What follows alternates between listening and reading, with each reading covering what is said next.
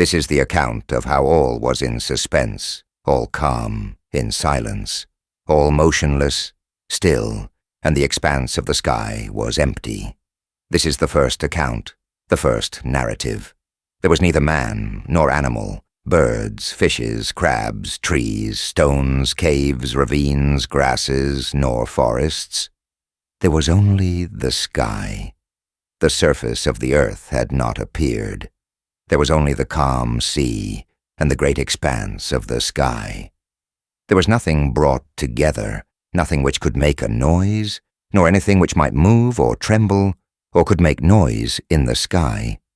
There was nothing standing, only the calm water, the placid sea, alone and tranquil. Nothing existed. There was only immobility and silence in the darkness, in the night. Only the Creator, the Maker, sovereign plumed serpent, Gukumats, the forefathers, were in the water surrounded with light. They were hidden under green and blue feathers, and were therefore called plumed serpent Gukumats. By nature they were great sages and great thinkers. In this manner the sky existed, and also the heart of heaven, which is the name of God, and thus he is called. Then came the word, sovereign, plumed serpent, Gukumats, came together in the darkness, in the night, and sovereign plumed serpent talked together. They talked then, discussing and deliberating. They agreed, they united their words and their thoughts. Then while they meditated, it became clear to them that when dawn would break, man must appear. Then they planned the creation, and the growth of the trees and the thickets, and the birth of life, and the creation of man. Thus it was arranged in the darkness and in the night by the heart of heaven, who is called Hurricane, Huracan. The first is called Thunderbolt, Hurricane, Kakulha, Huracan. The second is Newborn Thunderbolt, Chipi Kakulha. The third is Sudden Thunderbolt, Raksa Kakulha. And these three are the heart of heaven. Then sovereign plumed serpent, Gukumats, came together. Then they conferred about life and light, what they would do, so that there would be light and dawn, who it would be who would provide food and sustenance. Thus let it be done. Let the emptiness be filled. Let the water recede and make a void. Let the earth appear and become solid. Let it be done. Thus they spoke. Let there be light. Let there be dawn in the sky and on the earth. There shall be neither glory nor grandeur in our creation and formation until the human being is made. Man is formed. So they spoke. Then the earth was created by them. So it was, in truth, that they created the earth. Earth, they said, and instantly it was made. Like the mist, like a cloud, and like a cloud of dust was the creation, when the mountains appeared from the water, and instantly the mountains grew. Only by a miracle, only by magic art were the mountains and valleys formed, and instantly the groves of cypresses and pines put forth shoots together on the surface of the earth. And thus plumed serpent, Gukumats, was filled with joy, and exclaimed, Your coming has been fruitful, heart of heaven, and you, Hurricane, Huracan, and you, Newborn Thunderbolt, Chipi Kakulha, Sudden Thunderbolt, Raksa Kakulha. Our work, our creation shall be finished, they answered. First the earth was formed, the mountains and the valleys. The currents of water were divided. The rivulets were running freely between the hills, and the water was separated when the high mountains appeared. Thus was the earth created, when it was formed by the heart of heaven, the heart of earth, as they are called, who first made it fruitful, when the sky was in suspense, and the earth was submerged in the water. So it was that they made perfect the work, when they did it after thinking and meditating upon it. Then they made the small wild animals, the guardians of the woods, the spirits of the mountains, the deer, the birds, pumas, jaguars, serpents, snakes, vipers, guardians of the thickets. And the forefathers asked, "Shall there be only silence and calm under the trees, under the vines? It is well that hereafter there be someone to guard them." So they said, when they meditated and talked. Promptly the deer and the birds were created. Immediately they gave homes to the deer and the birds.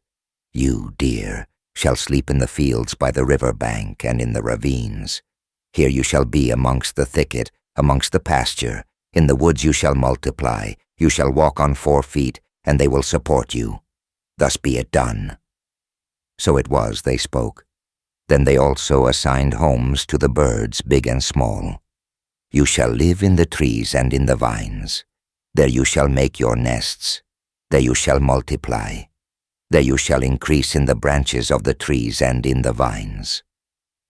Thus the deer and the birds were told. They did their duty at once, and all sought their homes and their nests. And the creation of all the 4-footed animals and the birds being finished, they were told by the Creator and the Maker and the forefathers, "Speak, cry, warble, call, speak each one according to your variety, each according to your kind." So was it said to the deer, the birds, pumas, jaguars, and serpents. "Speak then, our names, praise us, your mother, your father. Invoke then, hurricane, huracan, newborn thunderbolt, Chipikakuha, sudden thunderbolt, Raksa Kakuha, the heart of heaven, the heart of earth, the Creator, the Maker, the forefathers. Speak, invoke us, adore us." They were told. But they could not make them speak like men. They only hissed and screamed and cackled. They were unable to make words, and each screamed in a different way. When the Creator and the Maker saw that it was impossible for them to talk to each other, they said, "It is impossible for them to say our names, the names of us, their creators and makers. This is not well," said the forefathers to each other. Then they said to them, "Because it has not been possible for you to talk, you shall be changed. We have changed our minds. Your food, your pasture, your homes and your nests, you shall have. They shall be the ravines and the woods, because it has not been possible for you to adore us or invoke us. There shall be those who adore us. We shall make other beings who shall be obedient. Accept your destiny. Your flesh shall be torn to pieces. So shall it be. This shall be your lot." So they said, when they made known their will to the large and small animals which are on the face of the earth. They wished to give them another trial. They wished to make another attempt. They wished to make all living things adore them. But they could not understand each other's speech. They could succeed in nothing and could do nothing. For this reason they were sacrificed, and the animals which were on earth were condemned to be killed and eaten. For this reason another attempt had to be made to create and make men by the Creator, the Maker, and the forefathers. Let us try again. Already dawn draws near. Let us make him who shall nourish and sustain us. What shall we do to be invoked, in order to be remembered on earth? We have already tried with our first creations, our first creatures, but we could not make them praise and venerate us. So then, let us try to make obedient, respectful beings who will nourish and sustain us. Thus they spoke. Then was the creation and the formation of earth, of mud. They made man's flesh, but they saw that it was not good. It melted away. It was soft, did not move, had no strength. It fell down. It was limp. It could not move its head. Its face fell to one side. Its sight was blurred. It could not look behind. At first it spoke, but had no mind. Quickly it soaked in the water and could not stand. And the Creator and the Maker said, "Let us try again, because our creatures will not be able to walk nor multiply. Let us consider this," they said. Then they broke up and destroyed their work and their creation. And they said, "What shall we do to perfect it in order that our worshippers, our invokers, will be successful?" Thus they spoke when they conferred again. "Let us say again to Xibalba, Xbalanqué, Hunahpú Vuh, Hunahpu Utiu. Cast your lot again, try to create again." In this manner, the Creator and the Maker spoke to Xibalba and Xbalanqué. Then they spoke to those soothsayers, the grandmother of the day, the grandmother of the dawn, as they were called by the Creator and the Maker, and whose names were Xibalba and Xbalanqué, and said, "Hurricane, Huracan, sovereign plumed serpent, Gukumats," when they spoke to the soothsayer, to the Maker, who are the diviners. "You must work together and find the means, so that man, whom we shall make, man, whom we are going to make, will nourish and sustain us, invoke and remember us. Enter then into council, grandmother, grandfather, our grandmother, our grandfather, Xibalba, Xbalanqué, make light, make dawn. Have us invoked, have us adored, have us remembered by created man, by made man, by mortal man. Thus be it done. Let your nature be known, Hunahpú Vuh, Hunahpu Utiu, twice mother, twice father, Nimak, Nimatziis, the master of emeralds, the worker in jewels, the sculptor, the carver, the maker of beautiful plates, the maker of green gourds, the master of resin, the master Toltecat, grandmother of the sun, grandmother of dawn, as you will be called by our works and our creatures. Cast the lot with your grains of corn and zite. Do it thus, and we shall know if we are to make or carve his mouth and eyes out of wood." Thus the diviners were told. They went down at once to make their divination, and cast their lots with the corn and the zite. "Fate, creature," said an old woman and an old man. And this old man was the one who cast the lots with zite, the one called Xibalba. And the old woman was the diviner, the maker, called Cabracan Xbalanqué. Beginning the divination, they said, "Get together, grasp each other, speak that we may hear." They said, "Say if it is well that the wood be got together, and that it be carved by the Creator and the Maker, and if this man of wood is he who must nourish and sustain us when there is light, when it is day. Thou corn, thou zite, thou fate, thou creature, get together, take each other." They said to the corn, to the zite, to fate, to the creature, "Come to sacrifice here, heart of heaven. Do not punish sovereign plumed serpent, Gukumats." Then they talked and spoke the truth. "Your figures of wood shall come out well. They shall speak and talk on earth." "So may it be," they answered when they spoke. And instantly the figures were made of wood. They looked like men, talked like men, and populated the surface of the earth. They existed and multiplied. They had daughters, they had sons, these wooden figures. But they did not have souls, nor minds. They did not remember their Creator, their Maker. They walked on all fours, aimlessly. They no longer remembered the heart of heaven, and therefore they fell out of favor. It was merely a trial, an attempt at man. At first they spoke, but their face was without expression. Their feet and hands had no strength. They had no blood, nor substance, nor moisture, nor flesh. Their cheeks were dry, their feet and hands were dry, and their flesh was yellow. Therefore they no longer thought of their Creator, nor their Maker, nor of those who made them and cared for them. These were the first men who existed in great numbers on the face of the earth. Immediately the wooden figures were annihilated, destroyed, broken up, and killed. A flood was brought about by the heart of heaven. A great flood was formed which fell on the heads of the wooden creatures. Of Tzite, the flesh of man was made, but when woman was fashioned by the Creator and the Maker, her flesh was made of rushes.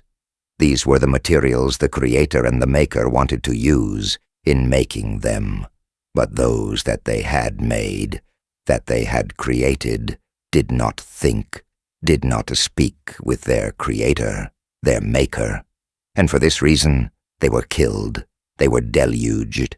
A heavy resin fell from the sky. The one called Zekot came and gouged out their eyes. Camelots came and cut off their heads. Kotzbalam came and devoured their flesh.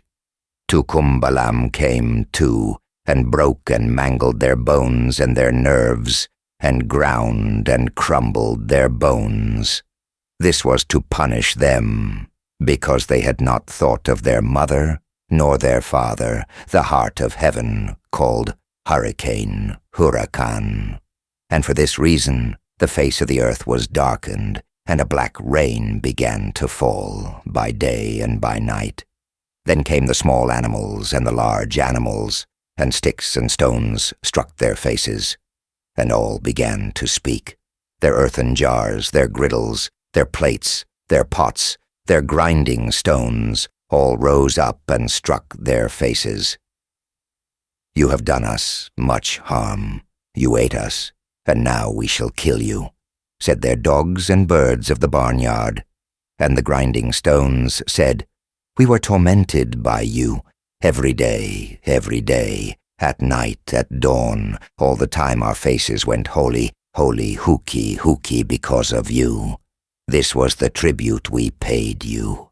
But now that you are no longer men, you shall feel our strength. We shall grind and tear your flesh to pieces, said their grinding stones. And then their dogs spoke and said, Why did you give us nothing to eat?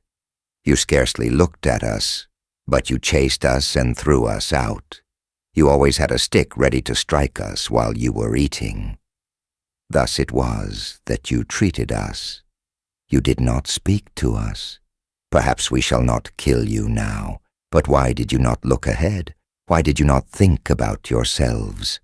Now we shall destroy you. Now you shall feel the teeth of our mouths. We shall devour you, said the dogs.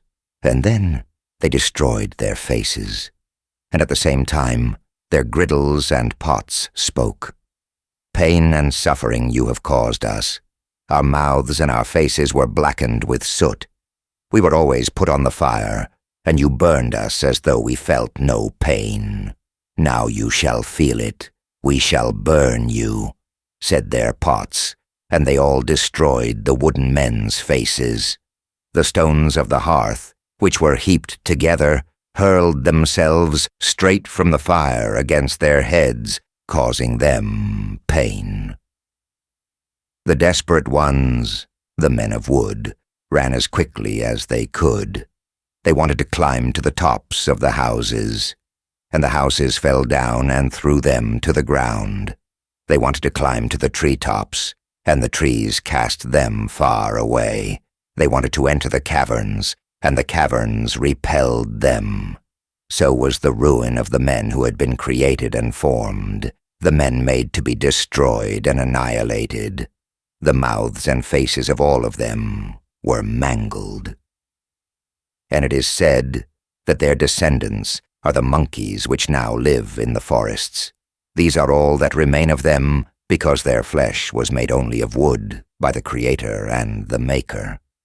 And therefore the monkey looks like man, and is an example of a generation of men which were created and made, but were only wooden figures. It was cloudy, and twilight, then on the face of the earth. There was no sun yet. Nevertheless, there was a being called Seven Macaw, Vukub Kakwix, who was very proud of himself. The sky and the earth existed, but the faces of the sun and the moon were covered, and Seven Macaw, Vukub Kakwix, said, Truly, they are clear examples of those people who were drowned. and their nature is that of supernatural beings. I shall now be great above all the beings created and formed. I am the sun, the light, the moon, he exclaimed. Great is my splendor. Because of me, men shall walk and conquer. For my eyes are of silver, bright, resplendent as precious stones, as emeralds. My teeth shine like perfect stones, like the face of the sky. My nose shines afar like the moon. My throne is of silver, and the face of the earth is lighted when I pass before my throne. So then, I am the sun, I am the moon, for all mankind. So shall it be, because I can see very far. So Seven Macaw spoke, but he was not really the sun. He was only vainglorious of his feathers and his riches, and he could see only as far as the horizon, and he could not see over all the world. The face of the sun had not yet appeared, nor that of the moon, nor the stars, and it had not dawned. Therefore Seven Macaw became as vain as though he were the sun and the moon, because the light of the sun and the moon had not yet shown itself. His only ambition was to exalt himself and to dominate. And all this happened when the flood came, because of the wooden people.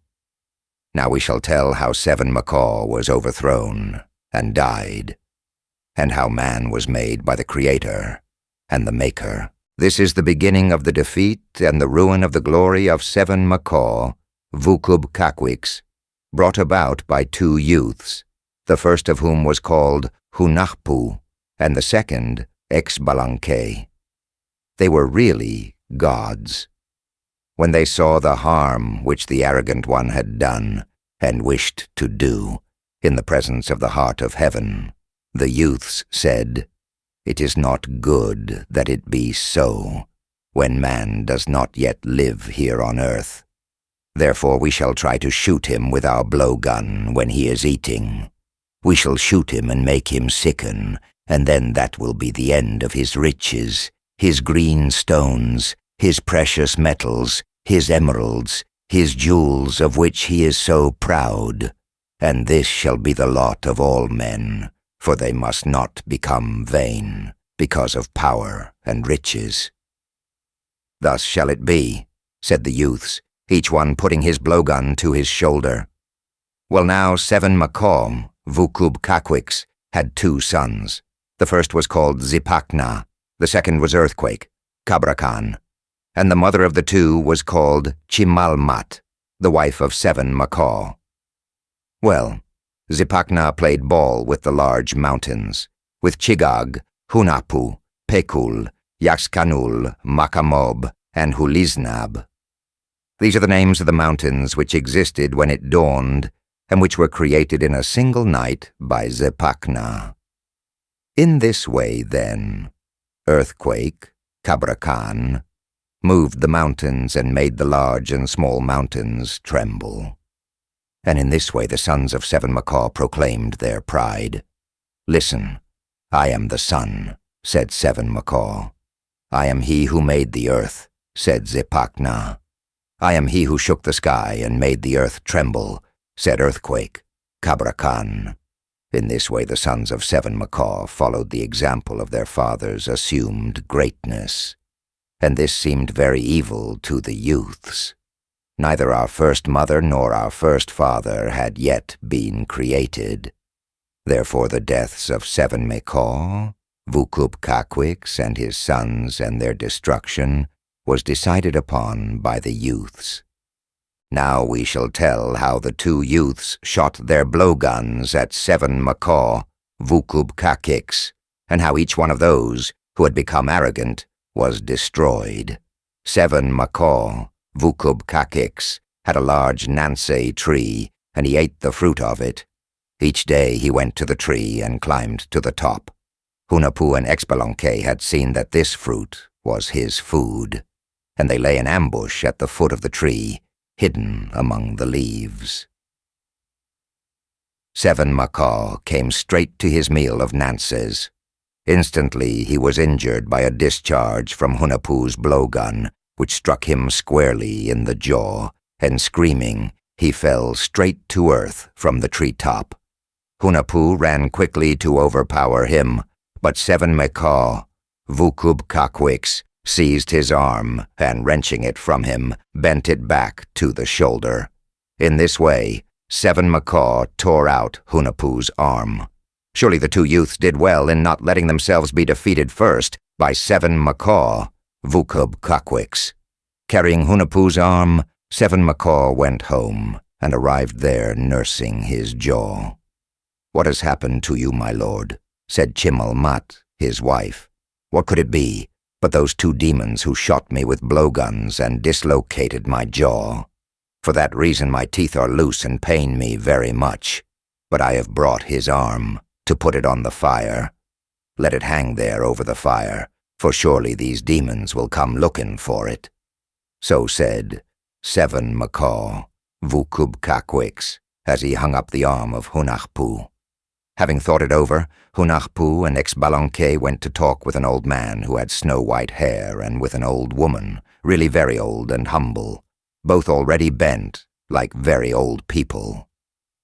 The old man was called Great White Peccary, Zaquinim-Ak, and the old woman, Great White Coati, Zaquinimatsies.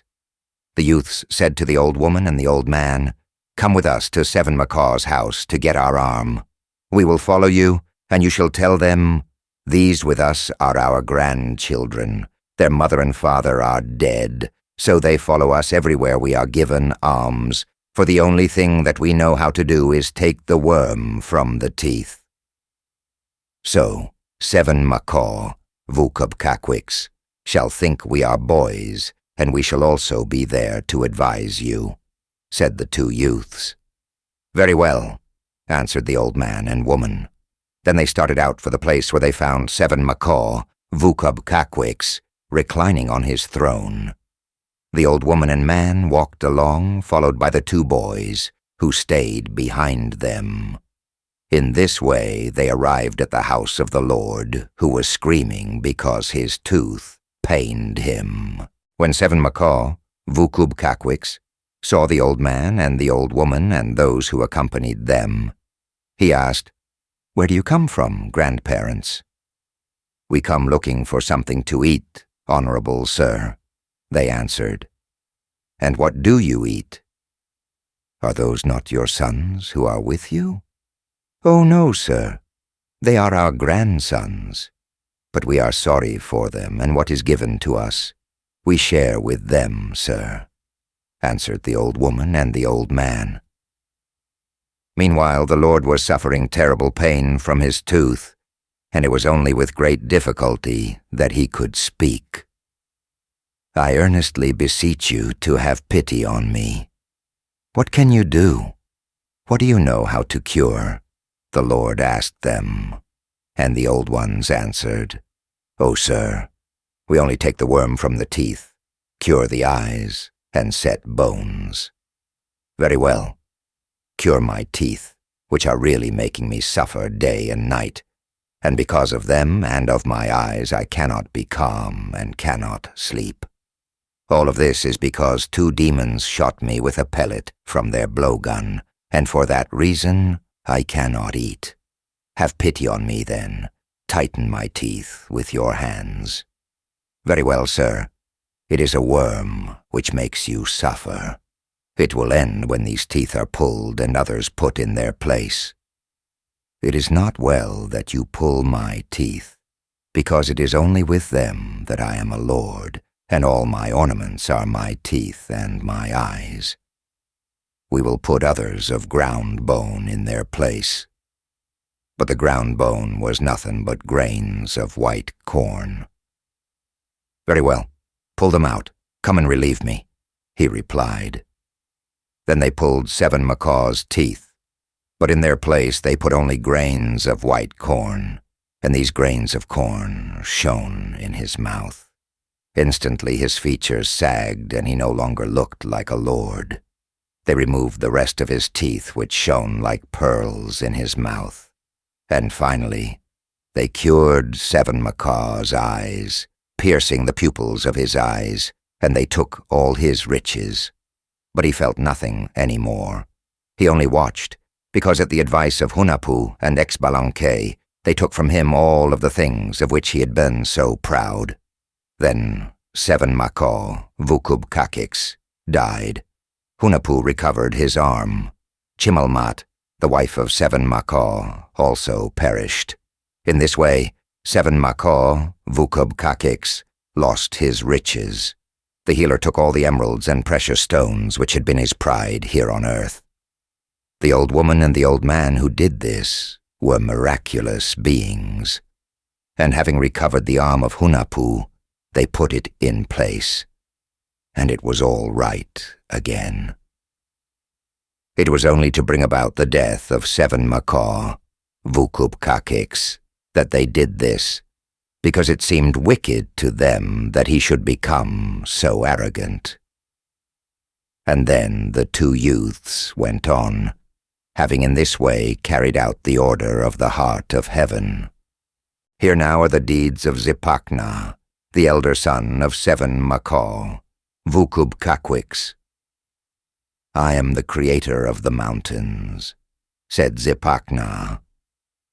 Zipacna was bathing at the edge of a river when 400 youths passed dragging a log to support their house. The 400 were walking after having cut down a large tree to make the ridgepole of their house. Then Zipacna came up, and going toward the 400 youths, said to them, "What are you doing, boys?" "It is only this log," they answered, "which we cannot lift and carry on our shoulders." "I will carry it. Where does it have to go? What do you want it for?" "For a ridgepole, for our house." "All right," he answered, and lifting it up, he put it on his shoulders and carried it to the entrance of the house of the 400 boys. "Now stay with us, boy," they said. "Have you a mother or father?" "I have neither," he answered. "Then we shall hire you tomorrow to prepare another log to support our house." "Good," he answered. The 400 boys talked together then, and said, "How shall we kill this boy? Because it is not good what he has done lifting the log alone. Let us make a big hole and push him so that he will fall into it. Go down and take out the earth and carry it from the pit, we shall tell him, and when he stoops down to go down into the pit, we shall let the large log fall on him, and he will die there in the pit." So said the 400 boys, and then they dug a large, very deep pit. Then they called Zipacna. "We like you very much. Go and dig dirt, for we cannot reach the bottom of the pit," they said. "All right," he answered. He went at once into the pit, and calling to him as he was digging the dirt, they said, "Have you gone down very deep yet?" "Yes," he answered, beginning to dig the pit. But the pit which he was making was to save him from danger. He knew that they wanted to kill him, so when he dug the pit, he made a second hole at one side in order to free himself. "How far have you gone?" the 400 boys called down. "I am still digging. I will call up to you when I have finished the digging," said Zipacna from the bottom of the pit. But he was not digging his grave. Instead, he was opening another pit in order to save himself. At last, Zipacna called to them. But when he called, he was already safe in the second pit. "Come and take out and carry away the dirt which I have dug, and which is in the bottom of the pit," he said, "because in truth I have made it very deep. Do you not hear my call? Nevertheless, your calls, your words repeat themselves like an echo, once, twice, and so I hear well where you are." So Zipacna called from the pit where he was hidden, shouting from the depths. Then the boys hurled the great log violently, and it fell quickly with a thud to the bottom of the pit. "Let no one speak. Let us wait until we hear his dying screams," they said to each other, whispering. and each one covered his face as the log fell noisily. Zipacna spoke then, crying out, but he called only once when the log fell to the bottom. "How well we have succeeded in this. Now he is dead," said the boys. "If unfortunately he had continued what he had begun to do, we would have been lost, because he already had interfered with us, the 400 boys." And filled with joy, they said, "Now we must make our sweet drink, Kiche, within the next 3 days. When the 3 days are past, we shall drink to the construction of our new house, we, the 400 boys." Then they said, "Tomorrow we shall look, and day after tomorrow we shall also look to see if the ants do not come out of the earth when the body smells and begins to rot. Presently we shall become calm and drink our Kiche," they said. But from his pit, Zipacna listened to everything the boys said, and later, on the second day, multitudes of ants came, going and coming and gathering under the log. Some carried Zipacna's hair in their mouths, and others carried his fingernails. When the boys saw this, they said, "That devil has now perished. Look how the ants have gathered, how they have come by hordes, some bringing his hair and others his fingernails. Look what we have done." So they spoke to each other. Nevertheless, Zipacna was very much alive. He had cut his hair and gnawed off his fingernails to give them to the ants, and so the 400 boys believed that he was dead, and on the third day they began the orgy, and all of the boys got drunk, and the 400 being drunk knew nothing any more. And then Zipacna let the house fall on their heads and killed all of them.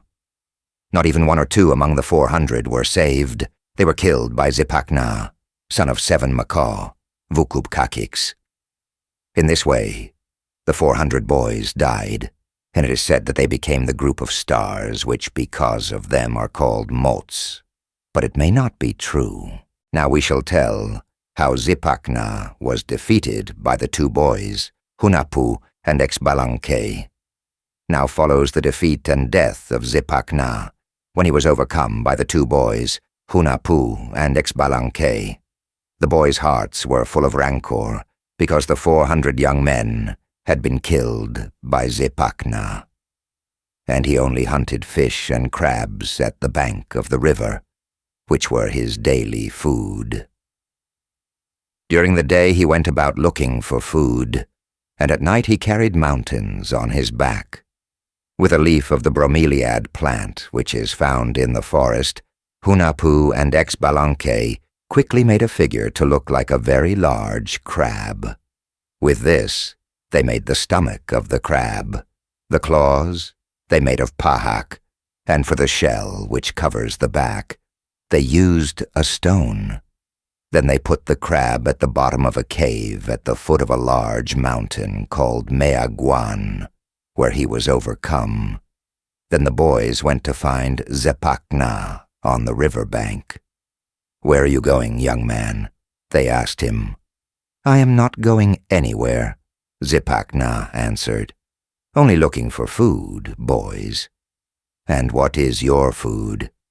"Fish and crabs, but there are none here, and I have not found any.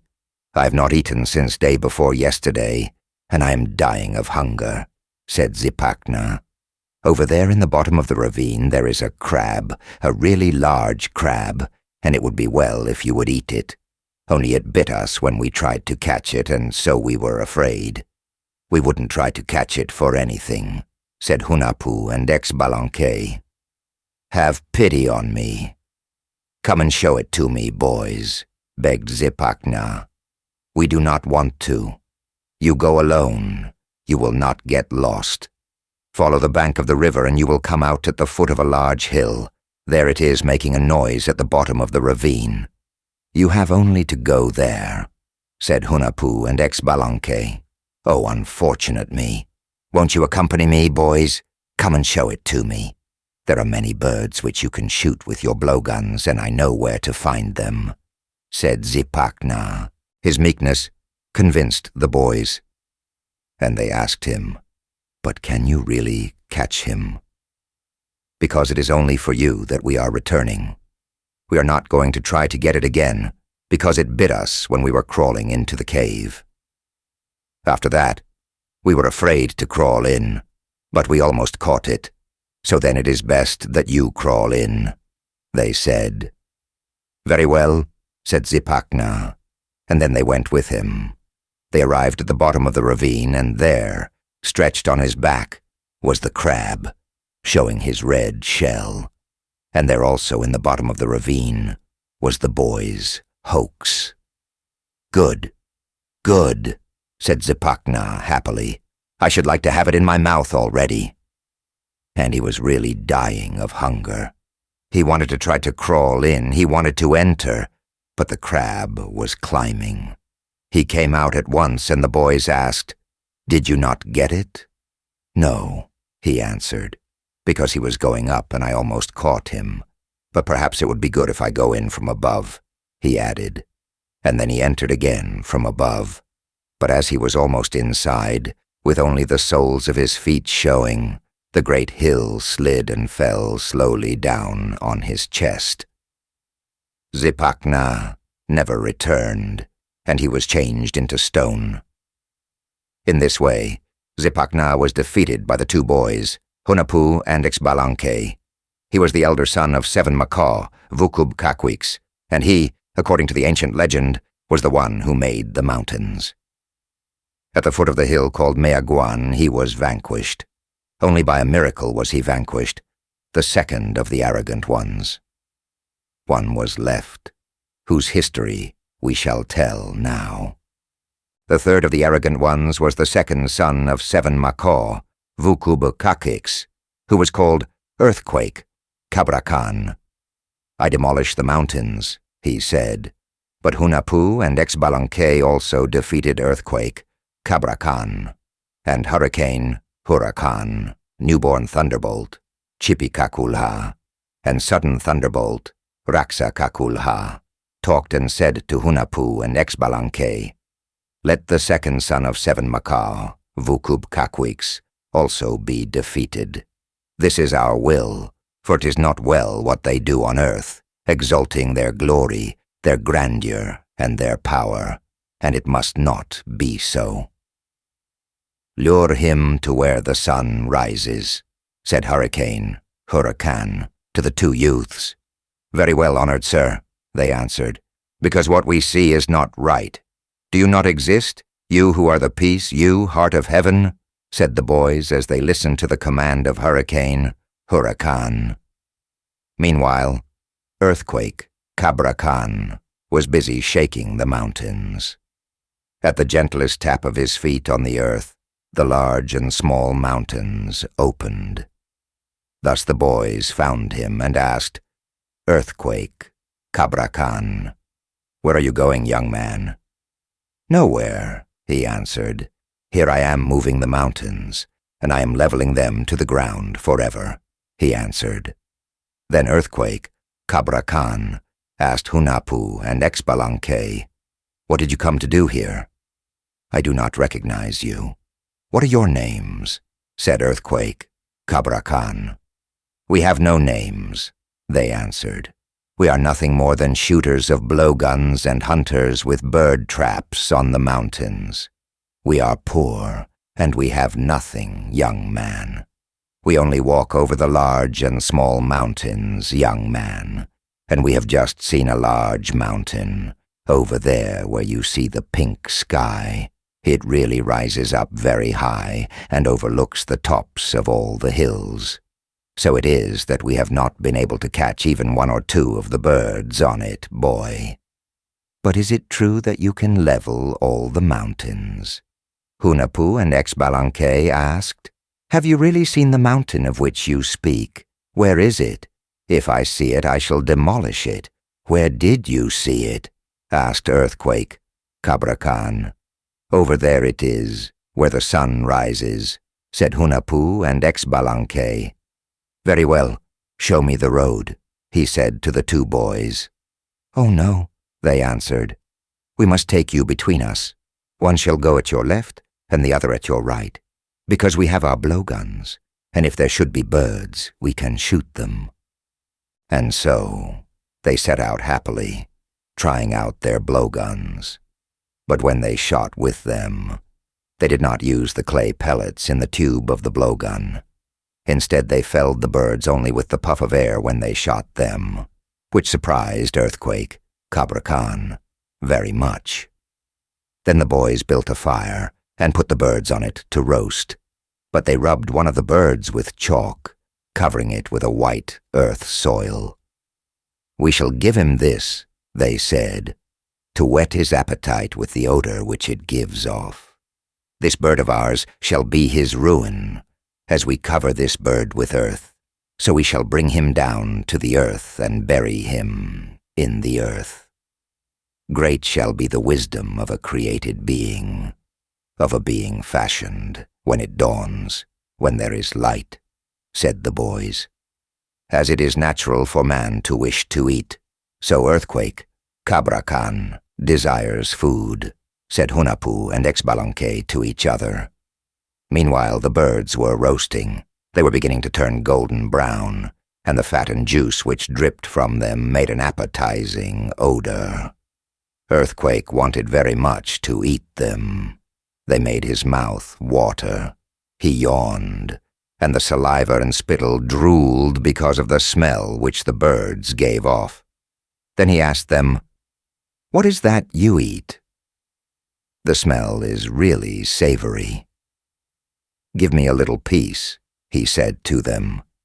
Then they gave a bird to Earthquake, Cabracan, the one which would be his ruin, and when he had finished eating it, they set out toward the east, where the great mountain was.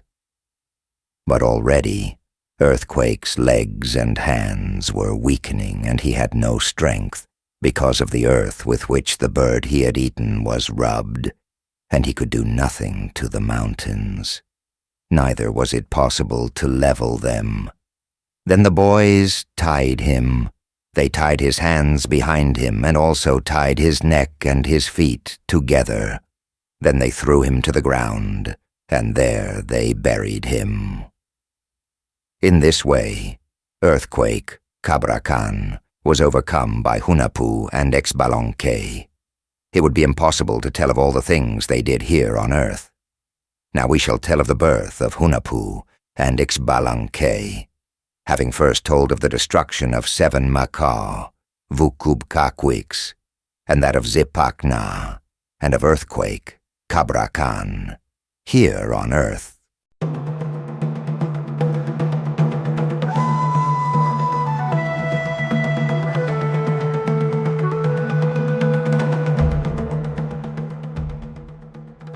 Now we shall also tell the name of the father of Hunahpu and Xbalanqué. We shall not tell his origin, and we shall not tell the history of the birth of Hunahpu and Xbalanqué. We shall tell only half of it, only a part of the history of his father. Here is the story. Here are the names of 1 Hunahpu, Hun Hunahpu, and 7 Hunahpu, Vukub Hunahpu, as they are called. Their parents were Xpiakok and Xmucane. During the night, 1 Hunahpu, Hun Hunahpu, and 7 Hunahpu, Vukub Hunahpu, were born of Xpiakok and Xmucane. Well now, 1 Hunahpu, Hun Hunahpu, had begotten 2 sons. The first was called 1 Monkey, Hunbats, and the second one, Artisan, Hunchoen. The mother of the 2 sons was called Xbakialo. Thus was the wife of 1 Hunahpu, Hun Hunahpu. As for the other son, 7 Hunahpu, Vukub Hunahpu, he had no wife. He was single. By nature these 2 sons were very wise, and great was their wisdom. On earth they were soothsayers of good disposition and good habits. All the arts were taught to 1 monkey, Hunbats, and 1 artisan, Hunchoen, the sons of 1 Hunahpu, Hun Hunahpu. They were flautists, singers, shooters with blowguns, painters, sculptors, jewelers, silversmiths. These were 1 monkey, Hunbats, and 1 artisan, Hun Well, 1 Hunahpu and 7 Hunahpu did nothing but play dice and ball all day long. And when the 4 got together to play ball, 1 pair played against the other pair, and Falcon, Vok, the messenger of hurricane, Huracan, of newborn thunderbolt, Chipi Kakulha, of sudden thunderbolt, Raksa Kakulha, came there to watch them. But Falcon, Volke, did not stay far from the earth, nor far from Xibalba, and in an instant he went up to heaven to the side of hurricane, Huracan. They were still here on earth when the mother of 1 monkey, Hunbats, and 1 artisan, Hun died. And having gone to play ball on the road to Xibalba, they were overheard by 1 death, Hun and 7 death, Vukub the lords of Xibalba. What are they doing on earth? Who are they who are making the earth shake and making so much noise? Go and call them. Let them come here to play ball. Here we will overpower them. We are no longer respected by them. They no longer have consideration or fear of our rank, and they even fight above our heads, said all the lords of Xibalba. All of them held a council. Those called 1 death, Hun and 7 death, Vukub were the supreme judges. All the lords had been assigned their duties. Each one was given his own authority by 1 death, Hun and 7 death, Vukub They were then Scab Stripper, Ziquiripat, and Blood Gatherer, Kuchumakwik, lords of these names. They were the 2 who caused the shedding of blood of the men. Others were called Demon of Pus, Ahalpu, and Demon of Jaundice, Ahalgana, also lords. And their work was to make men swell and make pus gush forth from their legs and stain their faces yellow, what is called chuganal. Such was the work of Demon of Pus, Ahalpu, and Demon of Jaundice, Ahalgana. Others were Lord Bone Scepter, Chamiabak, and Lord Skull Scepter, Chamiaholom, constables of Xibalba whose staffs were of bone. Their work was to make men waste away until they were nothing but skin and bone, and they died, and they carried them with their stomach and bones stretched out. This was the work of Bone Scepter, Chamiabak, and Skull Scepter, Chamiaholom, as they were called. Others were called Demon of Filth, Lord Ahalmez, and Demon of Woe, Lord Ahaltokob. Their work was to bring disaster upon men as they were going home or in front of it, and they would be found wounded, stretched out, face up, on the ground, dead. This was the work of Ahalmez and Ahaltokob, as they were called. Immediately after them were other lords named Wing, Zik, and Packstrap, Patan, whose work it was to cause men to die on the road, which is called sudden death, making blood to rush to their mouths until they died, vomiting blood. The work of each one of these lords was to seize upon them, squeeze their throats and chests, so that the men died on the road, making the blood rush to their throats when they were walking. This was the work of Wing, Zik, and Packstrap, Patan. And having gathered in council, they discussed how to torment and wound 1 Hunahpu, Hun Hunahpu, and 7 Hunahpu, Vukub Hunahpu. What the lords of Xibalba coveted were the playing implements of Hun Hunahpu and 7 Hunahpu, their leather pads and rings and gloves and crown and masks, which were the playing gear of 1 Hunahpu and 7 Hunahpu. Now we shall tell of their journey to Xibalba, and how they left behind them the sons of 1 Hunahpu, 1 monkey, Hunbats, and 1 artisan, Hun whose mother had died. Then we shall tell how 1 monkey and 1 artisan were overcome by Hunahpú and Xbalanqué. The messengers of 1 death, Hun and 7 death, Vukub arrived immediately. Go, military keepers of the mat, Apop Achi, they were told. Go and call 1 Hunahpu, Hun Hunahpu, and 7 Hunahpu, Vukub Hunahpu. Say to them, come with us. The lords say that you must come. They must come here to play ball with us, so that they shall make us happy, for really they amaze us. So then they must come, said the lords, and have them bring their playing gear, their rings, their gloves, and have them bring their rubber balls too, said the lords. Tell them to come quickly, they told the messengers, and these messengers were owls, shooting owl, Chabitukur, one-legged owl, Huracan Tukur, Macaw owl, Kakix Tukur, and skull owl, Holom Tukur. These were the names of the messengers of Xibalba. Shooting owl, Chabi Tukur, was swift as an arrow. One-legged owl, Huracan Tukur, had only one leg. Macaw owl, Kakix Tukur, had a red back, and skull owl, Holom Tukur, had only a head, no legs, but he had wings. The 4 messengers had the rank of military keepers of the mat, Apop Achi. Leaving Xibalba, they arrived quickly, bringing their message to the court where 1 Hunahpu, Hun Hunahpu, and 7 Hunahpu, Vukub Hunahpu, were playing ball at the ball court, which was called Great Hollow, with fish in the ashes, Nimzob Karka. The owl messengers went directly to the ball court and delivered their message exactly as it was given to them by 1 death, Hunkame, 7 death, Vukub Kame, demon of Pus, Ahalpu, demon of jaundice, Ahalgana, bone scepter, Chamiaback, skull scepter, Chamiaholum, the scab stripper, Zikuripat, blood gatherer, Kuchumakwik, demon of filth, Ahalmez, demon of woe, Ahaltokob, wing, Seksik, and Packstrap, Patan, as the lords were called who sent the message by the owls. Did the lords 1 death, Hunkame, and 7 death, Vukub Kame, really say that we must go with you? Asked 1 Hunahpu, Hun Hunahpu, and 7 Hunahpu, Vukub Hunahpu. They certainly said so, and let them bring all their playing gear, the lords said. Very well, said the youths. Wait for us, we are only going to say goodbye to our mother.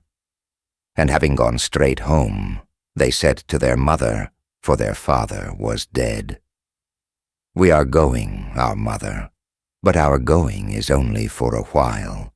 The messengers of the Lord have come to take us. They must come, they said, according to the messengers. We shall leave our ball here in pledge, they added. They went immediately to hang it in the space, under the roof tree. We will return to play, they said, and going to 1 monkey, Hunbats, and 1 artisan, Hunchoen, they said to them, Keep on playing the flute and singing, painting and carving, warm our house and warm the heart of your grandmother. When they took leave of their mother, Xmukane was moved and burst into tears. Do not worry, we are going, but we have not died yet, said 1 Hunahpu, Hun Hunahpu, and 7 Hunahpu, Vukub Hunahpu, as they left. 1 Hunahpu and 7 Hunahpu went immediately, and the messengers took them on the road. Thus they were descending the road to Xibalba by some very steep stairs. They went down until they came to the bank of a river which flowed rapidly between the ravines called Rustling Canyon, Nuzevan Kul, and Gurgling Canyon, Kuzivan, and crossed it. Then they crossed the river, which flows among thorny calabash trees. There were very many calabash trees, but they passed through them without hurting themselves. Then they came to the bank of a river of blood and crossed it without drinking its waters. They only went to the river bank, and so they were not overcome. They went on until they came to where 4 roads joined, and there at the crossroads they were overcome. One of the 4 roads was red, another black, another white, and another yellow. And the black road said to them, I am the one you must take, because I am the way of the Lord." So said the road, and from here on they were already overcome. They were taken over the road to Xibalba, and when they arrived at the council room of the lords of Xibalba, they had already lost the match. Well, the first ones who were seated there were only figures of wood, arranged by the men of Xibalba. These they greeted first. "How are you? One death, Hun they said to the wooden man. "How are you? 7 death, Vukub they said to the other wooden man. But they did not answer.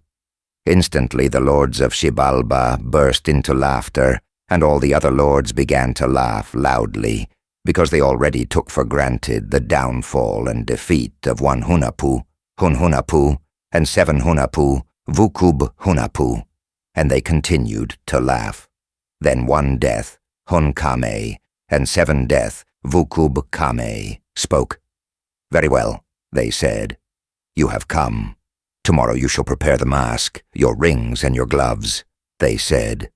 "Come and sit down on our bench," they said. But the bench which they offered them was of hot stone, and when they sat down, they were burned. They began to squirm around on the bench, and if they had not stood up, they would have burned their seats. The lords of Xibalba burst out laughing again. They were dying of laughter. They writhed from pain in their stomach, in their blood, and in their bones. Caused by their laughter, all the lords of Xibalba laughed. "Go now to that house," they said. "There you will get your sticks of fat pine and your cigar, and there you shall sleep." Immediately they arrived at the house of gloom. There was only darkness within the house. Meanwhile, the lords of Xibalba discussed what they should do. "Let us sacrifice them tomorrow. Let them die quickly, so that we can have their playing gear to use in play," said the lords of Xibalba to each other. Well, their fat pine sticks were round, and were called Zaquitok, which is the pine of Xibalba. Their fat pine sticks were pointed and filed, and were as bright as bone. The pine of Xibalba was very hard. 1 Hunahpu, Hun Hunahpu, and 7 Hunahpu, Vukub Hunahpu, entered the house of gloom. There they were given their fat pine sticks, a single lighted stick which 1 death, Hun and 7 death, Vukub sent them, together with a lighted cigar for each of them, which the lords had sent. They went to give them to 1 Hunahpu, Hun Hunahpu, and 7 Hunahpu, Vukub Hunahpu. They found them crouching in the darkness when the porters arrived with the fat pine sticks and the cigars. As they entered, the pine sticks lighted the place brightly. "Each of you light your pine sticks and your cigars. Come and bring them back at dawn. You must not burn them up, but you must return them whole. This is what the lords told us to say." So they said, and so they were defeated. They burned up the pine sticks, and they also finished the cigars which had been given to them. There were many punishments in Xibalba. The punishments were of many kinds. The first was the house of gloom, Kwekumaha, in which there was only darkness. The second was rattling house, Zokshulimha, the house where everybody shivered, in which it was very cold. A cold, unbearable wind blew within. The third was the house of jaguars, Balamiha it was called, in which there were nothing but jaguars which stalked about, jumped around, roared, and made fun. The jaguars were shut up in the house. Zotsiha, the house of bats, the 4th place of punishment, was called. Within this house there were nothing but bats which squeaked and cried and flew around and around. The bats were shut in and could not get out. The 5th was called Chayimha, the house of knives, in which there were only sharp, pointed knives, silent or grating against each other in the house. There were many places of torture in Xibalba, but one Hunahpu, Hun Hunahpu, and 7 Hunahpu, Vucub Hunahpu, did not enter them. We only mention the names of these houses of punishment. When 1 Hunahpu and 7 Hunahpu came before 1 death, Hun Kame, and 7 death, Vucub Kame, they said, "Where are my cigars? Where are my sticks of fat pine which I gave you last night?" "They are all gone, sir." "Well, today shall be the end of your days. Now you shall die. You shall be destroyed. We will break you into pieces, and here your faces will stay hidden. You shall be sacrificed," said 1 death, Hun Kame, and 7 death, Vucub Kame. They sacrificed them immediately, and buried them in the Popol Vuh, as it was called. Before burying them, they cut off the head of 1 Hunahpu, Hun Hunahpu, and buried the older brother together with the younger brother. "Take the head, and put it in that tree which is planted on the road," said 1 death, Hun Kame, and 7 death, Vucub Kame. And having put the head in the tree, instantly the tree, which had never borne fruit before the head of 1 Hunahpu was placed among its branches, was covered with fruit. And this calabash tree, it is said, is the one which we now call the head of 1 Hunahpu, Hun Hunahpu. 1 death, Hun Kame, and 7 death, Vucub Kame, looked in amazement at the fruit on the tree. The round fruit was everywhere, but they did not recognize the head of 1 Hunahpu. It was exactly like the other fruit of the calabash tree.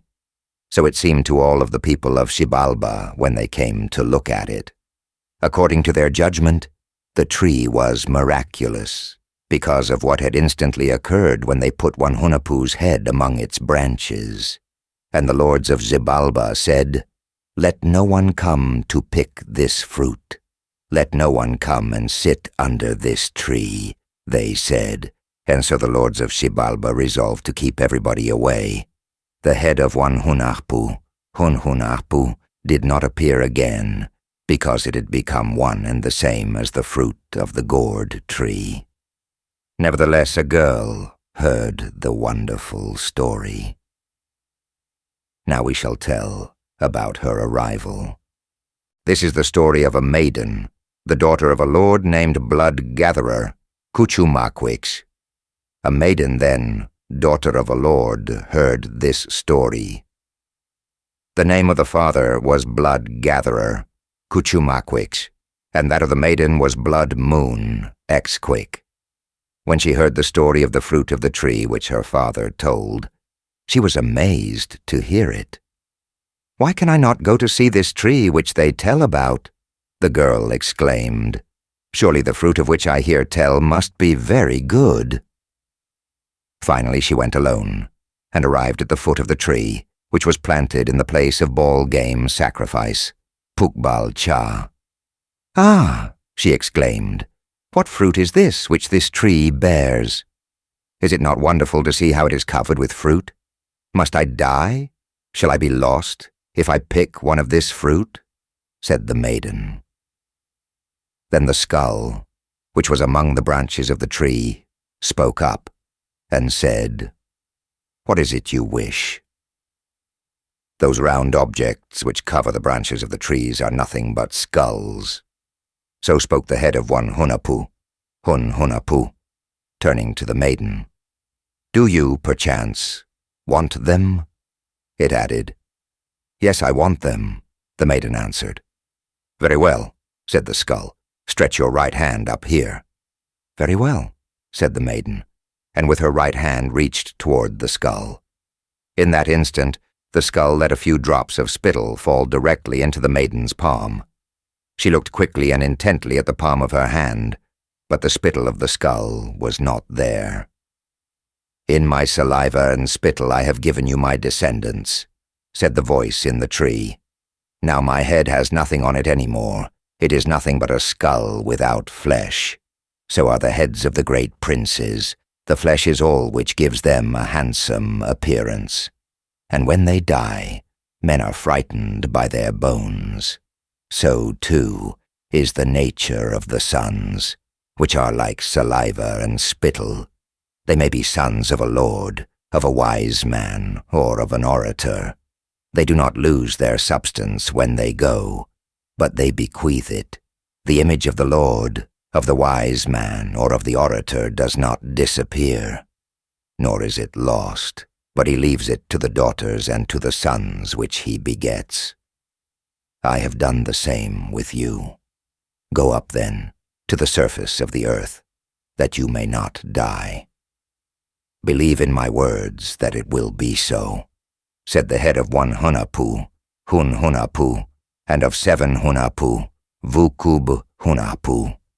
And all that they did together was by order of Hurricane, Huracan, Newborn Thunderbolt, Chipi and Sudden Thunderbolt, Raksa Kakulha. After all of the above talking, the maiden returned directly to her home, having immediately conceived the sons in her belly by virtue of the spittle only, and thus Hunahpu and Xbalanqué were begotten, and so the girl returned home. And after 6 months had passed, her father, who was called Blood-Gatherer, Cuchumaquik, noticed her condition. At once the maiden's secret was discovered by her father when he observed that she was pregnant. Then the lords, 1 death, Hun Hunahpu, and 7 death, Vucub held counsel with Blood-Gatherer, Cuchumaquik. "My daughter is pregnant, sirs. She has been disgraced," exclaimed Blood-Gatherer, Cuchumaquik, when he appeared before the lords. "Very well," they said. "Command her to tell the truth, and if she refuses to speak, punish her. Let her be taken far from here and sacrifice her." "Very well, honorable lords," he answered. Then he questioned his daughter. "Whose are the children that you carry, my daughter?" And she answered, "I have no child, my father, for I have not yet known a youth." "Very well," he replied. "You are really a whore. Take her and sacrifice her, military keepers of the mat, Apopaichi. Bring me her heart in a gourd, and return this very day before the lords," he said to the 2 owls. The 4 messengers took the gourd and set out carrying the young girl in their arms, and also taking the knife of flint with which to sacrifice her. And she said to them, "It cannot be that you will kill me, O messengers, because what I bear in my belly is no disgrace, but was begotten when I went to marvel at the head of one Hunahpu, Hun Hunahpu, which was in Pukbal Cha. So then, you must not sacrifice me, O messengers," said the young girl, turning to them.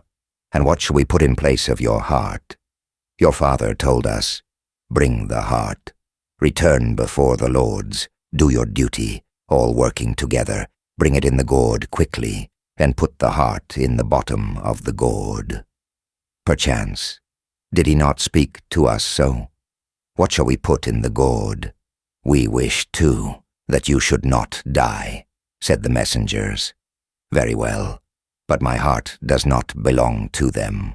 Neither is your home here, nor must you let them force you to kill men. Later, in truth, the real criminals will be at your mercy, and I will overcome 1 death, Hun Hunahpu, and 7 death, Vucub.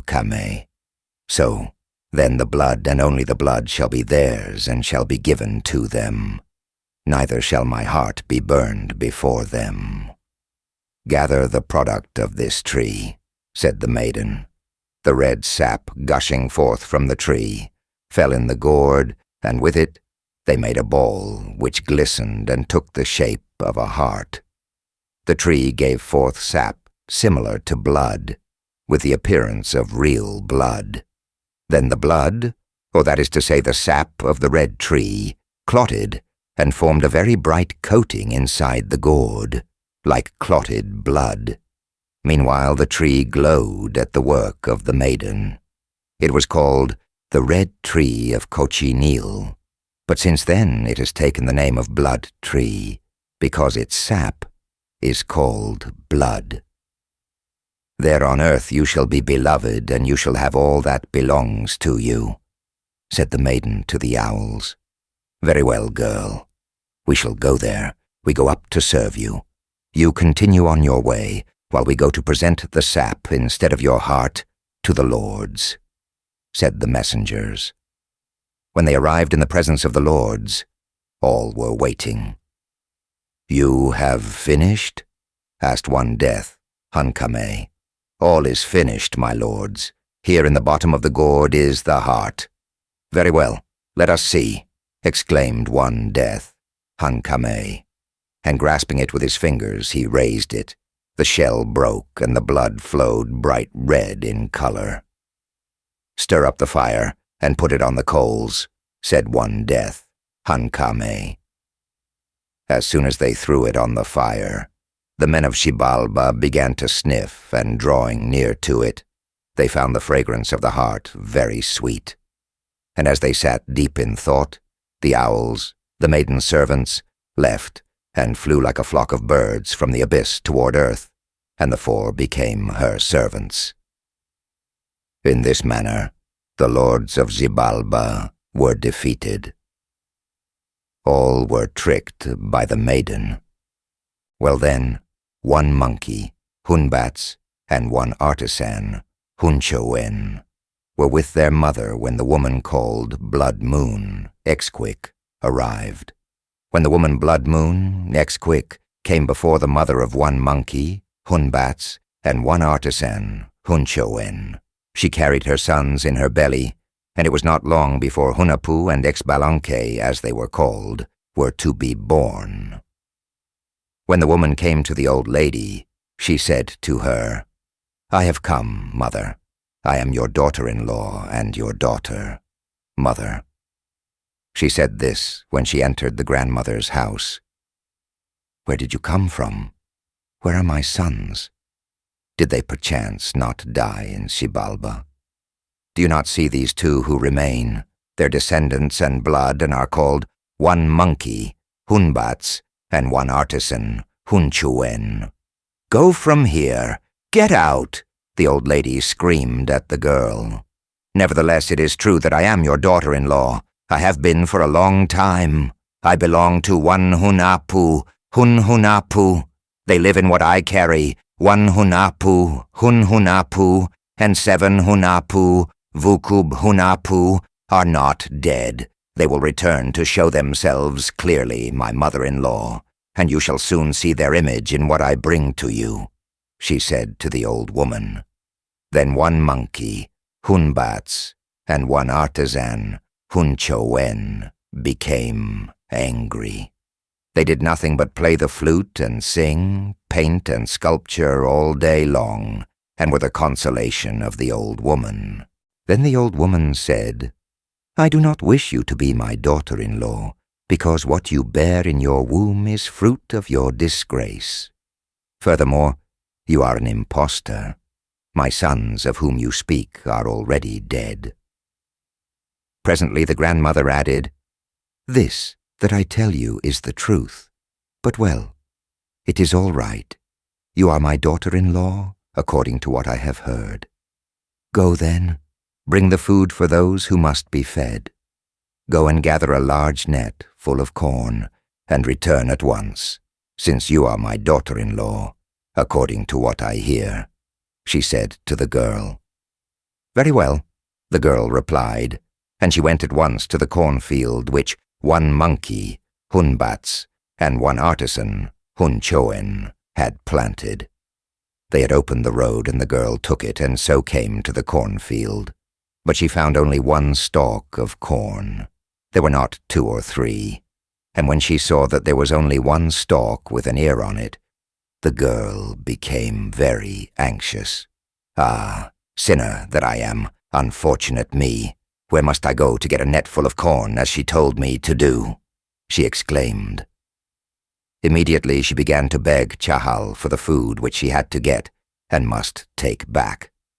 Thunder woman, Exto, yellow woman, Excanil, cacao woman, Ex-cacao, you who cook the corn, and you, Chahal, guardian of the food of one monkey, Hunbats, and one artisan, Hunchoen, said the girl. And then she seized the beards, the red silk of the ears of corn, and pulled them off without picking the ear. Then she arranged the silk in the net like ears of corn, and the large net was completely filled. The girl returned immediately.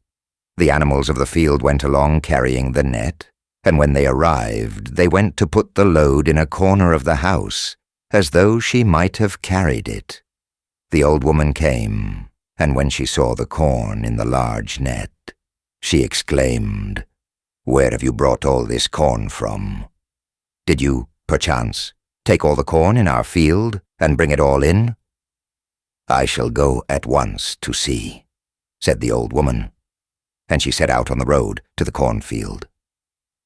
But the one stalk of corn was still standing there, and she saw too where the net had been at the foot of the stalk.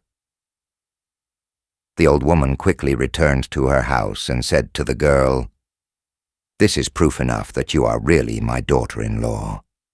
I shall now see your little ones, those whom you carry and who also are to be soothsayers," she said to the girl. "Now we shall tell of the birth of Hunahpú and Xbalanqué.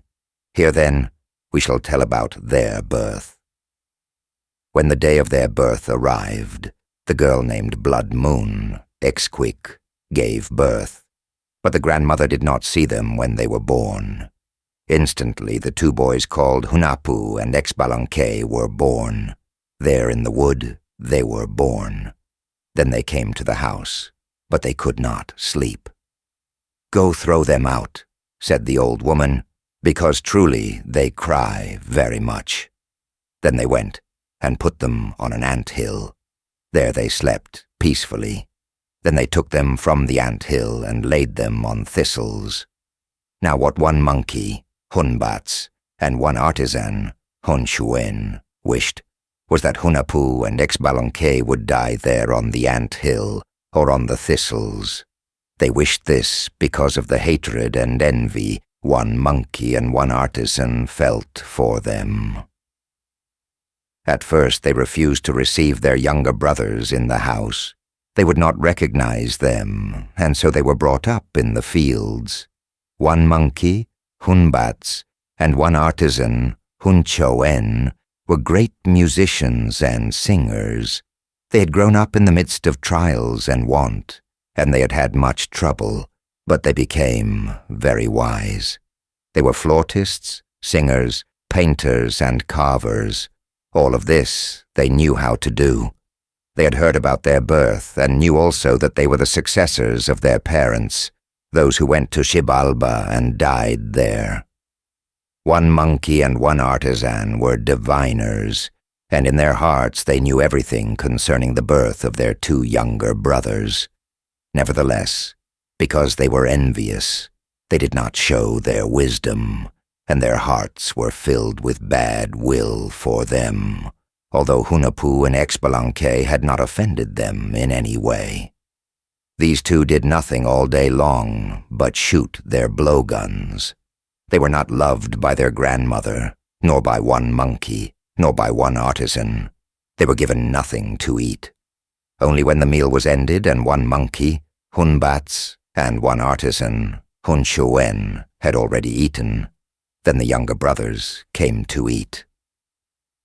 But they did not become angry, nor did they become vexed, but suffered silently, because they knew their rank, and they understood everything clearly. They brought their birds when they came, and one monkey, Hunbats, and one artisan, Hunchoen, ate them without giving anything to either of the two, Hunahpú and Xbalanqué. The only thing that one monkey, Hunbats, and one artisan, Hunchoen, did was to play the flute and sing. And once when Hunahpú and Xbalanqué came without bringing any bird at all, they went into the house and their grandmother became furious. "Why did you bring no birds?" she said to Hunahpú and Xbalanqué. And they answered, "What happened, grandmother, is that our birds were caught in the tree, and we could not climb up to get them, dear grandmother. If our elder brothers so wish, let them come with us to bring the birds down, they said. Very well, the older brothers answered. We shall go with you at dawn. The two younger brothers then discussed the way to overcome one monkey, Hunbats, and one artisan, Hun Hunahpu. We shall only change their nature, their appearance, and so let our word be fulfilled for all the suffering that they have caused us. They wanted us to die, that we might be lost, we, their younger brothers. In their hearts, they really believe that we have come to be their servants. For these reasons we shall overcome them and teach them a lesson.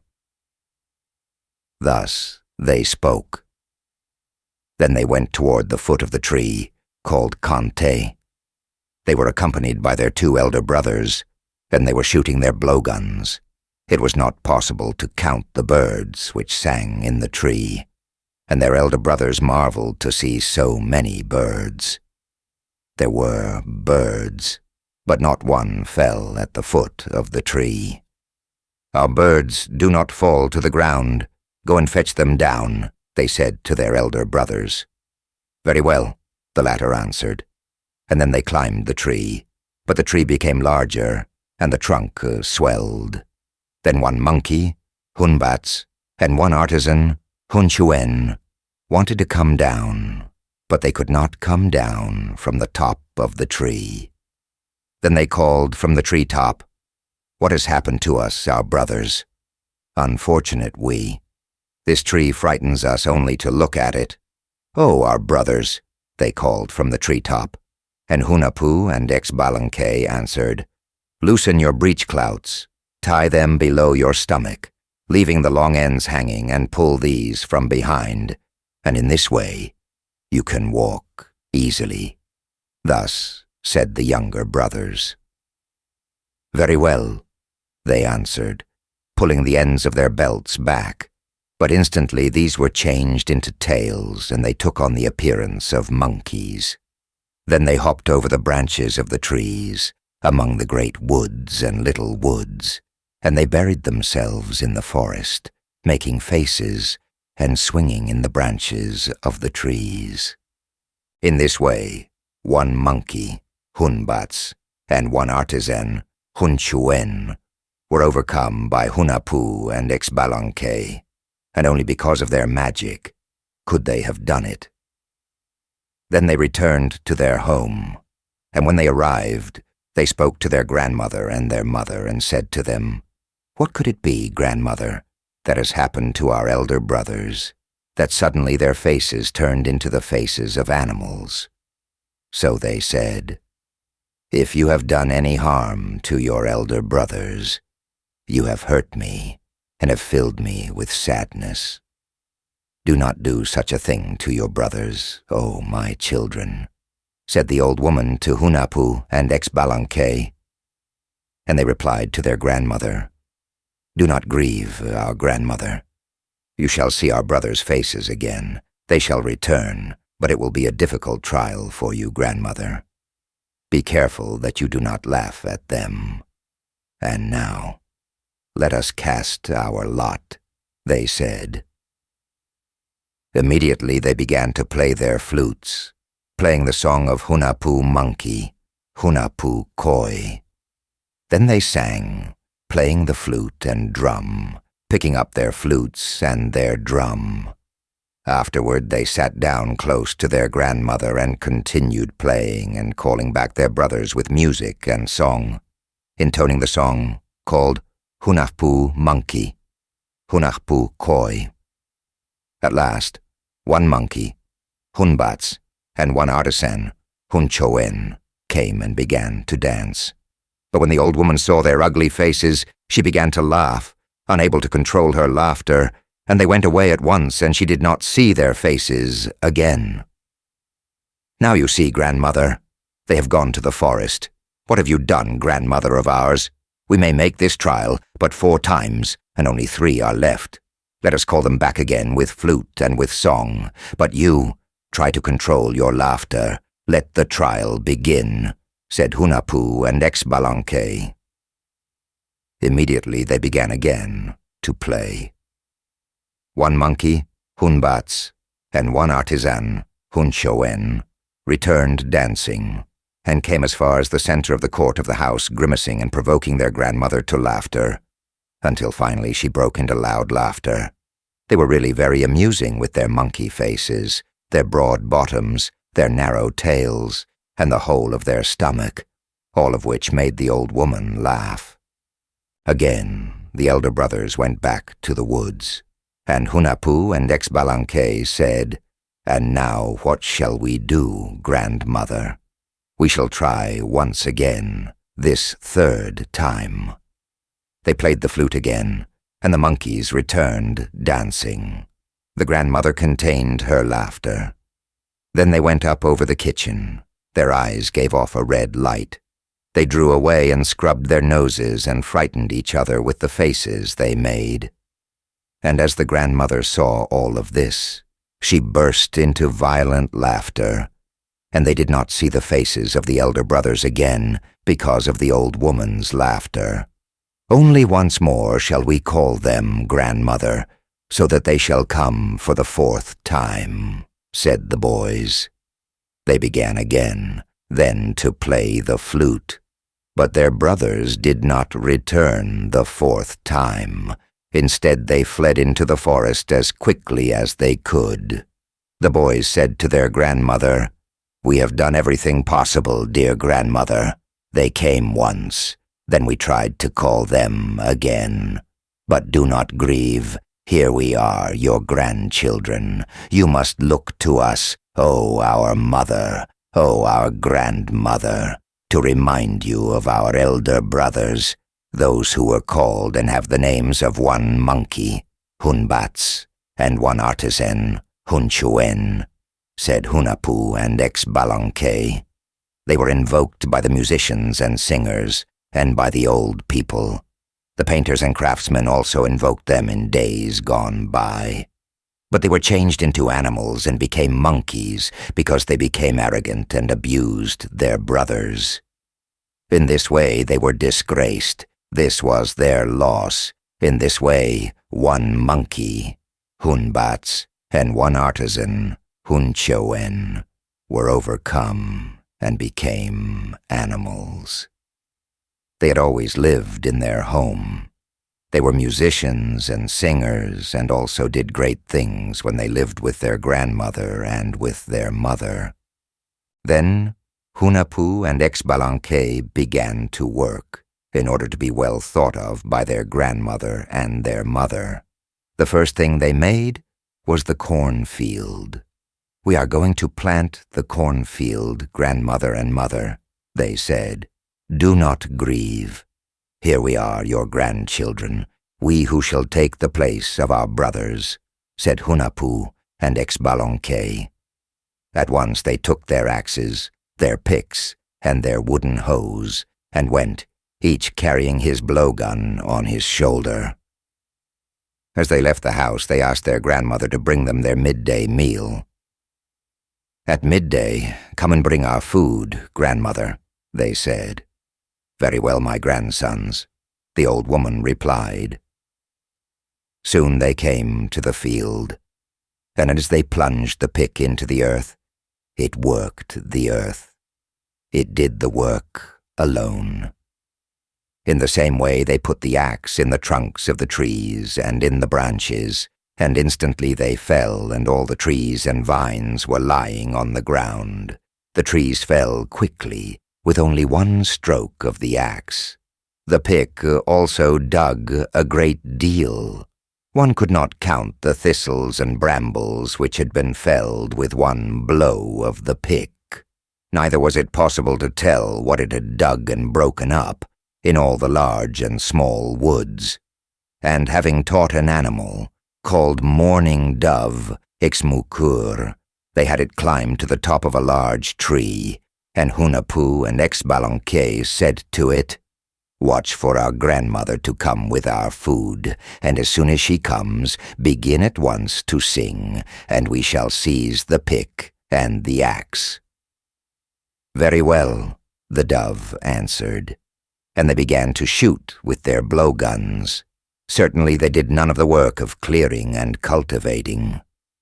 A little later, the dove sang, and they ran quickly, grabbing the pick and axe, and one of them covered his head and also deliberately covered his hands with earth, and in the same way smeared his face to look like a real laborer, and the other purposely threw splinters of wood over his head as though he really had been cutting the trees. Thus their grandmother saw them. They ate at once, but they had not really done the work of tilling the soil, and without deserving it, they were given their midday meal. After a while, they went home.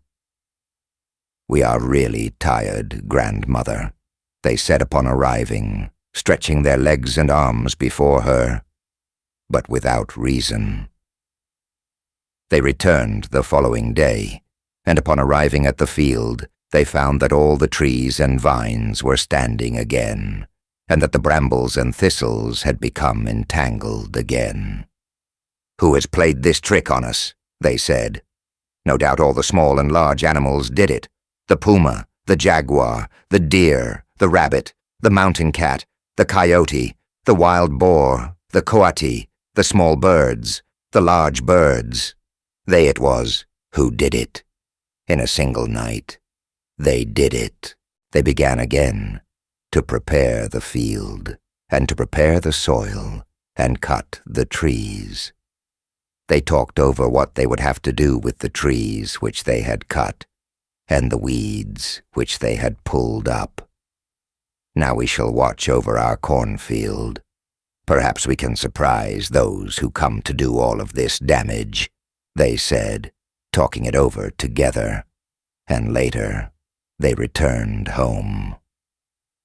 "What do you think of it, grandmother?" "They have made fun of us. Our field, which we had worked, has been turned into a field of stubble and a thick woods.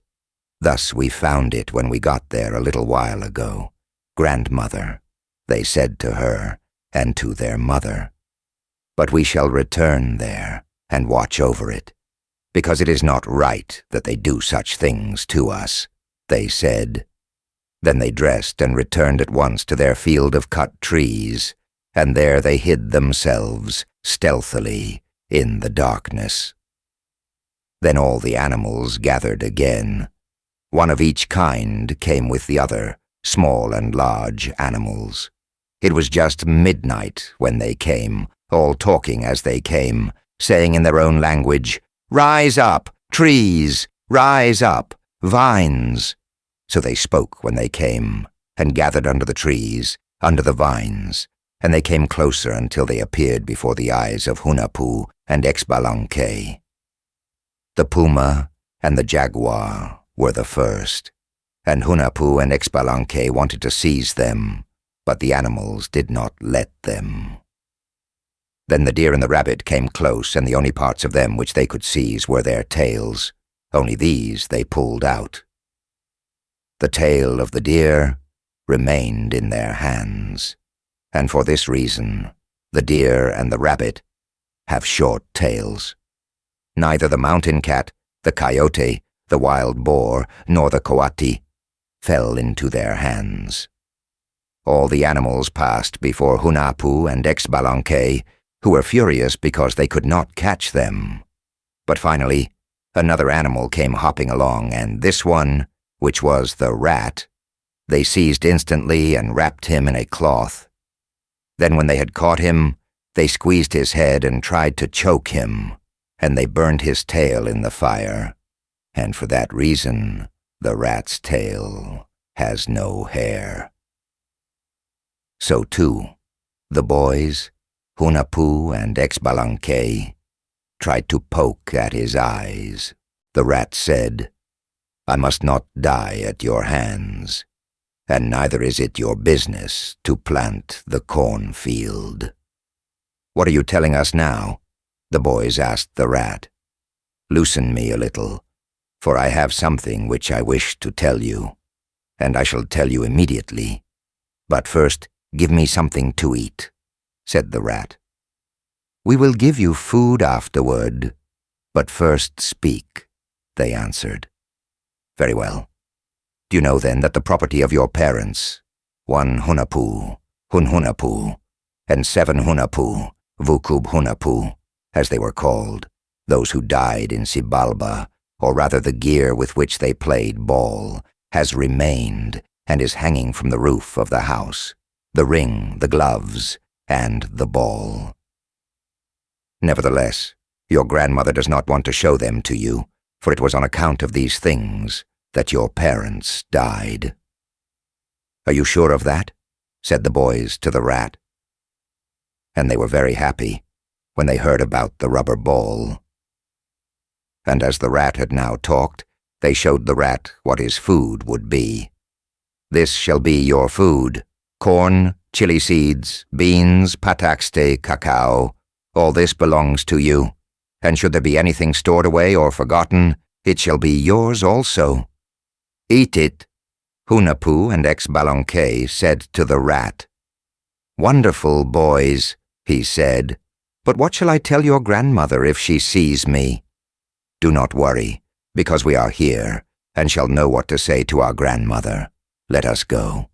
We shall go quickly to the corner of the house, go at once to where the things hang. We shall be looking at the garret of the house and paying attention to our food," they said to the rat. And having arranged it thus, during the night after talking together, Hunahpú and Xbalanqué arrived at midday. When they arrived, they brought the rat with them, but they did not show it. One of them went directly into the house, and the other went to the corner, and there let the rat climb up quickly. Immediately they asked their grandmother for food. "Prepare our food. We wish a chile sauce, grandmother," they said, and at once the food was prepared for them, and a plate of broth was put before them. But this was only to deceive their grandmother and their mother. And having dried up the water which was in the water jar, they said, "We are really dying of thirst. Go and bring us a drink," they said to their grandmother. "Good," she said, and went. Then they began to eat, but they were not really hungry. It was only a trick. They saw then, by means of their plate of chile, how the rat went rapidly toward the ball which was suspended from the roof of the house. On seeing this in their chile sauce, they sent to the river a certain zan, an animal called zan, which is like a mosquito, to puncture the side of their grandmother's water jar, and although she tried to stop the water which ran out, she could not close the hole made in the jar. "What is the matter with our grandmother? Our mouths are dry with thirst. We are dying of thirst," they said to their mother, and they sent her out. Immediately the rat went to cut the cord which held the ball, and it fell from the garret of the house, together with the ring and the gloves and the leather pads. The boys seized them and ran quickly to hide them on the road which led to the ball court. After this, they went to the river to join their grandmother and their mother, who were busily trying to stop the hole in the water jar. And arriving with their blowgun, they said when they came to the river, "What are you doing? We got tired of waiting and we came," they said. "Look at the hole in my jar, which I cannot stop," said the grandmother. Instantly they stopped it, and together they returned, the two walking before their grandmother. And in this way, the ball was found. The boys returned happily to the ball court to play. They were playing alone a long time, and cleared the court where their parents had played. And the lords of Xibalba, hearing them, said, "Who are they who play again over our heads, and disturb us with the noise they make? Perchance one Hunahpu, Hun Hunahpu, and 7 Hunahpu, Hunahpu, did not die. Those who wish to exalt themselves before us, go at once and call them," so said 1 death, Hun Kame, 7 death, Vukub Kame, and all the lords. And sending the messengers to call them, they said to them, Go and tell them when you get there. Let them come, the lords have said. We wish to play ball with them here. Within 7 days we wish to play. Tell them so when you arrive. Thus said the lords. This was the command which they gave to the messengers. And they came then by the wide road which the boys had made that led directly to their house. By it, the messengers arrived directly before the boy's grandmother. They were eating when the messengers from Xibalba arrived. Tell them to come, without fail, the lords commanded, said the messengers of Xibalba. And the messengers of Xibalba indicated the day. Within 7 days they will await them, they said to Xmucane. It is well, messengers, they will go, the old woman answered, and the messengers set out on their return. Then the old woman's heart was filled with anxiety. Who shall I send to call my grandchildren? Was it not in this same way that the messengers of Xibalba came before, when they came to take the boy's parents, said the grandmother, entering her house, alone and grieving. And immediately a louse fell into her lap. She seized it and put it in the palm of her hand, and the louse wriggled and began to walk. My child, would you like that I sent you away to call my grandchildren from the ball court? She said to the louse. Messengers have come to your grandmother, tell them.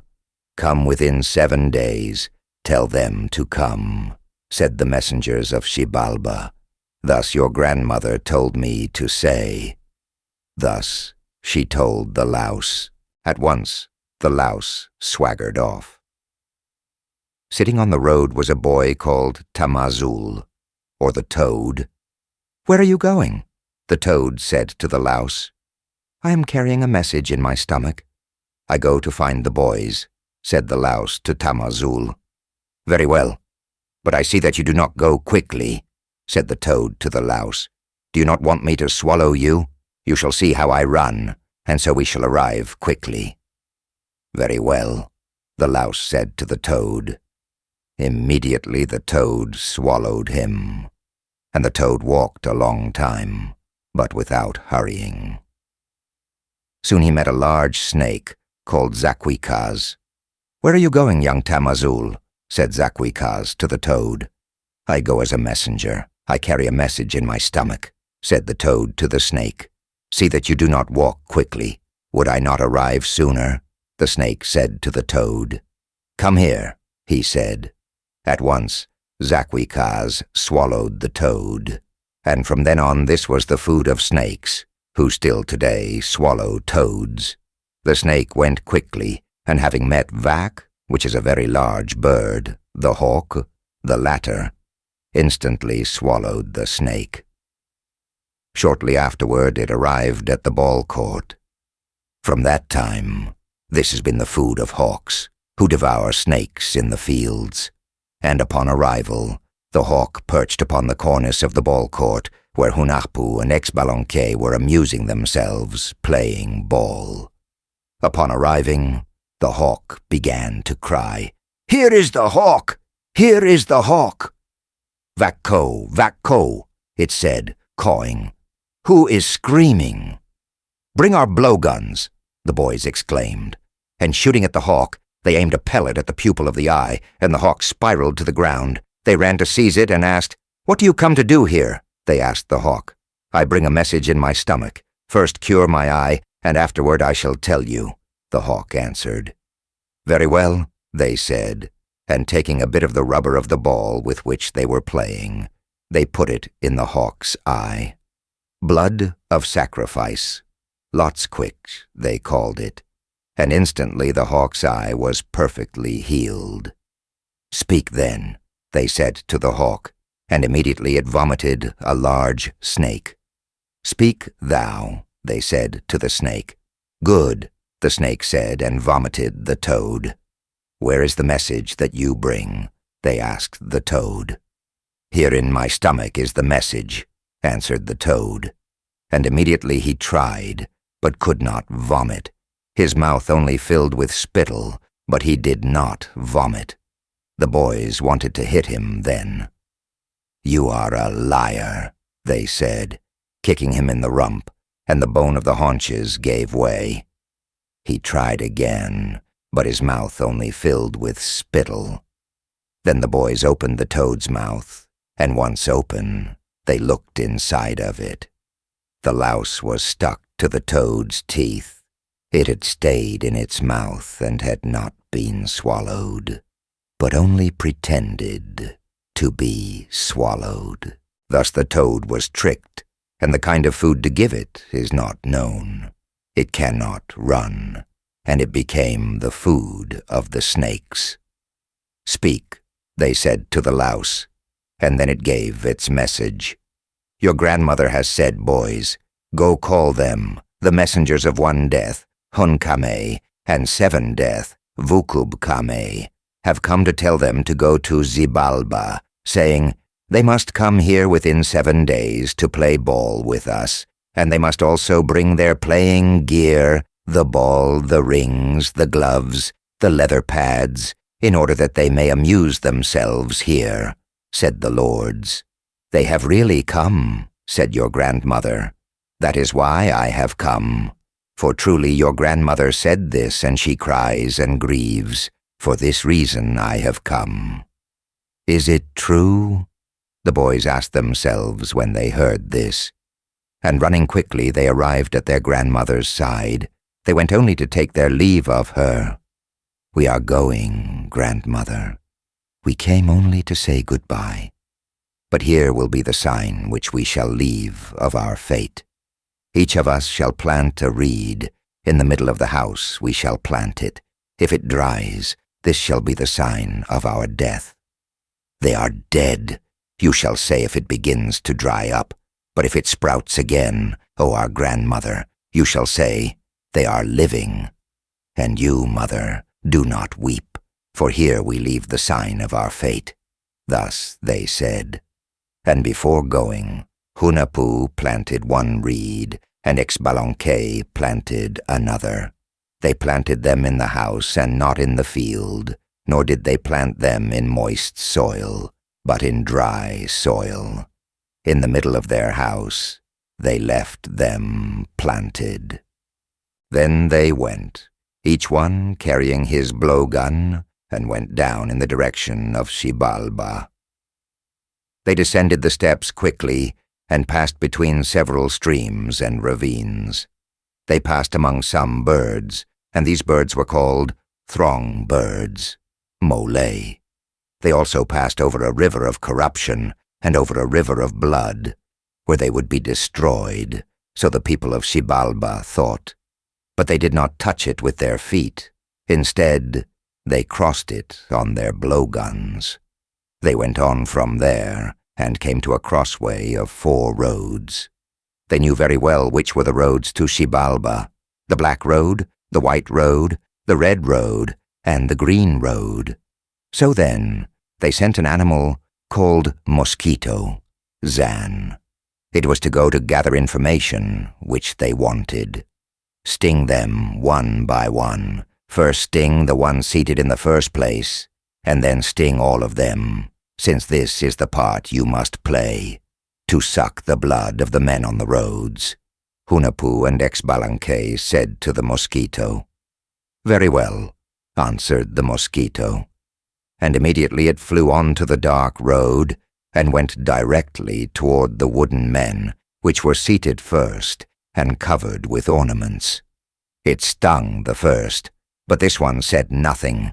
Then it stung the next one. It stung the second, who was seated, but this one said nothing either.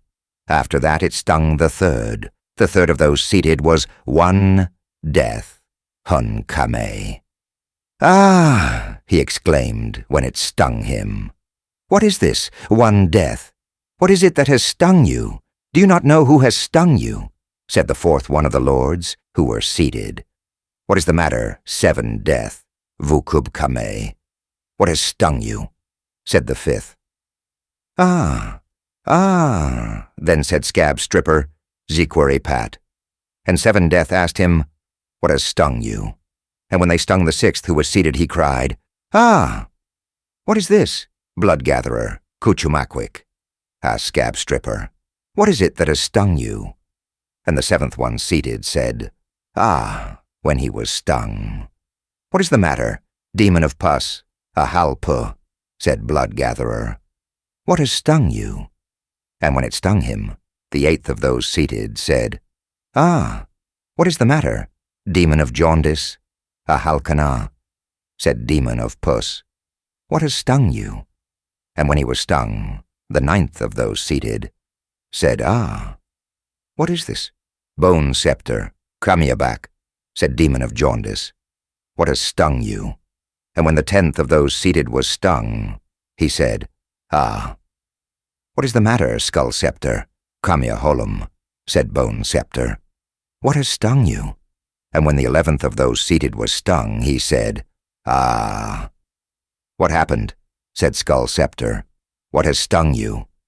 And when the 12th of those seated was stung, he said, "Alas." "What is this, Packstrap, Patan?" they said. "What has stung you?"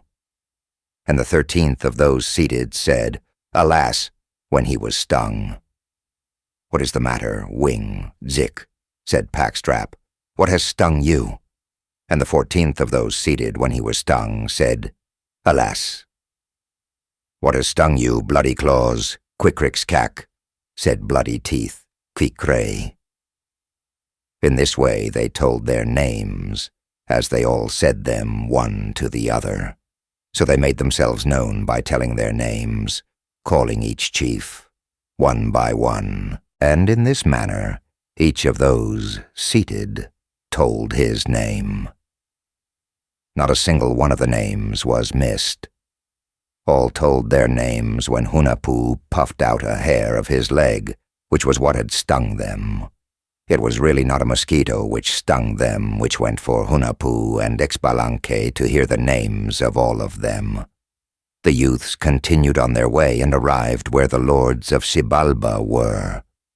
"Greet the Lord, the one who is seated," said one, in order to deceive them. "That is not a lord. It is nothing more than a wooden figure," Hunahpu and Xbalanqué said, and went on. Immediately they began to greet them. "Hail, One Death, Hunkame, hail, Seven Death, Vukub Kame, hail, Scab Stripper, Ziquery Pat, hail, Blood Gatherer, Cuchumaquic, hail, Demon of Puss, Hunahpu, hail, Demon of Jaundice, Hunahpu, hail, Bone Scepter, Camiabac, hail, Skull Scepter, Camiaholum, hail, Wing, Sick, hail, Packstrap, Patan, hail, Bloody Teeth, Quicre, hail, Bloody Claws, Quickrix-Cack, they said, coming before them, and looking in their faces, they spoke the name of all, without missing the name of a single one of them. But what the lords wished was that they should not discover their names. "Sit here," they said, hoping that they would sit in the seat which they indicated. "That is not a seat for us. It is only a hot stone," said Hunahpu and Xbalanqué, and the lords of Xibalba could not overcome them. "Very well, go to that house," the lords said, and the youths went on and entered the house of gloom, and neither there were they overcome.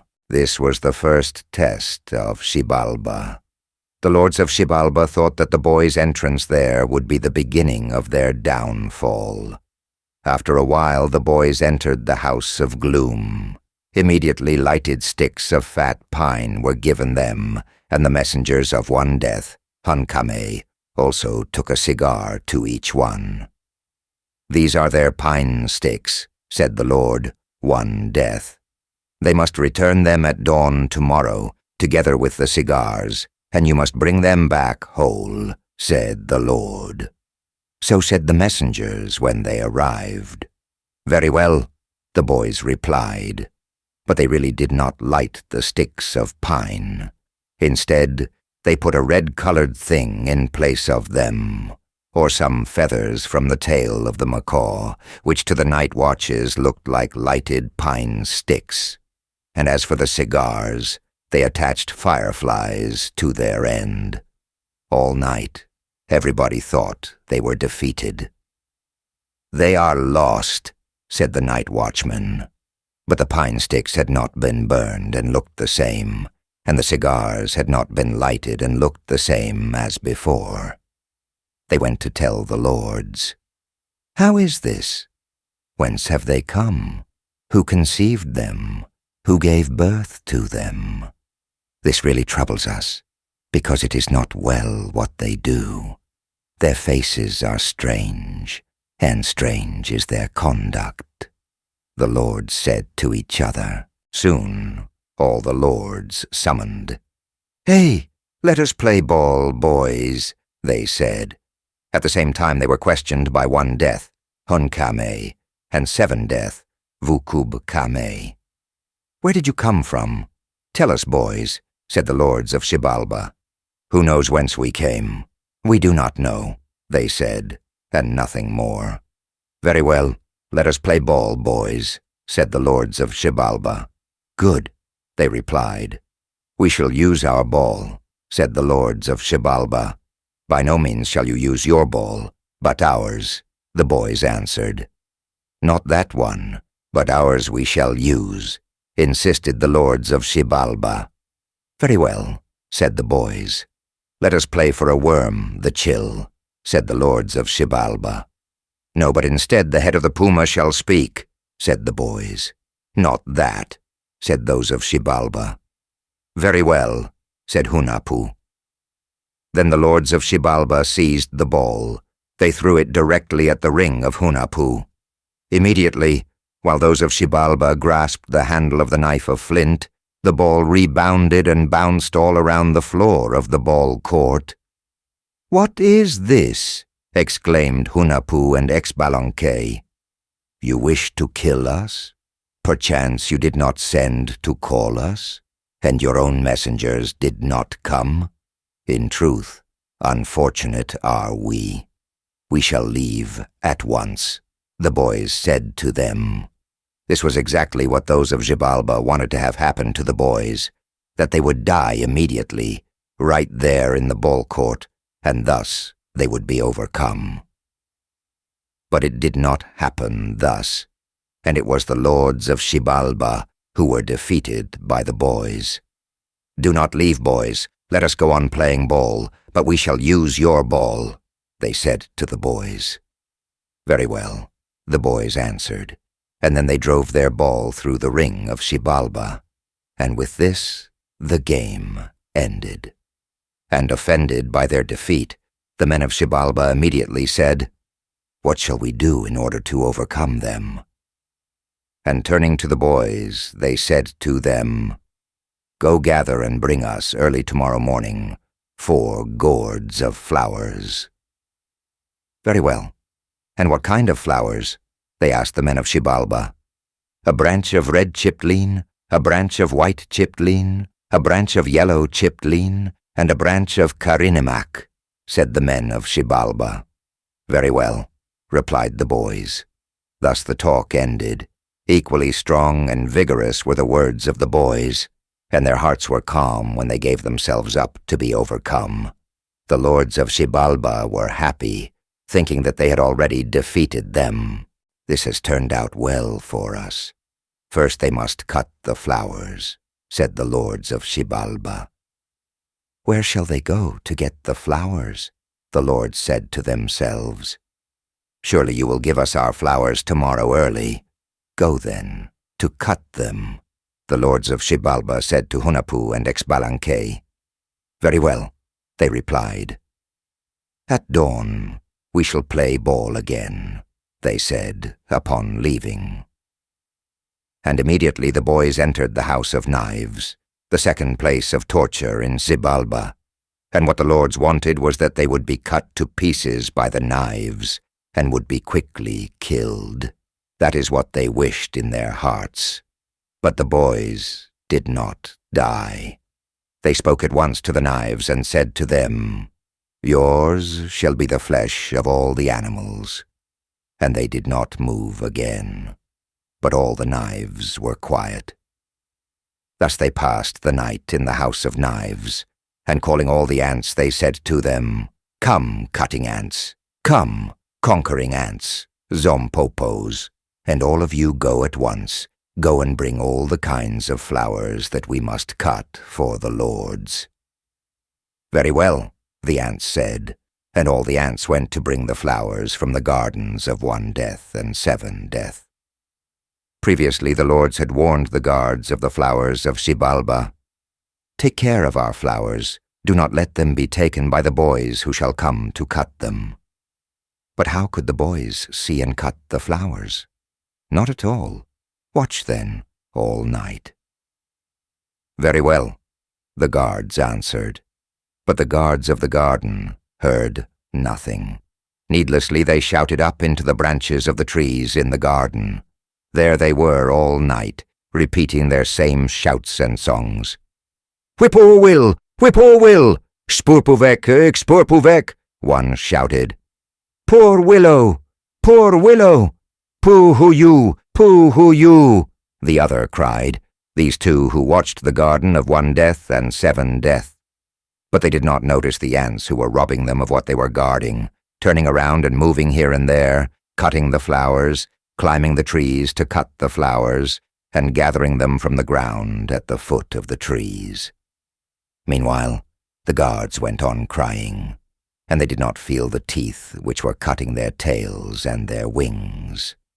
And thus the ants carried between their teeth the flowers which they took down, and gathering them from the ground, they went on carrying them with their teeth. Quickly they filled the 4 gourds with flowers, which were moist with dew when it dawned. Immediately the messengers arrived to get them. Tell them to come, the Lord has said, and bring here instantly what they have cut, the messengers said to the boys. Very well, the boys answered. And carrying the flowers in the 4 gourds, they went. And when they arrived before the Lord of Xibalba and the other lords, it was lovely to see the flowers they had brought. And in this way, the lords of Xibalba were overcome. The boys had only sent the ants to cut the flowers, and in a night the ants cut them and put them in the gourds. Instantly the lords of Xibalba paled, and their faces became livid because of the flowers. They sent at once for the guardians of the flowers. Why did you permit them to steal our flowers? These which we see here are our flowers, they said to the guardians. We noticed nothing, my lord. Our tails also suffered, they answered. And then the lords tore at their mouths as a punishment for having let that which was under their care be stolen. Thus were 1 Death, Hunkame, and 7 Death, Vukubkame, defeated by Hunahpú and Xbalanqué, and this was the beginning of their deeds. From that time, the mouth of the owl is divided, cleft as it is today. Immediately they went down to play ball, and also they played several tie matches. Then they finished playing and agreed to play again the following day. At dawn again, said the lords of Xibalba. It is well, said the boys upon finishing. Afterward they entered the house of cold. It is impossible to describe how cold it was. The house was full of hail. It was the mansion of cold. Soon, however, the cold was ended because with a fire of old logs, the boys made the cold disappear. That is why they did not die. They were still alive when it dawned. Surely what the lords of Xibalba wanted was that they would die. But it was not thus, and when it dawned, they were still full of health, and they went out again, when the messengers came to get them. How is this? They are not dead yet, said the lords of Xibalba. They were amazed to see the deeds of Hunahpú and Xbalanqué. Presently the boys entered the house of jaguars. The house was full of jaguars. Do not bite us, "Here is what belongs to you," the boys said to the jaguars. And quickly they threw some bones to the animals, which pounced upon the bones. "Now surely they are finished. Now already they have eaten their own entrails. At last they have given themselves up. Now their bones have been broken," so said the guards, all happy because of this. But the boys did not die. As usual, well and healthy, they came out of the house of jaguars. "What kind of people are they? Where did they come from?" said all the lords of Xibalba. Presently the boys entered into the midst of fire in the house of fire, inside which there was only fire, but they were not burned. Only the coals and the wood burned, and as usual, they were well when it dawned. But what the lords of Xibalba wished was that the boys would die rapidly where they had been. Nevertheless, it did not happen thus, which disheartened the lords of Xibalba. Then they put them into the house of bats. There was nothing but bats inside this house, the house of Snatch Bat, Camazots, a large animal whose weapons for killing were like a dry point, and instantly those who came into their presence perished. Hunahpú and Xbalanqué were in there then, but they slept inside their blowguns, and they were not bitten by those who were in the house. Nevertheless, one of them had to give up because of another snatch bat, Camazots, that came from the sky and made him come into sight.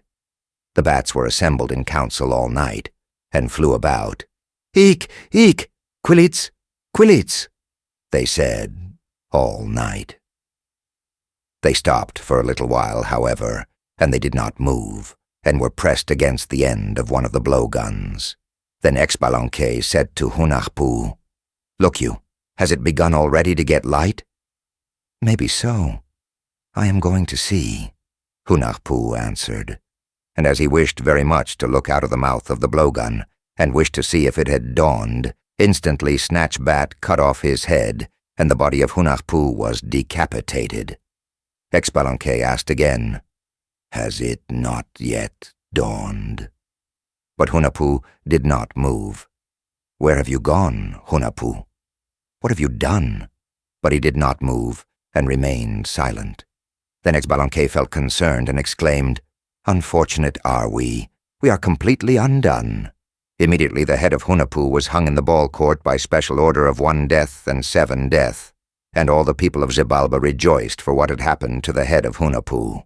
Immediately Xbalanqué called all the animals, the coati, the wild boar, all the animals small and large, during the night, and at dawn he asked them what their food was. "What does each of you eat? For I have called you so that you may choose your food," said Xbalanqué to them. "Very well," they answered, and immediately each went to take his own food, and they all went together. Some went to take rotten things, others went to take grasses, others went to get stones, others went to gather earth. Varied was the food of the small animals and of the large animals. Behind them the turtle was lingering. It came waddling along to take its food, and reaching at the end of Hunahpú's body, it assumed the form of the head of Hunahpú, and instantly the eyes were fashioned. Many soothsayers came then from heaven. The heart of heaven, hurricane, huracan, came to soar over the house of bats. It was not easy to finish making the face, but it turned out very well. The hair had a handsome appearance, and the head could also speak. But as it was about to dawn and the horizon reddened, "Make it dark again, old one," the buzzard was told. "Very well," said the old one, and instantly the old one darkened the sky. "Now the buzzard has darkened it," the people say nowadays. And so, during the cool of dawn, the Hunahpú began his existence. "Will it be good?" they said. "Will it turn out to look like Hunahpú?" "It is very good," they answered, and really it seemed that the skull had changed itself back into a real head. Then the two boys talked among themselves and agreed. "Do not to play ball, only pretend to play. I shall do everything alone," said Xbalanqué. At once he gave his orders to a rabbit. "Go and take your place over the ball court. Stay there within the oak grove," the rabbit was told by Xbalanqué. "When the ball comes to you, run out immediately, and I shall do the rest," the rabbit was told, when they gave him these instructions during the night. Presently day broke, and the two boys were well and healthy. Then they went down to play ball. The head of Hunahpu was suspended over the ball court. "We have triumphed," said the lords of Xibalba. "You worked your own destruction. You have delivered yourselves," they said. In this way, they annoyed Hunahpu. "Hit his head with the ball," they said, but they did not bother him with it. He paid no attention to it. Then the lords of Xibalba threw out the ball. Xbalanqué went out to get it. The ball was going straight to the ring, but it stopped, bounced and passed quickly over the ball court, and with a jump went toward the oak grove. Instantly the rabbit ran out and went hopping, and the lords of Xibalba ran after it. They went, making noise and shouting after the rabbit. It ended by all of the lords of Xibalba going. At once, Xbalanqué took possession of the head of Hunahpu, and taking the turtle, he went to suspend it over the ball court. And that head was actually the head of Hunahpu, and the two boys were very happy. Those of Xibalba ran then to find the ball, and having found it between the oaks, called them, saying, "Come here, here is the ball. We found it," they said, and they brought it. When the lords of Xibalba returned, they exclaimed, "What is this we see?" Then they began to play again, both of them tied. Presently Xbalanqué threw a stone at the turtle, which came to the ground and fell in the ball court, breaking into 1,000 pieces like seeds before the lords. "Who of you shall go to find it? Where is the one who shall go to bring it?" said the lords of Xibalba. And so were the lords of Xibalba overcome by Hunahpu and Xbalanqué. These two suffered great hardships, but they did not die despite all that was done to them. Here is the account of the death of Hunahpu and Xbalanqué. Now we shall tell of the way they died. Having been forewarned of all the suffering which the lords of Xibalba wished to impose upon them, they did not die of the tortures of Xibalba, nor were they overcome by all the fierce animals which were in Xibalba. Afterward they sent for 2 soothsayers who were like prophets. They were called Zulu and Pakam, and were diviners. And Hunahpu and Xbalanqué said unto them, "You shall be questioned by the lords of Xibalba about our deaths, for which they are planning and preparing because of the fact that we have not died, nor have they been able to overcome us, nor have we perished under their torments, nor have the animals attacked us. We have the presentiment in our hearts that they shall kill us by burning us. All the people of Xibalba have assembled, but the truth is that we shall not die.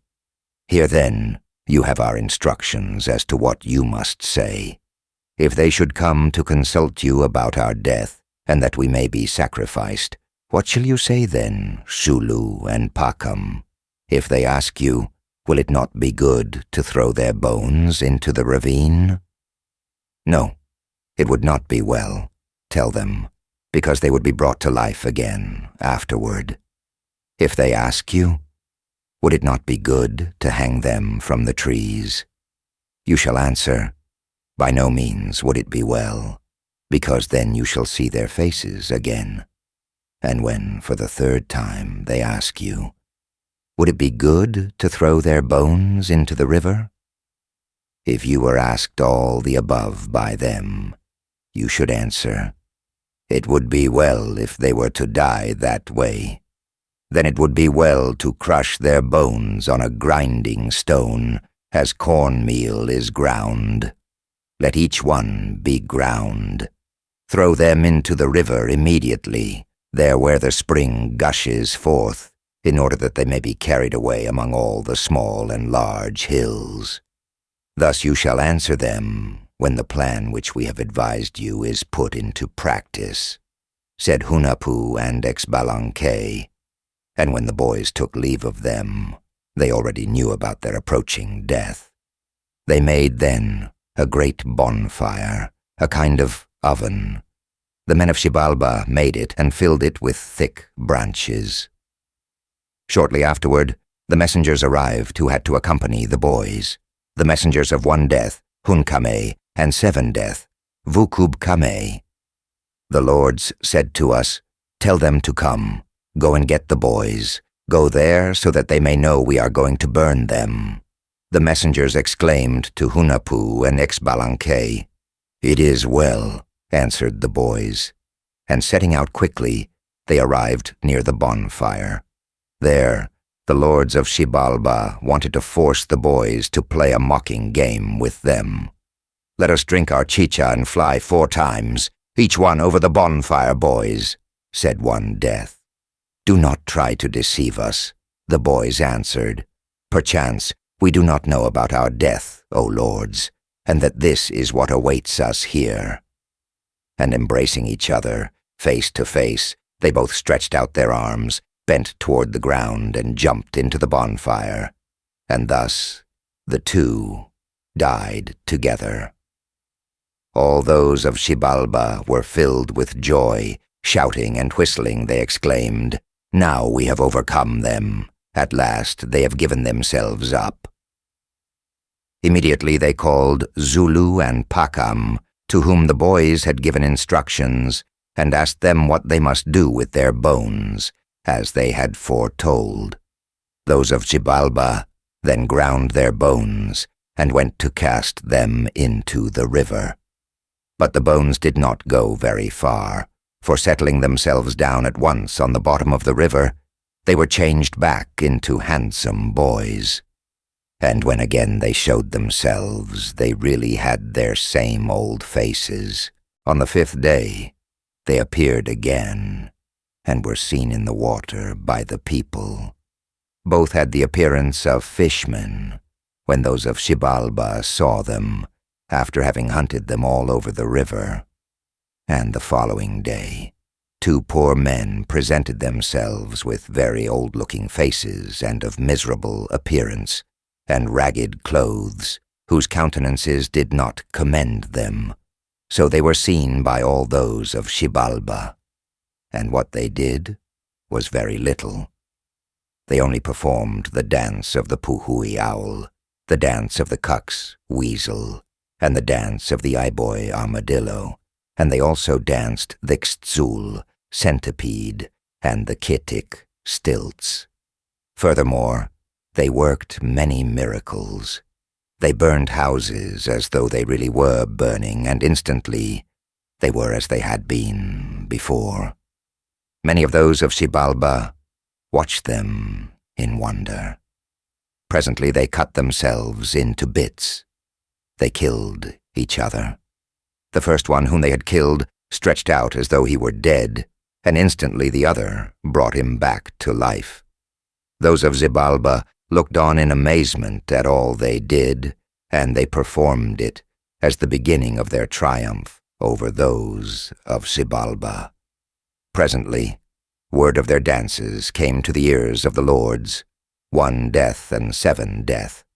Upon hearing it, they exclaimed, "Who are these 2 orphans? Do they really give you so much pleasure?" "Surely their dances are very beautiful, and all that they do," answered he who had brought the news to the lords. Happy to hear this, the lords then sent their messengers to call the boys with flattery. "Tell them to come here. Tell them to come so that we may see what they do, that we may admire them and regard them with wonder." This the lords said. "So you shall say unto them," this was told to the messengers, The messengers arrived at once before the dancers and gave them the message of the lords. "We do not wish to," the boys answered, "because, frankly, we are ashamed. How could we not but be ashamed to appear in the house of the lords with our ugly countenances, our eyes which are so big, and our poor appearance?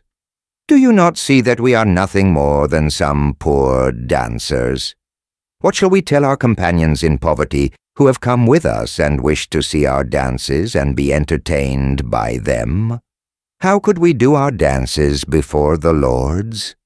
For that reason, then, we do not want to go, O messengers," said Hunahpú and Xbalanqué. Finally, with downcast faces and with reluctance and sorrow they went.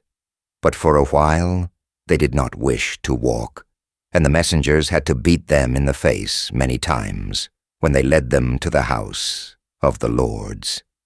They arrived, then, before the lords, timid and with head bowed. They came prostrating themselves, making reverences and humiliating themselves. They looked feeble, ragged, and their appearance was really that of vagabonds. When they arrived, they were questioned immediately about their country and their people. They also asked them about their mother and their father. "Where do you come from?" the lords said. "We do not know, sir. We do not know the faces of our mother and father.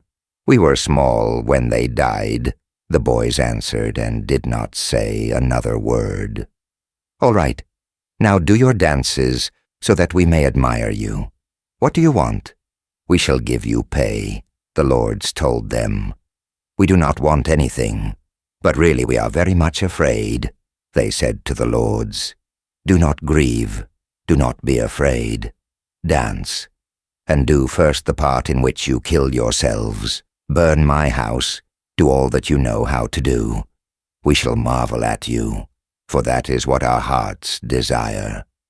And afterwards, poor things, we shall give help for your journey," they told them. Then they began to sing and dance. All the people of Xibalba arrived and gathered together in order to see them. Then they performed the dance of the weasel. They danced the poor will, and they danced the armadillo.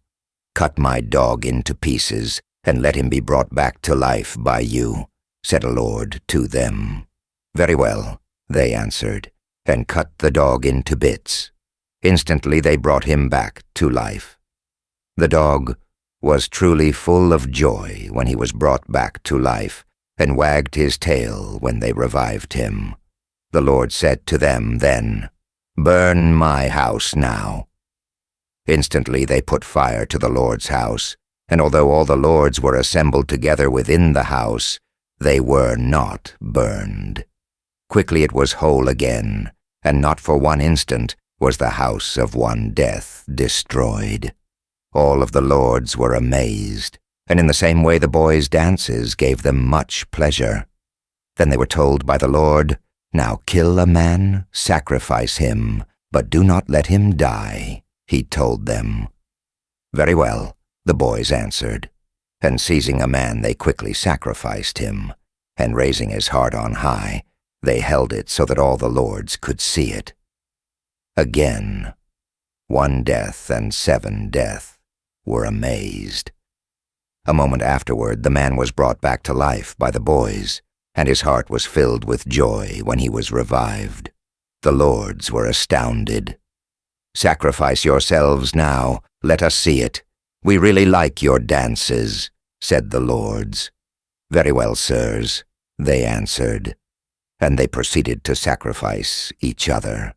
Hunahpu was sacrificed by Xbalanqué. One by one his arms and his legs were sliced off. His head was cut from his body and carried away. His heart was torn from his breast and thrown onto the grass. All the lords of Xibalba were fascinated. They looked on in wonder, but really it was only the dance of one man. It was Xbalanqué. "Get up," Xbalanqué said, and instantly Hunahpu returned to life. The boys were very happy, and the lords were also happy.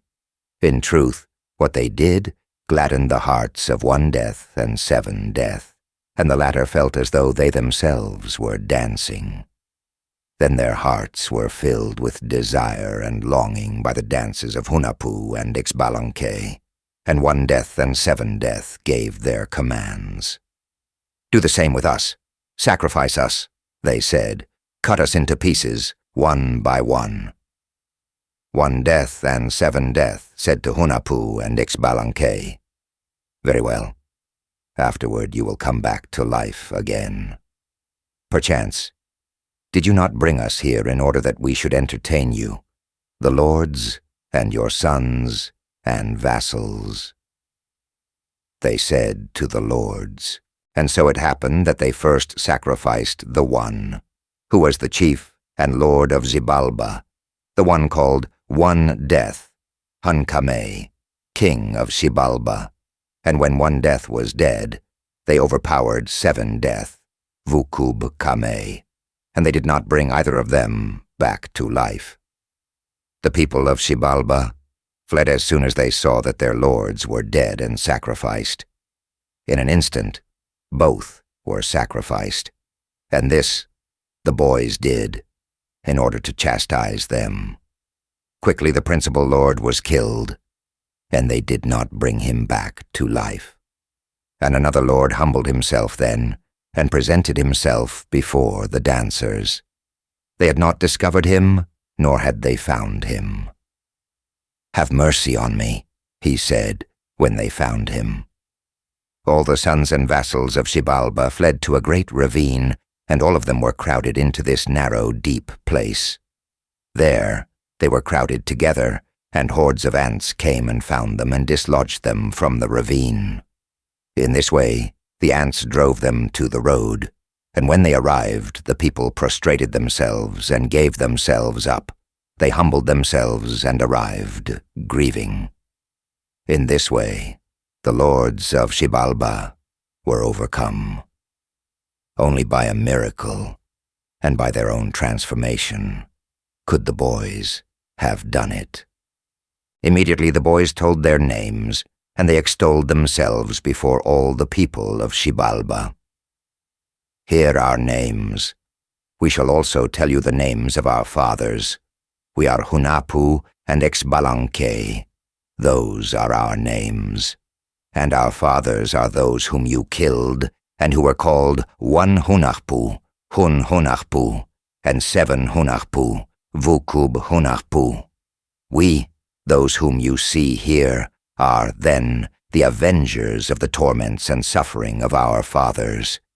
That is the reason why we resent all the evil you have done to them. Therefore we shall put an end to all of you. We shall kill you, and not one of you shall escape," they said. Instantly all the people of Xibalba fell to their knees, crying, "Have mercy on us, Hunahpu and Xbalanqué. It is true that we sinned against your fathers, as you said, and that they are buried in the place of ball game sacrifice, Puchbalcha," they said. "Very well. This is our sentence that we are going to tell you. Hear it, all you of Xibalba. Since neither your great power nor your race any longer exist, and since neither do you deserve mercy, your rank shall be lowered. Not for you shall be the ball game. You shall spend your time making earthen pots and tubs and stones to grind corn. Only the children of the thickets and desert shall speak with you. The noble sons, the civilized vassals, shall not consort with you, and they will forsake your presence. The sinners, the evil ones, the sad ones, the unfortunate ones, those who give themselves up to vice, these are the ones who will welcome you. No longer will you seize men suddenly for sacrifice. Remember, your rank has been lowered." Thus they spoke to all the people of Xibalba. In this way their destruction and their lamentations began. Their power in the olden days was not much. They only liked to do evil to men in those times. In truth, in those days, they did not have the category of gods. Furthermore, their horrible faces frightened people. They were the enemies, the owls. They incited to evil, to sin, and to discord. They were also false in their hearts, black and white at the same time, envious and tyrannical, according to what was said of them. Furthermore, they painted and greased their faces. In this way, then, occurred the loss of their grandeur and the decadence of their empire. And this was what Hunahpú and Xbalanqué did. Meanwhile, the grandmother was crying and lamenting before the reeds which they had left planted. The reeds sprouted, then they dried up when the boys were consumed in the bonfire. Afterward, the reeds sprouted again. Then the grandmother lighted the fire and burned incense before the reeds in memory of her grandchildren. And the grandmother's heart filled with joy when, for the second time, the reeds sprouted. Then they were worshipped by the grandmother, and she called them the center of the house. Nika, the center, they were called. Green reeds growing in the plains. Kazama Chatamulu was their name, and they were called the center of the house and the center, because in the middle of the house they planted the reeds. And the reeds which were planted were called the plains, green reeds growing on the plains. They also were called green reeds because they had resprouted. This name was given them by Xmucane. Those reeds which Hunahpú and Xbalanqué left, planted in order that they should be remembered by their grandmother. Well now, their fathers, those who died long ago, were 1 Hunahpú and 7 Hunahpú. They also saw the faces of their fathers there in Xibalba, and their fathers talked with their descendants, that is, the ones who overthrew those of Xibalba. And here is how their fathers were honored by them. They honored 7 Hunahpú. They went to honor him at the place of sacrifice of the ball court. And at the same time, they wanted to make 7 Hunahpú's face. They hunted there for his entire body, his mouth, his nose, his eyes. They found his body, but it could do very little. It could not pronounce his name, this Hunahpú. Neither could his mouth say it. And here is how they extolled the memory of their fathers, whom they had left there in the place of sacrifice at the ball court. You shall be invoked. Their sons, Hunahpú and Xbalanqué, said to them, when they fortified their heart, You shall be the first to arise, and you shall be the first to be worshipped by the sons of the noblemen, by the civilized vassals. Your names shall not be lost. So it shall be. They told their fathers and thus consoled themselves. We are the avengers of your death, of the pains and sorrows which they caused you. Thus was their leave-taking, when they had already overcome all the people of Xibalba. Then they rose up in the midst of the light, and instantly they were lifted into the sky. One was given the sun, the other the moon.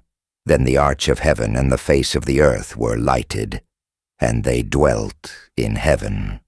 Then the 400 boys whom Zipacna had killed also ascended, and so they again became the companions of the boys, and were changed into stars in the sky.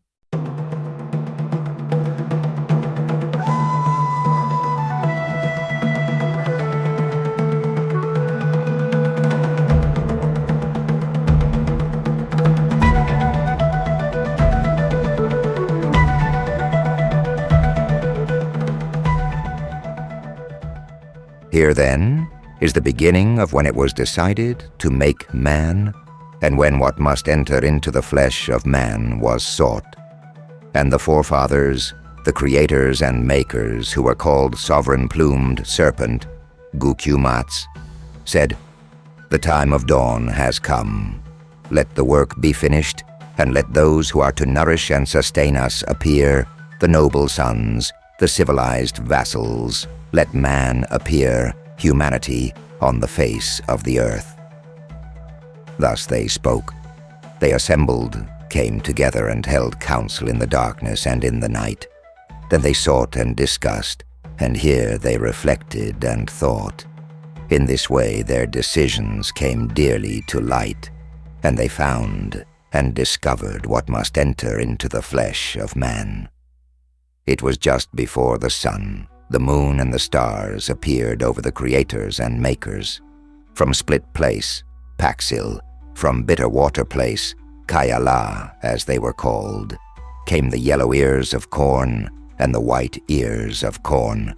These are the names of the animals which brought the food: the mountain cat, Yak, the coyote, Utiu, small parrot, Quell, and the crow, Ho.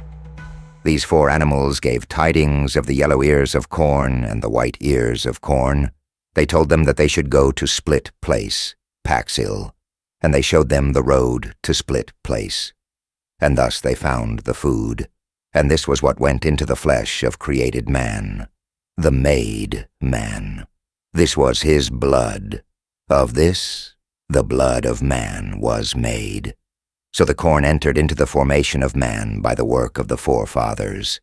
And in this way they were filled with joy, because they had found a beautiful land, full of pleasures, abundant in ears of yellow corn and ears of white corn, and abundant also in pataxte and cacao, and in innumerable zapotes, anonas, jocotes, nances, matasanos, and honey. There was an abundance of delicious food in those villages called the Split Place, Paxil, and Bitter Water Place, Kayala. There were foods of every kind, small and large foods, small plants and large plants. The animals showed them the road, and then grinding the yellow corn and the white corn, Xmucane made 9 drinks, and from this food came the strength and the flesh, and with it they created the muscles and the strength of man. This the forefathers did, sovereign-plumed serpent, Guchumats, as they were called. After that, they began to talk about the creation and the making of our first mother and father. Of yellow corn and of white corn they made their flesh. Of cornmeal dough they made the arms and the legs of man. Only dough of cornmeal went into the flesh of our first fathers, the 4 men who were created. These are the names of the first men who were created and formed. The first man was Jaguar Kiche, Balam Kitsai. The second, Jaguar Knight, Balam Akab. The third, Not Right Now, Mahukuta. And the fourth was Dark Jaguar, Iki Balam. These are the names of our first mothers and fathers. It is said that they only were made and formed. They had no mother, they had no father. They were only called men. They were not born of woman, nor were they begotten by the Creator, nor by the Maker, nor by the forefathers. Only by a miracle, by means of incantation, were they created and made by the Creator, the Maker, the forefathers, sovereign-plumed serpent, Guchumats. And as they had the appearance of men, they were men. They talked, conversed, saw and heard, walked, grasped things. They were good and handsome men, and their figure was the figure of a man. They were endowed with intelligence. They saw, and instantly they could see far. They succeeded in seeing. They succeeded in knowing all that there is in the world. When they looked, instantly, they saw all around them. And they contemplated in turn the arch of heaven and the round face of the earth. The things hidden in the distance, they saw all, without first having to move. At once they saw the world, and so too from where they were. They saw it. Great was their wisdom. Their sight reached to the forests, the rocks, the lakes, the seas, the mountains, and the valleys. In truth, they were admirable men. Jaguar Kiche, Balam Kiche, Jaguar Knight, Balam Akab, Not Right Now, Mahukuta, and dark jaguar, Iquibalam. Then the Creator and the Maker asked them, "What do you think of your condition? Do you not see? Do you not hear? Are not your speech and manner of walking good? Look then, contemplate the world. Look and see if the mountains and the valleys appear. Try then to see," they said to the 4 first men. And immediately they began to see all that was in the world. Then they gave thanks to the Creator and the Maker. "We really give you thanks, 2 and 3 times. We have been created, we have been given a mouth and a face, we speak, we hear, we think and walk. We feel perfectly, and we know what is far and what is near. We also see the large and the small in the sky and on earth. We give you thanks, then, for having created us, O Creator and Maker, for having given us being, O our grandmother, O our grandfather," they said, giving thanks for their creation and formation. They were able to know all, and they examined the 4 corners, the 4 points of the arch of the sky, and the round face of the earth. But the Creator and the Maker did not hear this with pleasure. It is not well what our creatures, our works, say. They know all, the large and the small, they said. And so the forefathers held council again. What shall we do with them now? Let their sight reach only to that which is near. Let them see only a little of the face of the earth. It is not well what they say. Perchance, are they not by nature simple creatures of our making? Must they also be gods? And if they do not reproduce and multiply when it will dawn, when the sun rises?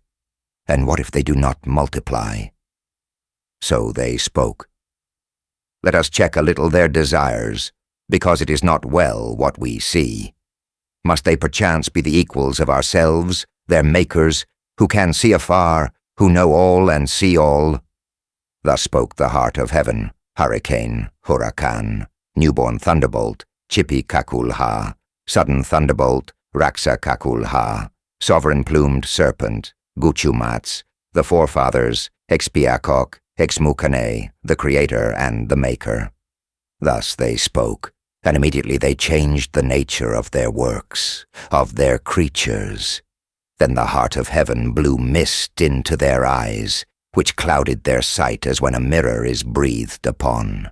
Their eyes were covered, and they could see only what was close, only that was clear to them. In this way the wisdom and all the knowledge of the 4 men, the origin and beginning of the Kiche race, were destroyed. In this way were created and formed our grandfathers, our fathers, by the heart of heaven, the heart of earth. Then their wives had being, and their women were made. The gods themselves made them carefully, and so during sleep they came truly beautiful, their women, at the side of Jaguar Kiche, Balam Kitzai, Jaguar Night, Balamakab, Not Right Now, Mahukuta, and Dark Jaguar, Iquibalam. They were their women when they awakened, and instantly their hearts were filled with joy because of their wives. Here are the names of their wives. Red Sea Turtle, Kahapaluna, was the name of the wife of Jaguar Kiche. Prawn House, Chomiha, was the wife of Jaguar Night. Water Hummingbird, Zununiha, the wife of Not Right Now. And Macaw House, Kakwiksaha, was the name of the wife of Dark Jaguar. These are the names of their wives, who were distinguished women. They conceived the men of the small tribes and of the large tribes, and were the origin of us, the people of Kiche. There were many priests and sacrificers. There were not only 4, but those 4 were the forefathers of us, the people of the Kiche. The names of each one were different when they multiplied there in the east, and there were many names of the people. Sovereign Oloman, Koha, Quenechahau, as they called those men there in the east, where they multiplied.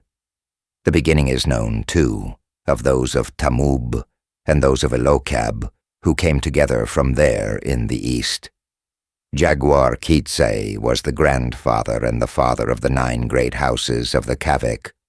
Jaguar Night was the grandfather and father of the 9 great houses of the Nimhaib.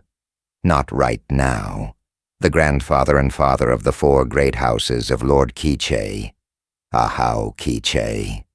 3 groups of families existed, but they did not forget the name of their grandfather and father, those who propagated and multiplied there in the east.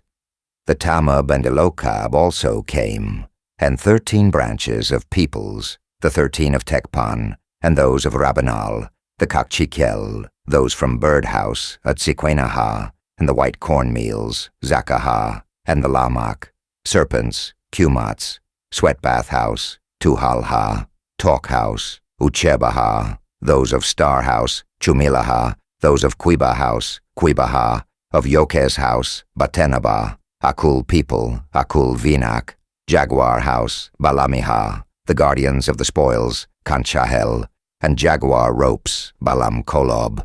These are only the principal tribes, the branches of the people which we mention. Only of the principal ones shall we speak. Many others came from each group of the people, but we shall not write their names. They also multiplied there in the east. Many men were made, and in the darkness they multiplied. Neither the sun nor the light had yet been made when they multiplied. All lived together. They existed in great number, and walked there in the east. Nevertheless, they did not sustain nor maintain their God. They only raised their faces to the sky, and they did not know why they had come so far as they did. There they were then, in great number, the black men and the white men, men of many classes, men of many tongues, that it was wonderful to hear them. There are generations in the world, there are country people, whose faces we do not see, who have no homes. They only wander through the small and large woodlands, like crazy people. So it is said scornfully of the people of the wood. So they said there, where they saw the rising of the sun. The speech of all was the same. They did not invoke wood nor stone, and they remembered the word of the Creator and the Maker, the heart of heaven, the heart of earth. In this manner they spoke, while they thought about the coming of the dawn. And they raised their prayers, those worshippers of the word, loving, obedient, and fearful, raising their faces to the sky when they asked for daughters and sons. O thou Tzakol Bitol, look at us, hear us. Do not leave us, do not forsake us. O God, who art in heaven and on earth, heart of heaven, heart of earth. Give us our descendants, our succession, as long as the sun shall move and there shall be light. Let it dawn, let the day come. Give us many good roads, flat roads. May the people have peace, much peace, and may they be happy, and give us good life and useful existence. O thou hurricane, newborn thunderbolt, sudden thunderbolt, newborn nanowak, sudden nanowak, falcon, Hunahpu, sovereign-plumed serpent, bearer, begetter, ex-payakok, ex-mukane, grandmother of the sun, grandmother of the light, let there be dawn, and let the light come. Thus they spoke, while they saw and invoked the coming of the sun, the arrival of day, and at the same time that they saw the rising of the sun, they contemplated the morning star, the great star, which comes ahead of the sun, that lights up the arch of the sky and the surface of the earth, and illuminates the steps of the men who had been created and made. Jaguar Kiche, Jaguar Night, not right now, and dark Jaguar said, let us await the break of day. So said those great wise men, the enlightened men, the priests and sacrificers. This they said. Our first mothers and fathers did not yet have wood nor stones to keep, but their hearts were tired of waiting for the sun. Already all the tribes and the Mexican Yaqui people, The priests and sacrificers were very many. Let us go. Let us go to search and see if our tribal symbols are in safety, if we can find what we must burn before them. For being as we are, there is no one who watches for us, said Jaguar Kiche, Jaguar Night, not right now, and Dark Jaguar. And having heard of a city, they went there. Now then, the name of the place where Jaguar Kiche, Jaguar Night, not right now, and Dark Jaguar and those of Tamub and Elokab went, was Tulan Zuiva, 7 caves, Vukub Pek, 7 canyons, Vukub Zivan. This was the name of the city where they went to receive their gods. So then, all arrived at Tulan. It was impossible to count the men who arrived. There were very many, and they walked in an orderly way. Then was the appearance of their gods. First those of Jaguar Kiche, Jaguar Night, not right now, and Dark Jaguar, who were filled with joy. At last we have found that for which we searched, they said. And the first that appeared was Tohill, as this god was called, and Jaguar Kiche put him on his back, in his chest. Instantly the god called Avalix appeared, and Jaguar Night carried him. The god called Hakavits was carried by Not Right Now, and Dark Jaguar carried the one called Nikataka. And together with the people of the Kiche, they also received those of Tamub. And in the same way, Tohill was the name of the god of the Tamub, who received the grandfather and father of the lords of Tamub, whom we know today.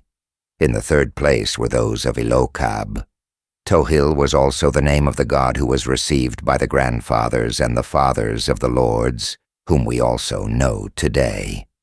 In this way, the 3 Kiche families were given their names, and they did not separate, because they had a god of the same name, Tohill of the Kiche, Tohill of the Tamub, and Tohill of the Elokab.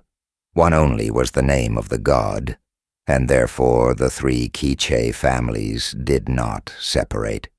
Great indeed was the virtue of the 3, Tohill, Avalix, and Hakavits. Then all the people arrived, those from Rabinal, the Kakchikel, those from Birdhouse, Zikinaha, and the people who now are called the Mexican, Yaqui. And there it was that the speech of the tribes changed. Their tongues became different. They could no longer understand each other clearly after arriving at Tulan. There, also, they separated. There were some who had to go to the east, but many came here. And their clothing was only the skins of animals. They had no good clothes to put on. The skins of animals were their only dress. They were poor. They possessed nothing. But they had the nature of extraordinary men. When they arrived at Tulan Zuiva, 7 caves, 7 canyons. The old traditions say that they had traveled far in order to arrive there, and they did not have fire. Only the people of Tohill had it. He was the god of the tribes which first created fire. It is not known how it was made, because it was already burning when Jaguar Kiche and Jaguar Night saw it. "Ah, we have no fire yet. We shall die of cold," they said. "Do not worry. Yours shall be the lost fire which is talked of. Yours shall be what is spoken of as lost fire," Tohill said to them. "Really?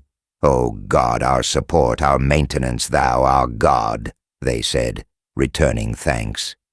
And Tohill answered, "Very well, certainly I am your God, so shall it be. I am your Lord, so let it be." Thus it was told to the priests and sacrificers by Tohill, and in this manner the tribes received fire, and they were joyful because of it. Instantly a great shower began to fall when the fire of the tribes was burning. Much hail fell on all the tribes, and the fire was put out because of it, and again the fire was extinguished. Then Jaguar Kiche and Jaguar Night again asked Tohill for fire. "O Tohill, "We are truly dying of cold," they said to Tohill. "Very well, do not worry," Tohill answered, and instantly he made fire, turning about in his shoe. Jaguar Kiche, Jaguar Night, Not Right Now, and Dark Jaguar were at once happy, and immediately they became warm. Now the fire of the peoples of Vukamag had also gone out, and they were dying of cold. Immediately they came to ask Jaguar Kiche, Jaguar Night, Not Right Now, and Dark Jaguar for fire. They could no longer bear the cold nor the ice. They were shivering and their teeth were chattering. They were numb. Their legs and hands shook and they could not hold anything in them when they came. "We are not ashamed to come before you, to beg for a little of your fire," they said. But they were not well received. And then the tribes were very sad. The speech of Jaguar Kiche, Jaguar Night, Not Right Now, and Dark Jaguar is different. Oh, we have given up our speech. What have we done? We are lost. How were we deceived? We had only one speech when we arrived there at Tulan. We were created and educated in the same way. It is not good what we have done, said all the tribes under the trees, under the vines. Then a man came before Jaguar Kiche, Jaguar Night, Not Right Now, and Dark Jaguar, and this man, who was a messenger of Xibalba, spoke thus: "This is, in truth, your God. This is your support. This is, furthermore, the representation, the memory of your Creator and Maker. Do not give your fire to the tribes until they present offerings to Tohill. It is not necessary that they give anything to you. Ask Tohill what they should give when they come to receive fire," said the man from Xibalba. He had wings like the wings of a bat. "I am sent by your Creator, your Maker," said the man of Xibalba. They were filled with joy then, and Tohill, Avelix, and Hakavits were also gladdened when the man from Xibalba spoke, who disappeared instantly from their presence. But the tribes did not perish when they came, although they were dying of cold.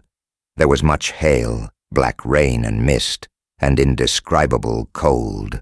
All the tribes were trembling and shivering with cold when they came where Jaguar Kiche, Jaguar Night, Not Right Now, and Dark Jaguar were. Their hearts were greatly troubled, and their mouths and eyes were sad. In a moment, the beggars came before Jaguar Kiche, Jaguar Night, Not Right Now, and Dark Jaguar, and said, "Will you not have pity on us? We only ask a little of your fire. Perchance, were we not once together and reunited? Did we not have the same home and one country when we were created, when we were made? Have mercy, then, on us," they said. "What will you give us so that we shall have mercy on you?" they were asked. "Well, then, we shall give you money," the tribes answered. "We do not want money," said Jaguar Kiche and Jaguar Night. "And what do you want?" asked the tribes. "We shall ask Tohill now, and then we shall tell you," said Jaguar Kiche. "Very well," said the tribes. "What must the tribes give, O Tohill, who have come to ask for your fire?" said Jaguar Kiche, Jaguar Night, Not Right Now, and Dark Jaguar. "Well, are they willing to give their waist and their armpits? Do they want me to embrace them? For if they do not want to do that, neither shall I give them fire," answered Tohill. "Tell them that this shall come later, that they do not have to come now to give me their waist and their armpits. This is what Tohill orders us to tell you," you will say. This was the answer to Jaguar Kiche, Jaguar Night, Not Right Now, and Dark Jaguar. Then they took Tohill's message. "Very well. We shall join you, and we shall embrace him," they the people said when they heard, and were told the message from Tohill. And they did not delay in acting. "Good," they said, "but may it be soon." And immediately they received the fire. Then they became warm. there was nevertheless a tribe who stole the fire in the smoke, and they were from the bat house, Tzotzil. The god of the Cachiquel was called Snake Tooth, Shamalkan, and he had the form of a bat. When they passed through the smoke, they went softly, and then they seized the fire. The Cachiquel did not ask for the fire, because they did not want to give themselves up to be overcome, the way that the other tribes had been overcome when they offered their breasts and their armpits so that they would be opened. And this was the opening of the breasts, about which Tohill had spoken, that they should sacrifice all the tribes before him, that they should tear out their hearts from their breasts. And this had not yet begun, when the taking of power and sovereignty by Jaguar Kiche, Jaguar Night, Not Right Now, and Dark Jaguar was prophesied by Tohill. There in Tulan Zuiva, whence they had come, they were accustomed to fast. They observed a perpetual fast while they awaited the coming of dawn and watched for the rising sun. They took turns at watching the great star called Sun Carrier, Ikokwai, which rises first before the sun. When the sun rises, the brilliant Sun Carrier, which was always before them in the east, when they were there in the place called Tulan Zuiva, whence came their god.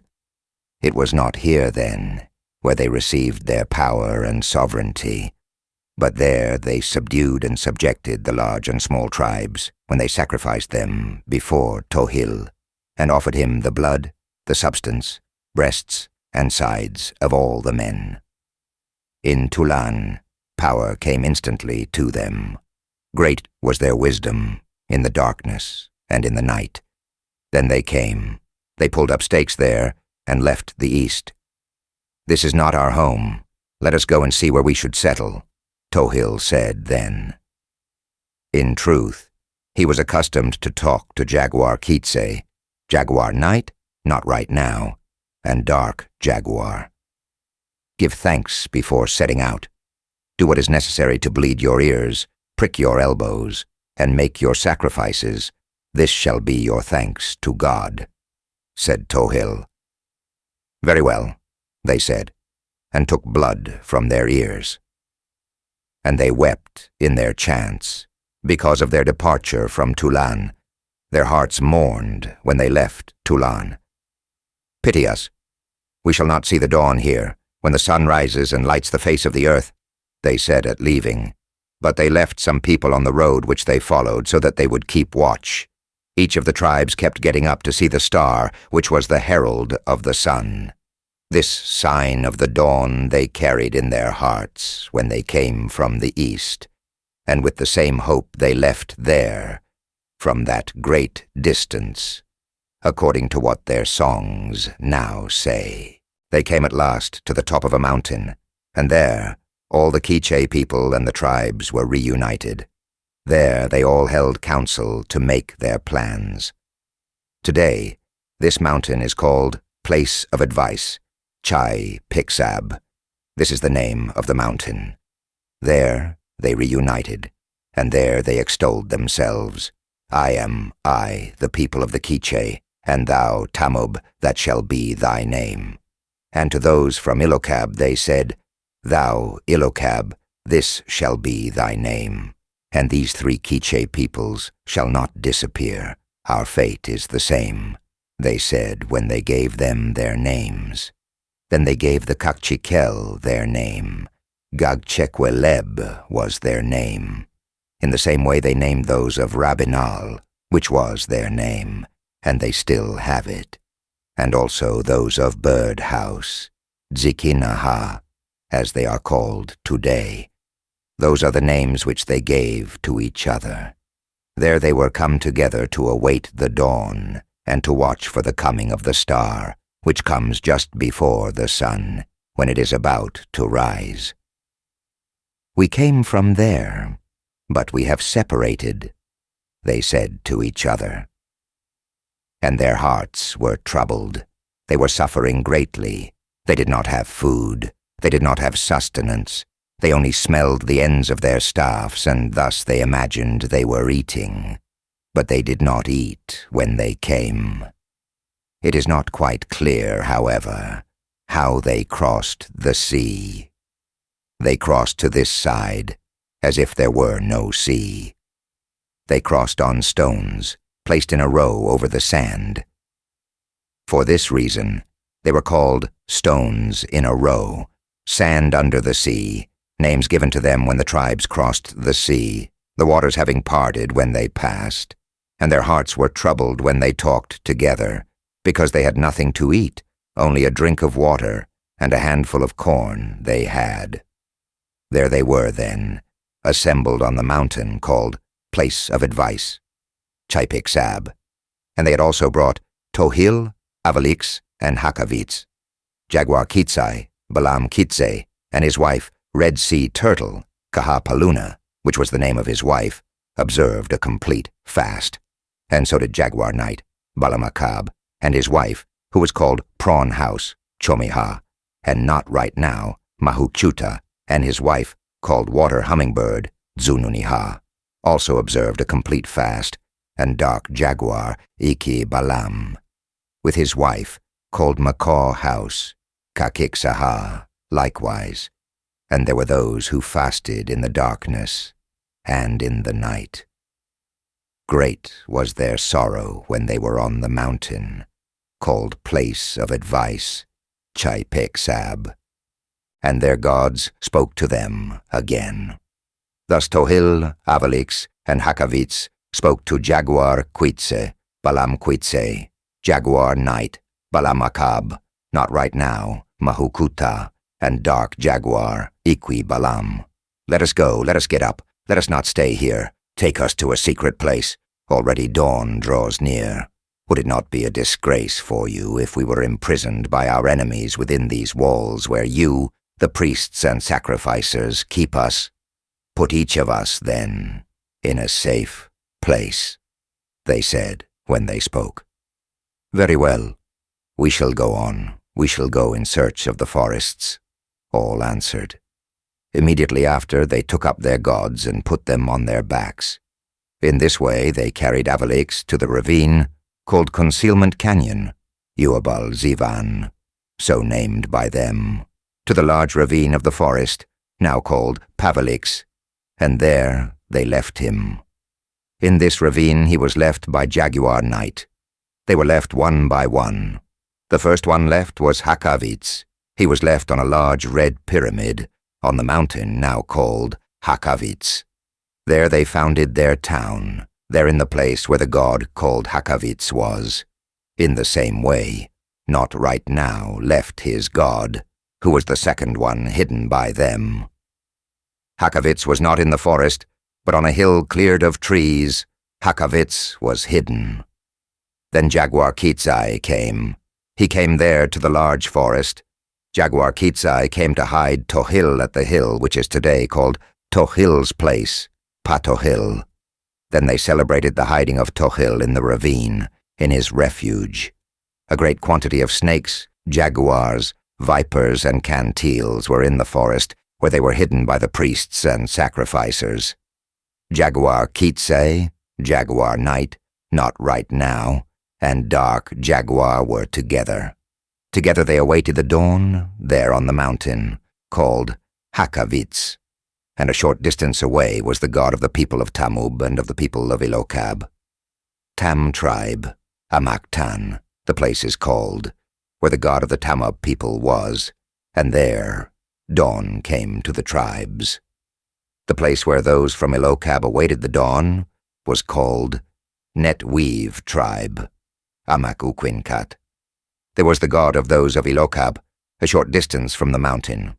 There too were all the people of Rabinal, the Kakchikel, the Birdhouse, Zikinaha, all the small tribes, and the large tribes. Together they stayed, awaiting the coming of the dawn and the rising of the large star called Sun Carrier, Aikokwai, which rises just before the sun, when it dawns, according to the legend.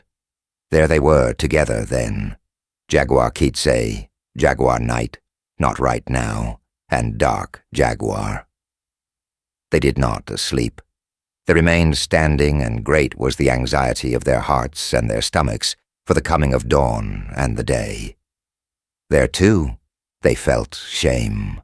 They were overcome with great sorrow, great suffering, and they were oppressed with pain. They had come that far. Oh, we have come without joy. If only we could see the rising of the sun. What shall we do now? If we lived in harmony in our country, why did we leave it? They said to each other, in the midst of their sadness and affliction and with mournful voices. They talked, but they could not calm their hearts, which were anxious for the coming of the dawn. The gods are seated in the ravines, in the forests. They are among the air plants, among the mosses. Not even a seat of boards were they given, they said. First there were Tohill, Avilix, and Hakavits. Great was their glory, their strength, and their power over the gods of all the tribes. Many were their miracles, and countless their journeys, and their pilgrimages in the midst of the cold, and the hearts of the tribes were filled with fear. But calm were the hearts of Jaguar Kiche, Jaguar Night, not right now, and dark Jaguar with respect to the gods. They felt no anxiety in their hearts for the gods whom they had received, and had carried on their backs when they came there from Tulan Zuiva, from there in the east. They were there, then, in the forest, now called Zaquiribal, Tohill's place, Pa Tohill, Avilix's place, Pavilix, Hakavits, Pa Hakavits. And next came the dawn, and light shone for our grandparents and our parents. Now we shall tell of the coming of the dawn and the appearance of the sun, the moon, and the stars. Here then is the dawn, and the coming of the sun, the moon, and the stars. Jaguar Kiche, Jaguar Night, not right now, and dark Jaguar were very happy when they saw the morning star, the sun carrier. It rose first, with shining face, when it came ahead of the sun. Immediately they unwrapped the incense which they had brought from the east, and which they had planned to burn, and then they untied the 3 gifts which they had planned to offer. The incense which Jaguar Kiche brought was called Mixtan Pom. The incense which Jaguar Night brought was called Kavixtan Pom, and that which Not Right Now brought was called Kabol Pom. The 3 had their incense and burned it when they began to dance facing toward the east. They wept for joy as they danced and burned their incense, their precious incense. Then they wept because they did not yet behold nor see the sunrise. But then the sun came up. The small and large animals were happy, and arose from the banks of the river, in the ravines, and on the tops of the mountains, and all turned their eyes to where the sun was rising. Then the puma and the jaguar roared. But first the bird called Parrot, Queletsu, burst into song. In truth, all the animals were happy, and the eagle, the white vulture. The small birds and the large birds stretched their wings. The priests and the sacrificers were kneeling. Great was the joy of the priests and sacrificers and of the people of Tamub and Ilokab and the people of Rabinal, the Kakshikel, those from Bird House, Tsiquinaha, and those from Sweatbath House, Tuhalha, Talk House, Uchabaha, Quiba House, Quibaha, from Yokes House, Batena, and the Mexican sovereigns, Yaqui Tepeu, all those tribes which exist today. And it was not possible to count the people. The light of dawn fell upon all the tribes at the same time. Instantly the surface of the earth was dried by the sun. Like a man was the sun when it showed itself, and its face glowed when it dried the surface of the earth. Before the sun rose, damp and muddy was the surface of the earth, before the sun came up. But then the sun rose and came up like a man, and its heat was unbearable, It showed itself when it was born, and remained fixed in the sky like a mirror. Certainly it was not the same sun which we see. It is said in their old tales. Immediately afterward, Tohill, Avalix, and Hakavits were turned to stone, together with the deified beings, the puma, the jaguar, the snake, the cantil, and the hobgoblin. Their arms became fastened to the trees when the sun, the moon, and the stars appeared. All alike were changed into stone. Perhaps we should not be living today because of the voracious animals, the puma, the jaguar, the snake, and the cantil, as well as the hobgoblin. Perhaps our power would not exist if these first animals had not been turned into stone by the sun. When the sun arose, the hearts of Jaguar Kiche, Jaguar Night, Not Right Now, and Dark Jaguar were filled with joy. Great was their joy when it dawned. And there were not many men at that place. Only a few were there on the mountain Hakavits. Their dawn came to them. There they burned their incense and danced, turning their gaze toward the east, whence they had come. There were their mountains and their valleys, whence had come Jaguar Kiche, Jaguar Night, Not Right Now, and Dark Jaguar, as they were called. But it was here where they multiplied, on the mountain, and this was their town. Here they were, too, when the sun, the moon, and the stars appeared, when it dawned and the face of the earth and the whole world was lighted. Here, too, began their song, which they call Kamuku. They sang it, but only the pain in their hearts and their innermost selves they expressed in their song. Oh, pity us. In Tulan we were lost, we were separated, and there our older and younger brothers stayed. Ah, we have seen the sun. But where are they now, that it has dawned? So said the priests and the sacrificers of the Mexican, Yaqui. Because in truth, the so-called Tohill is the same god of the Mexican, the one called Yolcuat, Quetzalcoatl. We became separated there in Tulan, in Zuiva. From there we went out together, and there our race was created when we came, they said to each other. Then they remembered their older brothers and their younger brothers, the Mexican, Yaqui, to whom dawn came there in the land which today is called Mexico. Part of the people remained there in the east, those called Sovereign Oliman, Tepeu Oliman, who stayed there, they say. They felt much grief in their hearts, there in Hakavits, and sad, too, were the people from Tamub and Ilocab, who were also there in the forest, called Tam tribe, Amaktan. Where dawn came to the priests and sacrifices of Tamub, and to their god, who also was Tohill, because one and the same was the name of the god of the 3 branches of the Kiche people. And this is also the name of the god of the people of Rabinal, for there is little difference between that and the name of Hunto, as the god of the people of Rabinal is called. For that reason, it is said, they wanted to make their speech the same as that of the Kiche. Well, the speech of the Kaqchiquel is different, because the name of their god was different when they came from there, from Tulan Zuiva. Snake Tooth, Tzotziha Chimalcan, was the name of their god, and today they speak a different tongue. And also from their god, the families of Keeper of the Bat Mat, Apozotzil, and Keeper of the Dance Mat, Apoxa, as they are called, took their names.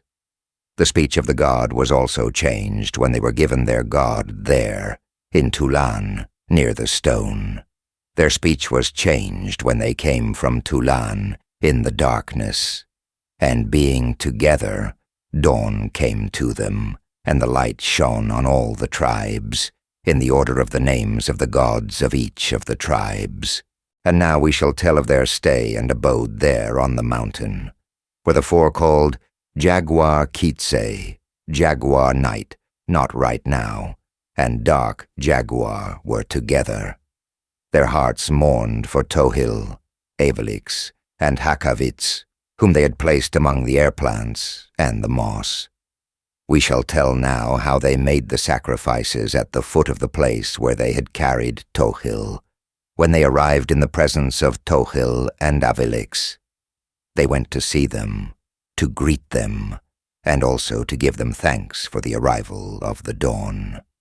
They were in the thicket amidst the stones, there in the woods, and only by magic art did they speak when the priests and sacrificers came before Tohill. They did not bring great gifts, only resin, the remains of the gum, called noh, and marigolds, pericon, they burned before their gods. Then Tohill spoke. Only by a miracle he gave counsel to the priests and sacrificers. And the gods spoke and said, "Truly here shall be our mountains and our valleys. We are yours. Great shall be our glory, and numerous our descendants, through the work of all men. Yours are all the tribes, and we, your companions. Care for your town, and we shall give you your learning. Do not show us before the tribes when we are angered by the words of their mouths, or because of their conduct. Neither shall you permit us to fall into a snare. Give us instead the creatures of the woods and of the fields, and also the female deer and the female birds. Come and give us a little of your blood. Have pity upon us. You may have the skins of the deer and guard us from those whose eyes have deceived us."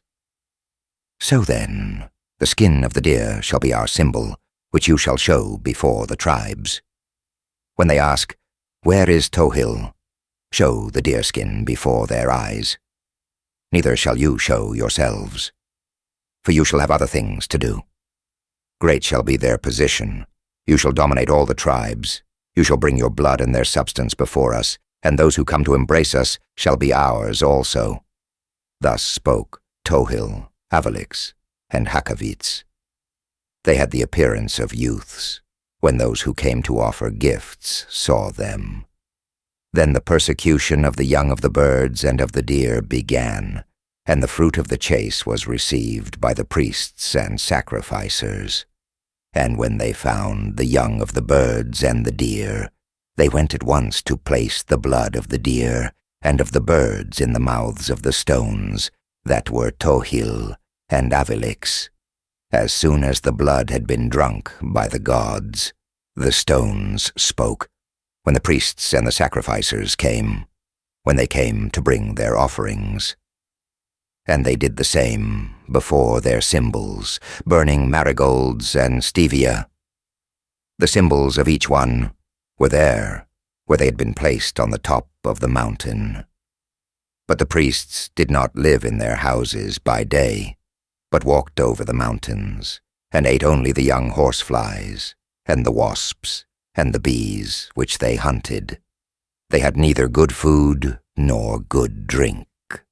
And neither were the roads from their homes known, nor did they know where their wives had remained.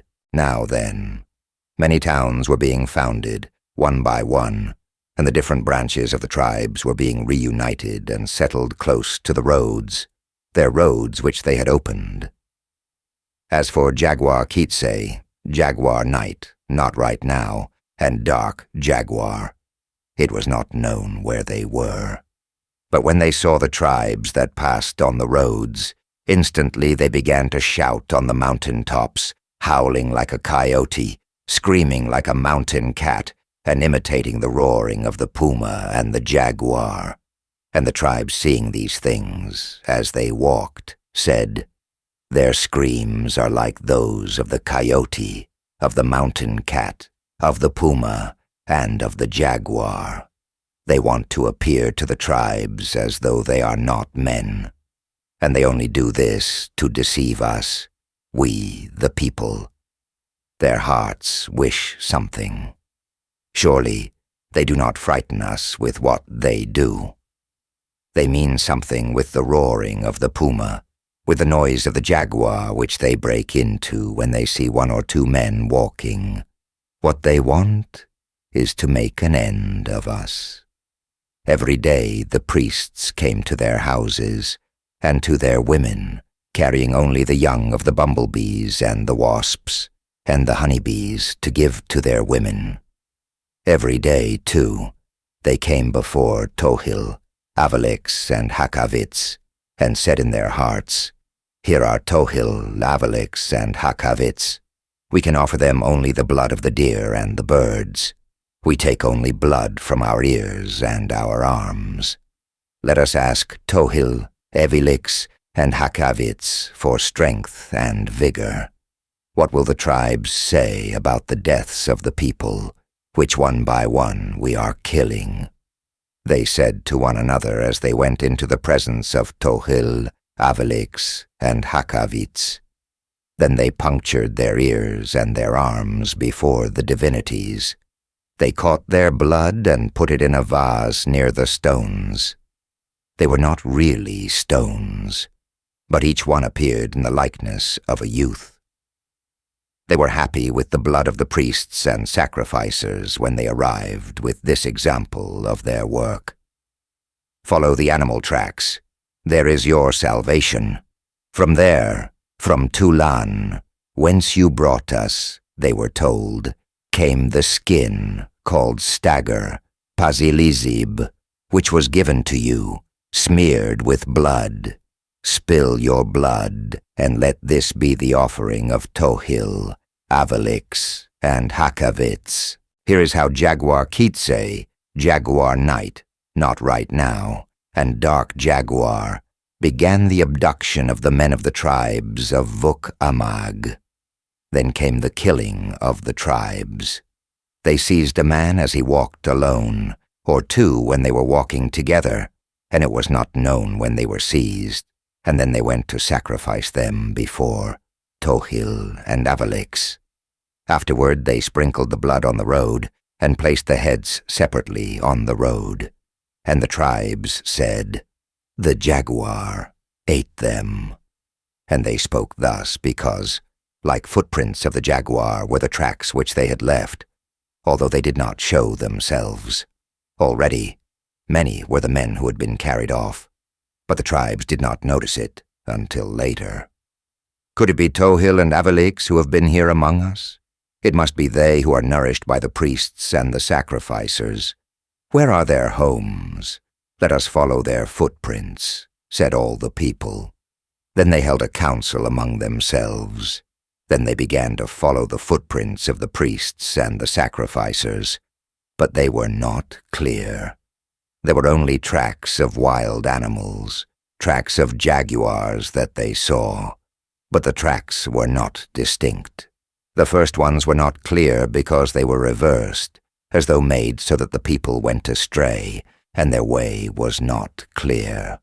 A mist formed, a black rain fell and made much mud, and it began to drizzle. This was what the people saw before them, and their hearts became weary of searching and following them on the roads.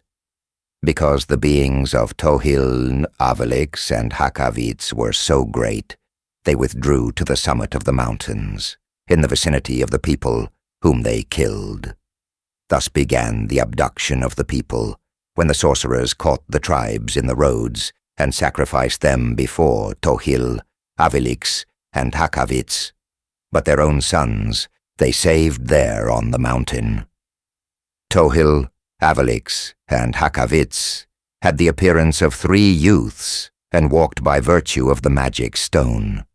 There was a river in which they bathed, at the edge of the water, and only there did they appear. For this reason it was called In the Bathing Place of Tohill, and this was the name of the river.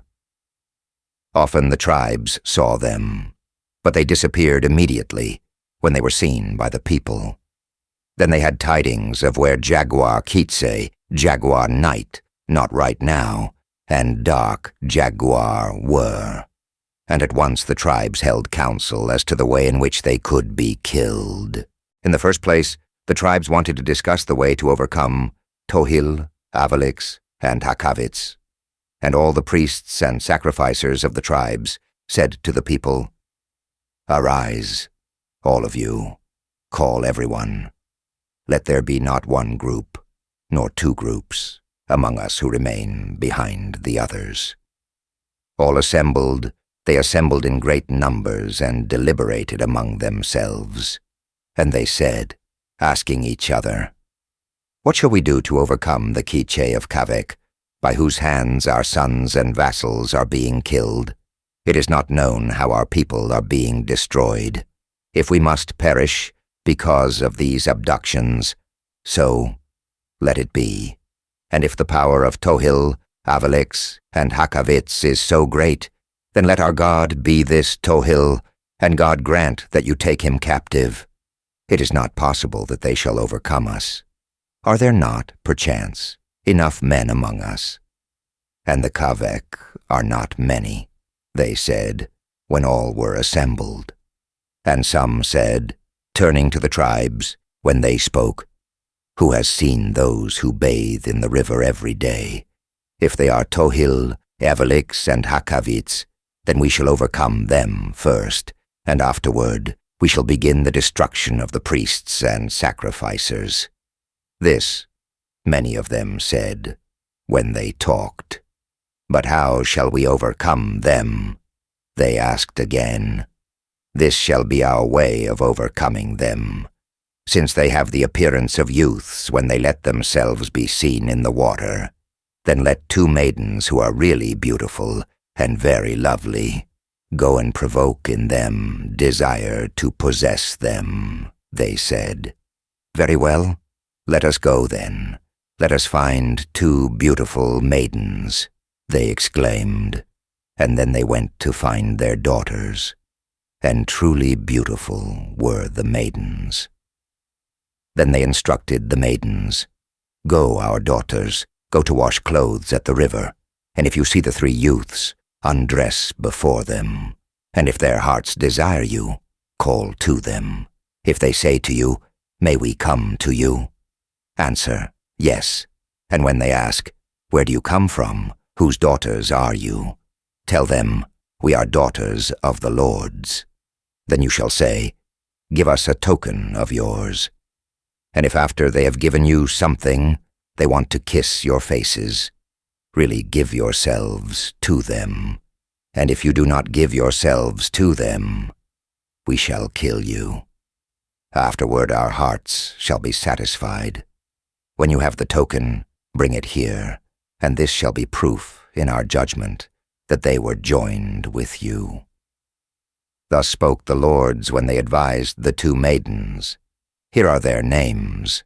Lust Woman, Exta, was the name of one of the maidens, and the other was Wailing Woman, Wa Ixpuch. And the two maidens, Lust Woman, Exta, and Wailing Woman, Expuch, were sent to the river, to the bathing place of Tohill, Avalix, and Hakavits. This is what was decided by all the tribes. They went at once, well adorned, and they were truly very beautiful when they went there, where Tohill was bathing, so that they would be seen when they were washing. When they went, the lords were happy, because they had sent their two daughters. As soon as the latter arrived at the river, they began to wash. The two had already taken off their clothes and were bending over the stones when Tohill, Avalix, and Hakavits came. They came there to the edge of the river and paused a moment, surprised to see the two young girls who were washing, and the girls became ashamed at the moment when Tohill came. But the two girls did not appeal to Tohill, and then he asked them, "Where did you come from?" Thus he asked the two maidens, and added, "What do you want that you come here to the edge of our water?"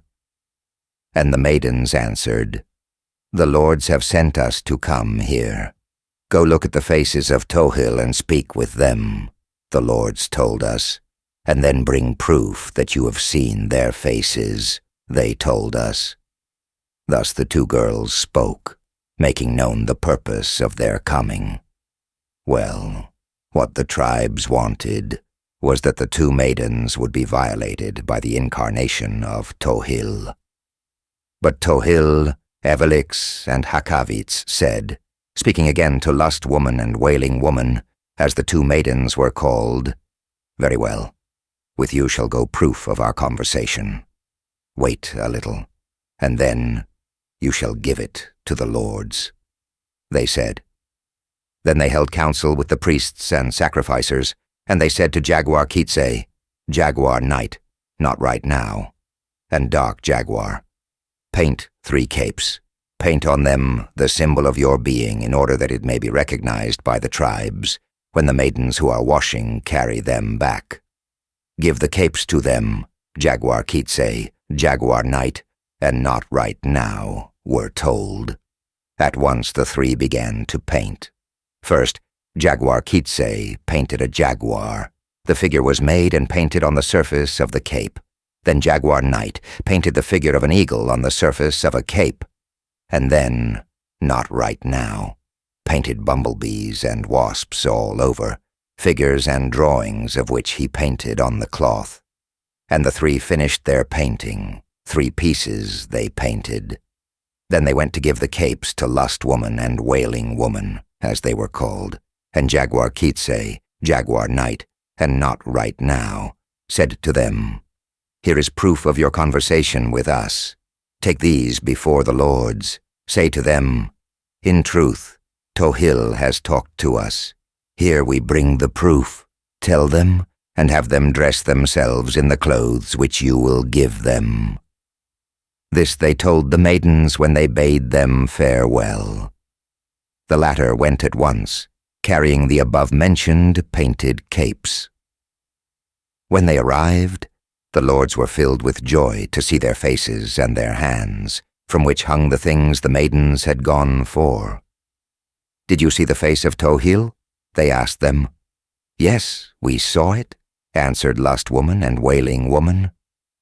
"Very well, and you bring the token, do you not?" the lords asked, thinking that this was the proof of their sin. Then the maidens held out the painted capes, all covered with the figures of jaguars and eagles, and covered with bumblebees and wasps, painted on the surface of the cloth and which shone before them. At once they felt a desire to put the capes on. The jaguar did nothing when the Lord threw the first painting on his back. Then the Lord put on the second painting, with the figure of the eagle.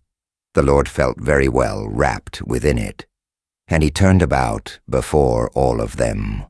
Then he undressed before all, and put on the third painted cape. And now he had on himself the bumblebees and wasps which were on it. Instantly the bumblebees and the wasps stung his flesh, and not being able to suffer the stings of these insects, he began to scream, because of the insects whose figures were painted on the cloth, the painting of Not Right Now, which was the third one that had been painted. Thus they were overcome. Then the lords reprimanded the 2 maidens named Lust Woman and Wailing Woman. "What kind of clothes are those which you have brought?" "Where did you go to bring them, you devils?" they said to the maidens when they reprimanded them. All the people were overcome by Tohill. Well, what the lords wanted was that Tohill should have gone to amuse himself with Lust Woman and Wailing Woman, and that the maidens would have become whores, for the tribes believed that they would serve to tempt them. But it was not possible that they should overcome them, thanks to those miraculous men. Jaguar Kiche, Jaguar Night, Not Right Now, and Dark Jaguar. Afterwards the tribes held council again. "What shall we do with them? In truth, their estate is very great," they said when they assembled again in council. "Well then, we shall waylay them, we shall kill them, we shall arm ourselves with bows and with shields. Perchance, are we not many? Let there not be 1 or 2 among us who remains behind." This they said when they held council, and all the people armed. Many were the warriors when all the people gathered together for the killing. Meanwhile, there were Jaguar Kiche, Jaguar Night, Not Right Now, and Dark Jaguar. They were on the mountain Hakavits, on the hill of this name. They were there in order to save their sons who were on the mountain. And they did not have many people. They did not have multitudes, such as the multitudes of the tribes. The summit of the mountain where they had their place was small, and for that reason when the tribes assembled together and rose, they decided to kill all of them. In this manner, then, took place the reunion of all the people, all armed with their bows and their shields. It is impossible to describe the richness of their arms. The appearance of all the chiefs and men was very beautiful, and certainly all obeyed their orders. They shall positively be destroyed, and as for Tohill, he shall be our god. We shall worship him if we take him prisoner, they said to each other. But Tohill knew everything, and so did Jaguar Kiche, Jaguar Night, and Not Right Now. They heard all the plans because they did not sleep or rest from the time the warriors armed themselves. Then all the warriors rose up and started out on the road, intending to enter the town by night.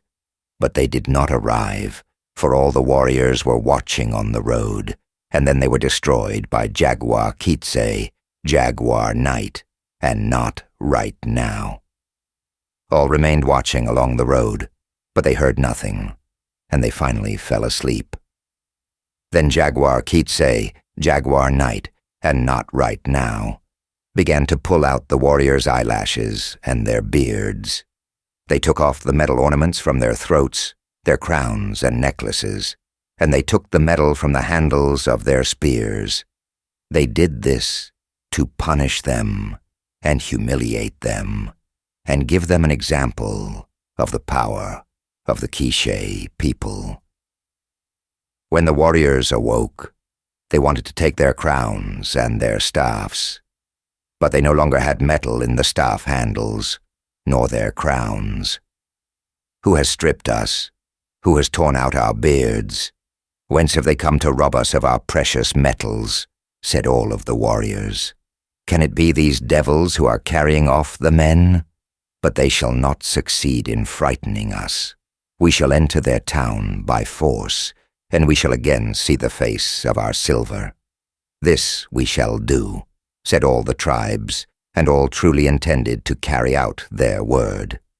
Meanwhile, the hearts of the priests and the sacrificers on the summit of the mountain were calm, and Jaguar Kiche, Jaguar Night, Not Right Now, and Dark Jaguar having talked together, they built a wall at the edge of the town and enclosed it with boards and thorns.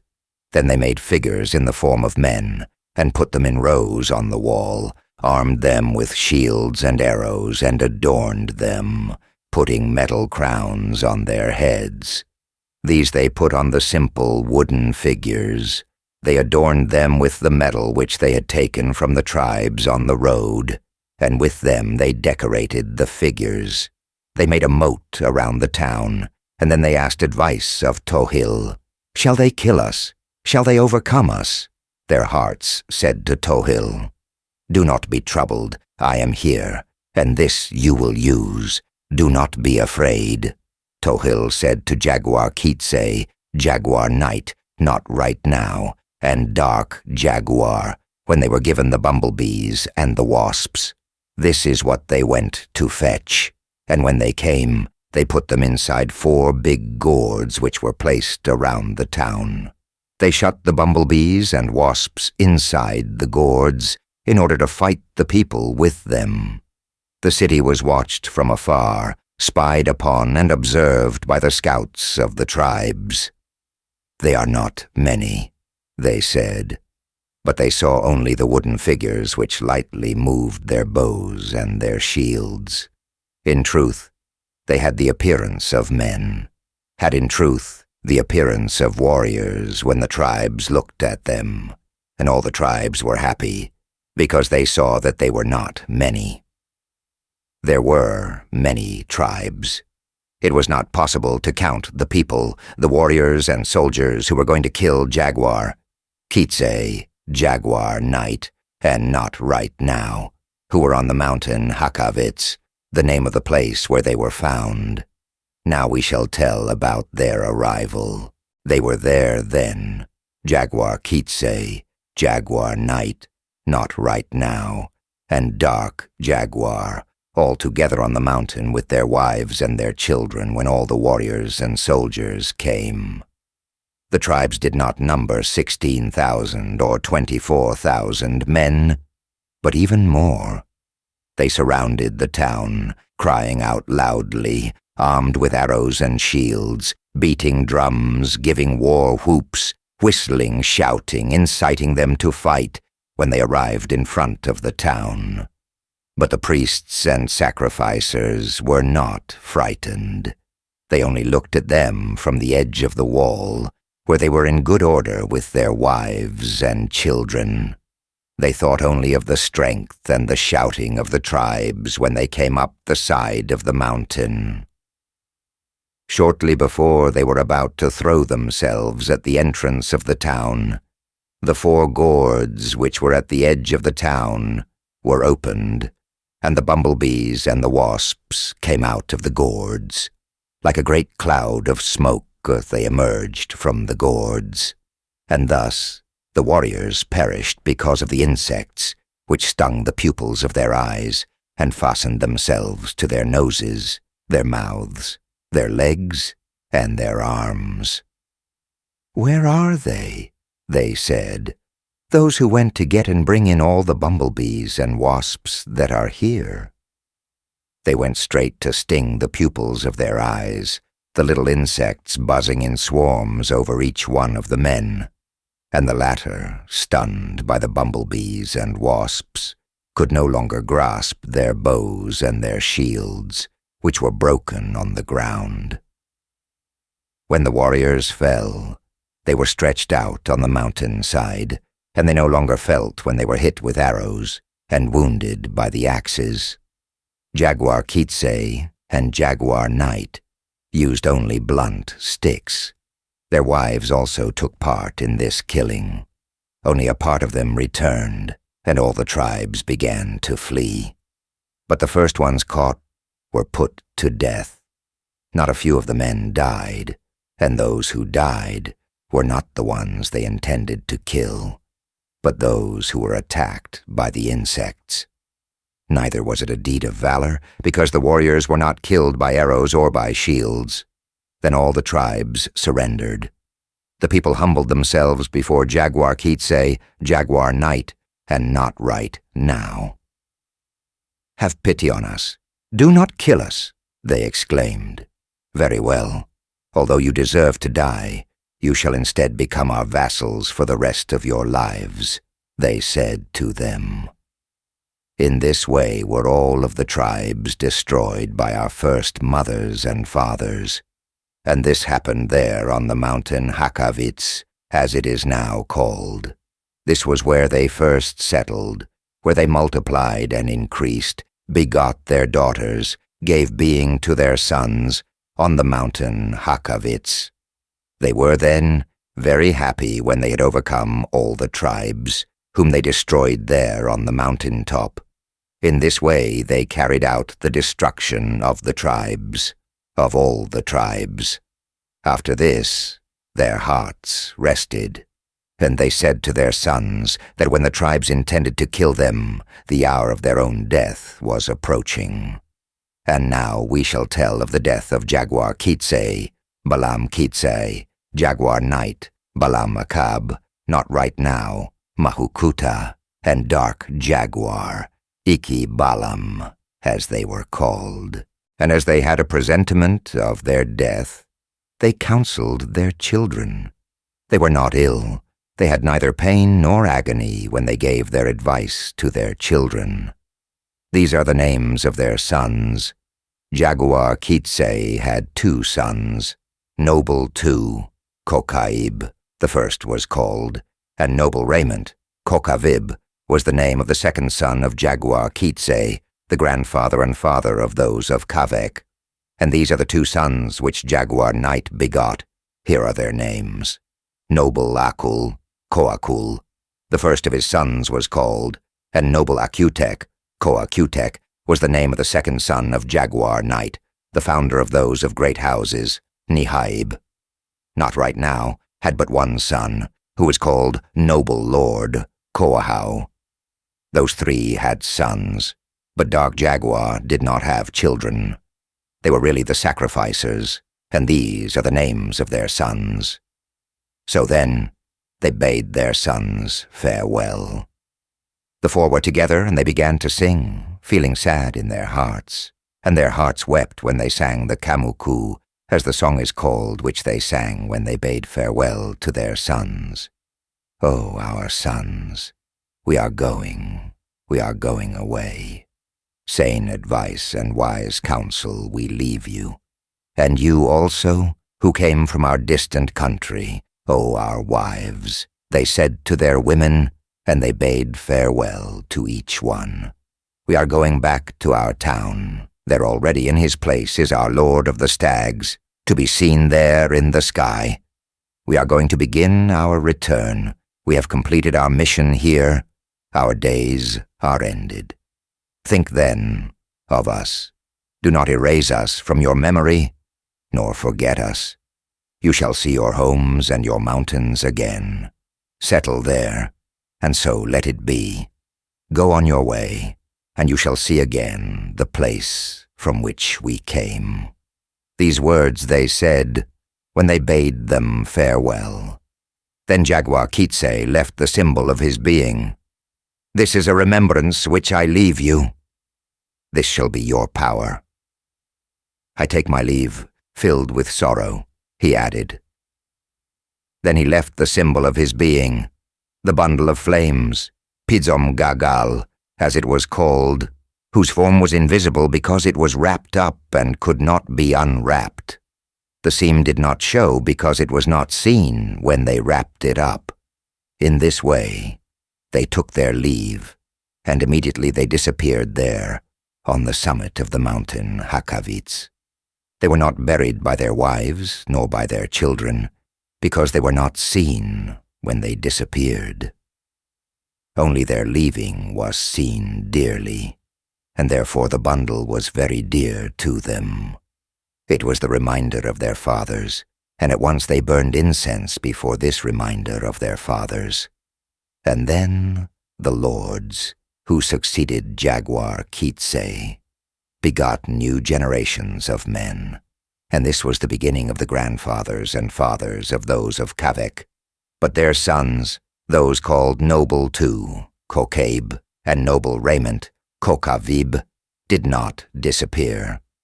In this way, the four died, our first grandfathers and fathers.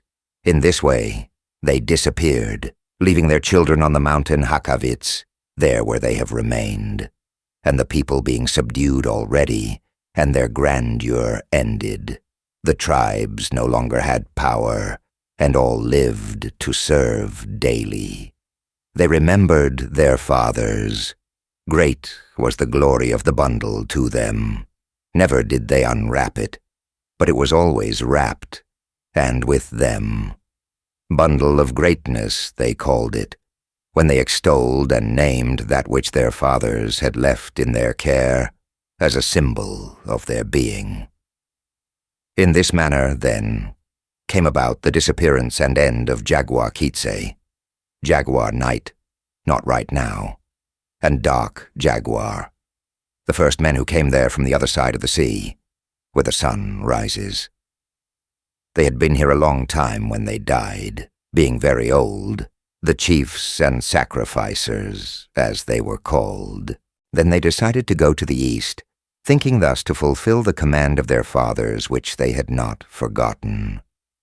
It had been a long time since their fathers had died, when the tribes gave them their wives, and thus they acquired many relatives-in-law, when the three took wives, and starting on their journey, they said, "We are going to the east, there whence came our fathers." so they said when the 3 sons set out. One was called Noble II, Kokaib, and he was the son of Jaguar Kiche of the Kevek. The one called Noble Akutek, Kokutek, was son of Jaguar Knight of the great houses, Nihaib, and the other called Noble Lord, Koahau, was son of Not Right Now of the Lord Kiche, Ahau Kiche. These then are the names of those who went there to the other side of the sea. The 3 went then, and were endowed with intelligence and experience, but they were not common men. They took leave of all their brothers and relatives, and left joyfully. "We shall not die. We shall return," said the 3, when they left. Certainly they crossed the sea when they came there to the east, when they went to receive the investiture of the kingdom. And this was the name of the Lord, King of the East, where they went. When they arrived before Lord Naxit, which was the name of the great Lord, the only supreme judge of all the kingdoms, he gave them the insignia of the kingdom and all its distinctive symbols. Then came the insignia of Keeper of the Mat, Apop, and Keeper of the Reception House Mat, Apop Kamha, and then the insignia of the grandeur and the sovereignty of the Keeper of the Mat, Apop, and the Keeper of the Reception House Mat, Apop Kamha. And Naxit ended by giving them the insignia of royalty, which are the canopy, the throne, the flutes of bone, the cham-cham, yellow beads, puma claws, jaguar claws, the heads and feet of the deer, dais, snail shells, tobacco, little gourds, parrot feathers, standards of royal aigrette feathers, tatum, and caxcon. All the foregoing they carried, those who came after going to the other side of the sea to receive the paintings of Tulan, the paintings as these were called, in which they wrote their histories. Then, having arrived at their town called Hakavits, all the people of Tamub and of Ilokab assembled there. All the tribes were assembled and were filled with joy when Noble II, Noble Akutek, and Noble Lord arrived, and there they again assumed the rule of the tribes. The people of Rabinal, the Kakchikel, and the people of Birdhouse, Zikinaha, rejoiced. Before them they showed the insignia of the grandeur of the kingdom. Great, too, were the tribes, although they had not finished showing their might.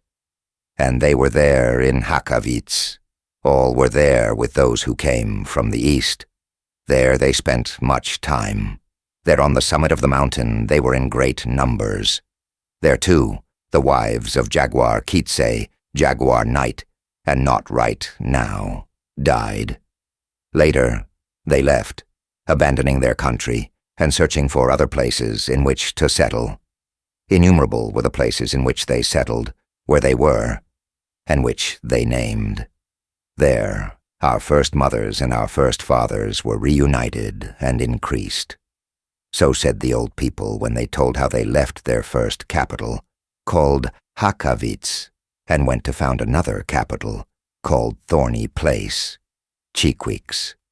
They were a long time in this other town, where they had daughters and sons. There were many of them there, and there were 4 other places, to each of which they gave the name of their town. Their daughters and sons married.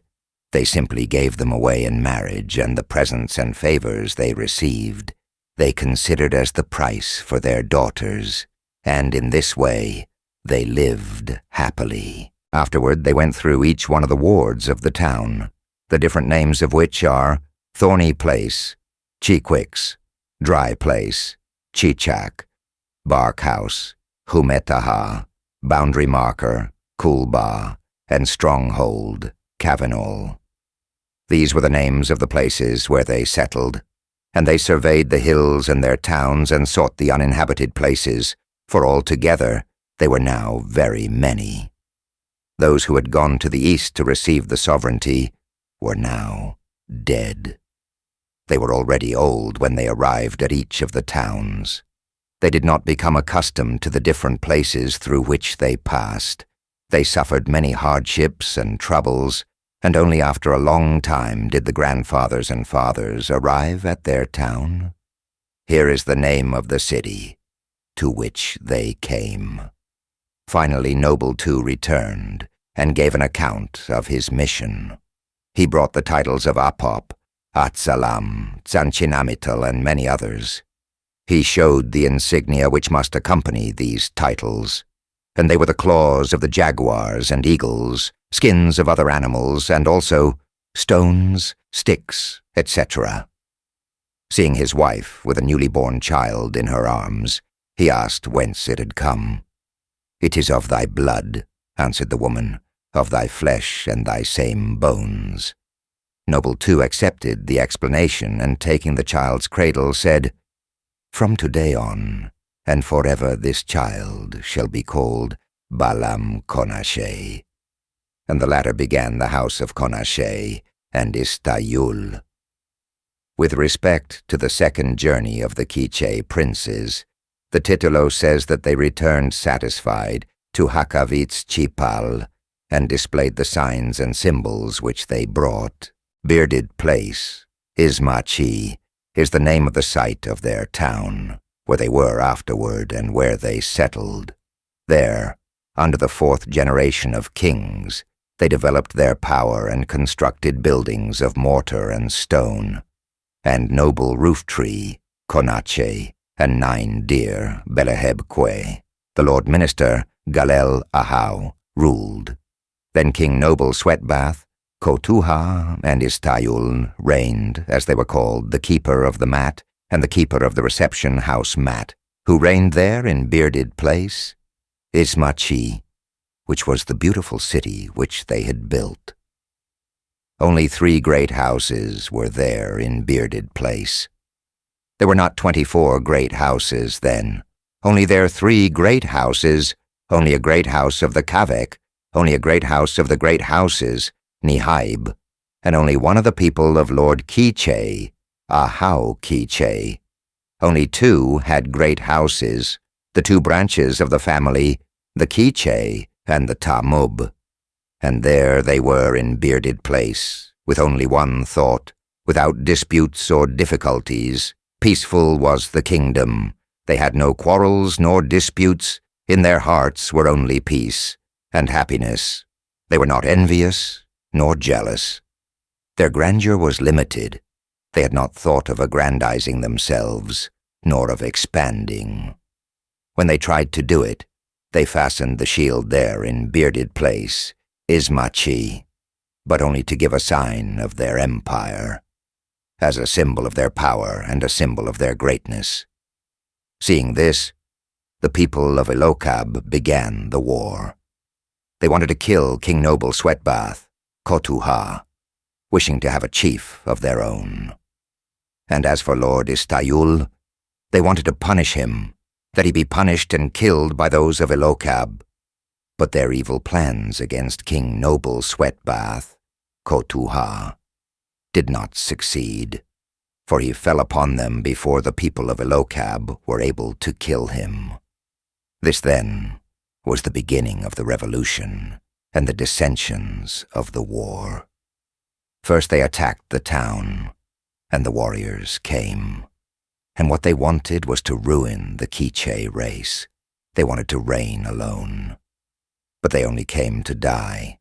They were captured and fell into captivity, and few among them succeeded in escaping. Immediately afterward, the sacrifices began. The people of Elokab were sacrificed before the god, and this was the punishment for their sins by order of King Noble Sweatbath. Many also fell into slavery and servitude. They only went to give themselves up to be overcome because of having arranged the war against the lords and against the town. The destruction and ruin of the Kiche race and their king was what they wished, but they did not succeed in accomplishing it. In this way the sacrifice of men began before the gods, when the War of the Shields broke out, which was the reason that they began the fortifications of the city of Bearded Place, Ismachi. There began and originated their power, because the empire of the king of the Kiche was really large. They were in every sense marvelous kings. There was no one who could dominate them, neither was there anyone who could humble them. And at the same time, they were the builders of the grandeur of the kingdom, which they had founded there, in Bearded Place, Ismachi. There the fear of the gods waxed. They were inspired with awe, and the tribes large and small were filled with fear, for they saw the arrival of the captives, those who were sacrificed and killed because of the power and sovereignty of King Noble Sweatbath, Kotuha, the king Istayul, and the people of great houses, Nihaib, and Lord Kiche, Ahau Kiche. There were only 3 branches of the Kiche family there in Bearded Place, as the town was called, and there they also began the feasts and drinking for their daughters when suitors came to ask for them in marriage. There the so-called 3 great houses gathered, and there they drank their drinks. There they also ate their food, which was the price of their sisters, the price of their daughters, and their hearts were joyful when they did it, and they ate and drank in the great houses. In this way we show our gratitude, and thus we open the road for our posterity and our descendants.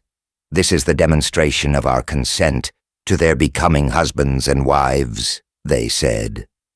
There they identified themselves, and there they took their names. They distributed themselves in clans in the 7 principal tribes and in cantons.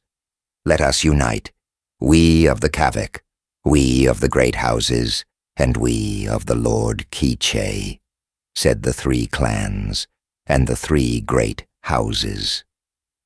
For a long time they were there in Bearded Place, until they found and saw another town, and abandoned that of Bearded Place. After they had left there, they came here to the town of Rotten Cane, Gumarka, as the Kiche named it, when King's Noble Sweatbath, Kotuha, and Plumed Serpent, Gukumats, and all the lords came. There had then begun the 5th generation of men, since the beginning of civilization and of the population, the beginning of the existence of the nation. There, then, they built many houses, and at the same time constructed the temple of the gods. In the center of the high part of the town, they located it when they arrived and settled there. Then their empire grew. They were very numerous when they held their council in their great houses. They reunited, but later divided, because dissensions had arisen, and jealousies grew up amongst them over the price for their sisters and their daughters, and because they no longer drank together.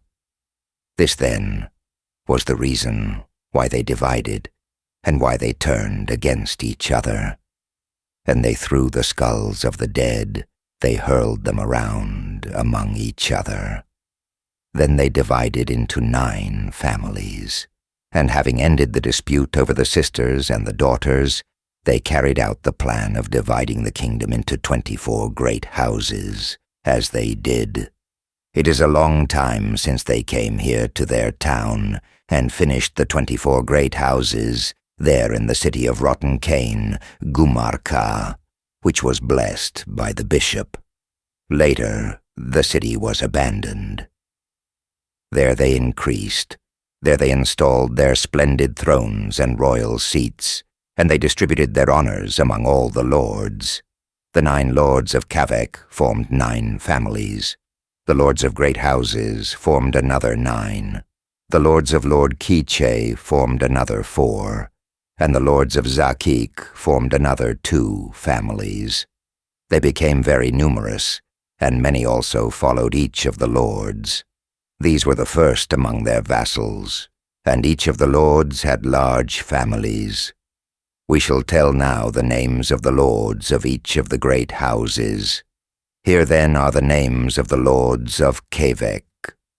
The first of the lords was keeper of the mat, Pop. Then keeper of the reception house mat, Pop Kamha. Keeper of Tohill, Tohill. Keeper of the plumed serpent, Gukumats. Master of ceremonies for the Kaveks, Nimchoko Kavek. Counselor of the store, Popol Vinak Chitui. Quene emissary, Lolmet Quene. Counselor in the ball court, Popol Vinak Pahom Tsalats. And master of the reception house, Uchuch Kamha. These then were the lords of Kavek, 9 lords, each one of which had his great house, which afterward will appear again. Here then are the lords of great houses. The first was Lord Minister, Ahau Galel, then Lord Herald, Ahau Atsik Vinak, Minister of the Reception House, Galel Kamha, Chief of the Reception House, Nima Kamha, Master of the Reception House, Uchuch Kamha, Master of Ceremonies for the Great Houses, Nimchoko Nihai Bab, Avalix, Yakolatam, or Corner of the Mat, Utzampop Zalklatol, and Chief Yoltuk's Emissary, Nimalolmet Wikoltux, the 9 lords of great houses. And as for those of Lord Kiche, these are the names of the lords: Herald, Atsik Vinak, Lord Emissary, Ahau Lolmet, Lord Master of the Ceremonies, Ahau Nim Choko Ahau, and Lord Hakavitz, Ahau Hakavitz, 4 lords of Lord Kiche, in the order of their great houses. And the house of Zakik had 2 families, the Lord Korntassel house, Zutuha, and minister for the Zakik, Galel Zakik. These 2 lords had only 1 great house. In this way, the number of the 24 lords was completed, and the 24 great houses came into being. Thus the grandeur and power of the sons of the Kiche grew, when they built the town of the ravines out of stone and mortar. Then the small tribes and the great tribes came before the king.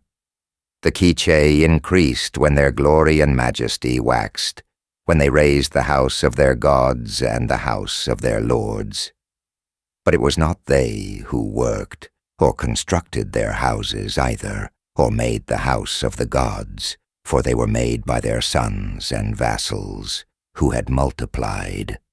And they were not cheating them, nor robbing them, nor seizing them by force, because in reality each belonged to the lords, and many of their brothers and relatives had come together and had assembled to hear the commands of each of the lords. The lords were really loved, and great was their glory. And the sons and the vassals held the birthdays of the lords in great respect, when the inhabitants of the country and the city multiplied. But it did not happen that all the tribes delivered themselves up, and neither did the inhabitants of the country and towns fall in battle, but instead they increased, because of the marvels of the lords, King Plumed Serpent, Gukumats, and Lord Noble Sweatbath, King Kotuha. Plumed Serpent was truly a marvelous king. For 7 days he mounted to the skies, and for 7 days he went down into Xibalba. 7 days he changed himself into a snake and really became a serpent. For 7 days he changed himself into an eagle. For 7 days he became a jaguar. And his appearance was really that of an eagle and a jaguar. Another 7 days he changed himself into clotted blood and was only motionless blood. The nature of this king was really marvelous, and all the other lords were filled with terror before him. Tidings of the wonderful nature of the king were spread, and all the lords of the towns heard it. And this was the beginning of the grandeur of the Kiche, when King Plumed Serpent, Gukumats, gave these signs of his power. His sons and his grandsons never forgot him, and he did not do this in order to be an extraordinary king. He did it as a means of dominating all the towns, as a means of showing that only one was called upon to be chief of the people. The generation of the wonderful king called Plumed Serpent was the 4th generation, and Plumed Serpent was also the keeper of the mat and the keeper of the reception house mat. They left successors and descendants who reigned and ruled and begot children and did many things. Tepepul and Istayul, whose reign was the 5th generation of kings, were begotten, and in the same way, each of the generations of these lords had succession. Here are the names of the 6th generation of kings. There were 2 great kings. The first was called Kiche, and the other Kavizima, and they performed heroic deeds and aggrandized the Kiche, for surely they were of marvelous nature. Here is the destruction and division of the fields and the towns of the neighboring nations, small and large. Among them was that which in olden times was the country of the Cachiquel, the present Nettles Heights, Chuvila, and the country of the people of Rabinal, place of spilt water, Pamaca, the country of the people of Cauque, Plaster House, Zacabaha, and the towns of the peoples of White Earths, Zaculo, of Hot Spring Heights, Chuvimikina, Under 10, Zelahu, front of the monument, Chuvatzak, and Willow Tree, Zoloche. These peoples hated Kikab. He made war on them and certainly conquered and destroyed the fields and towns of the people of Rabinal, the Cachiquel, and the people of White Earths, Zaculo. He came and conquered all the towns, and the soldiers of Kikab carried his arms to distant parts. 1 or 2 tribes did not bring tribute, and then he fell upon all the towns, and they were forced to bring tribute to Kikab and Kavizima. They were made slaves, they were wounded, and they were killed with arrows against the trees to which they had been tied, and for them there was no longer any glory, they no longer had power. In this way came about the destruction of the towns, which were instantly razed to the ground. Like a flash of lightning which strikes and shatters the rock, so in an instant were the conquered people filled with terror. Before Colche, as a symbol of a town destroyed by him, there is now a pile of stones, which look almost as if they had been cut with the edge of an axe. It is there on the coast, called Petatayub, and it may be clearly seen today by people who pass as proof of the valor of Kikab.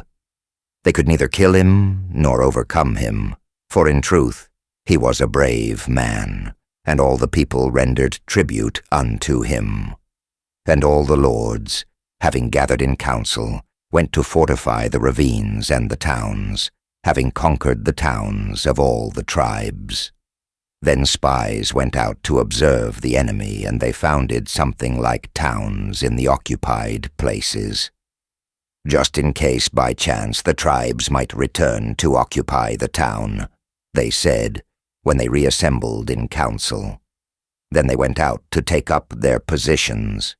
These shall be like our forts and our town, our walls and defenses. Here shall our valor and our manhood be proved, said all the lords, when they went to take up the position assigned to each clan in order to fight the enemy. And having received their orders, they went to the places that had been founded in the land of the tribes. Go there, for now it is our land.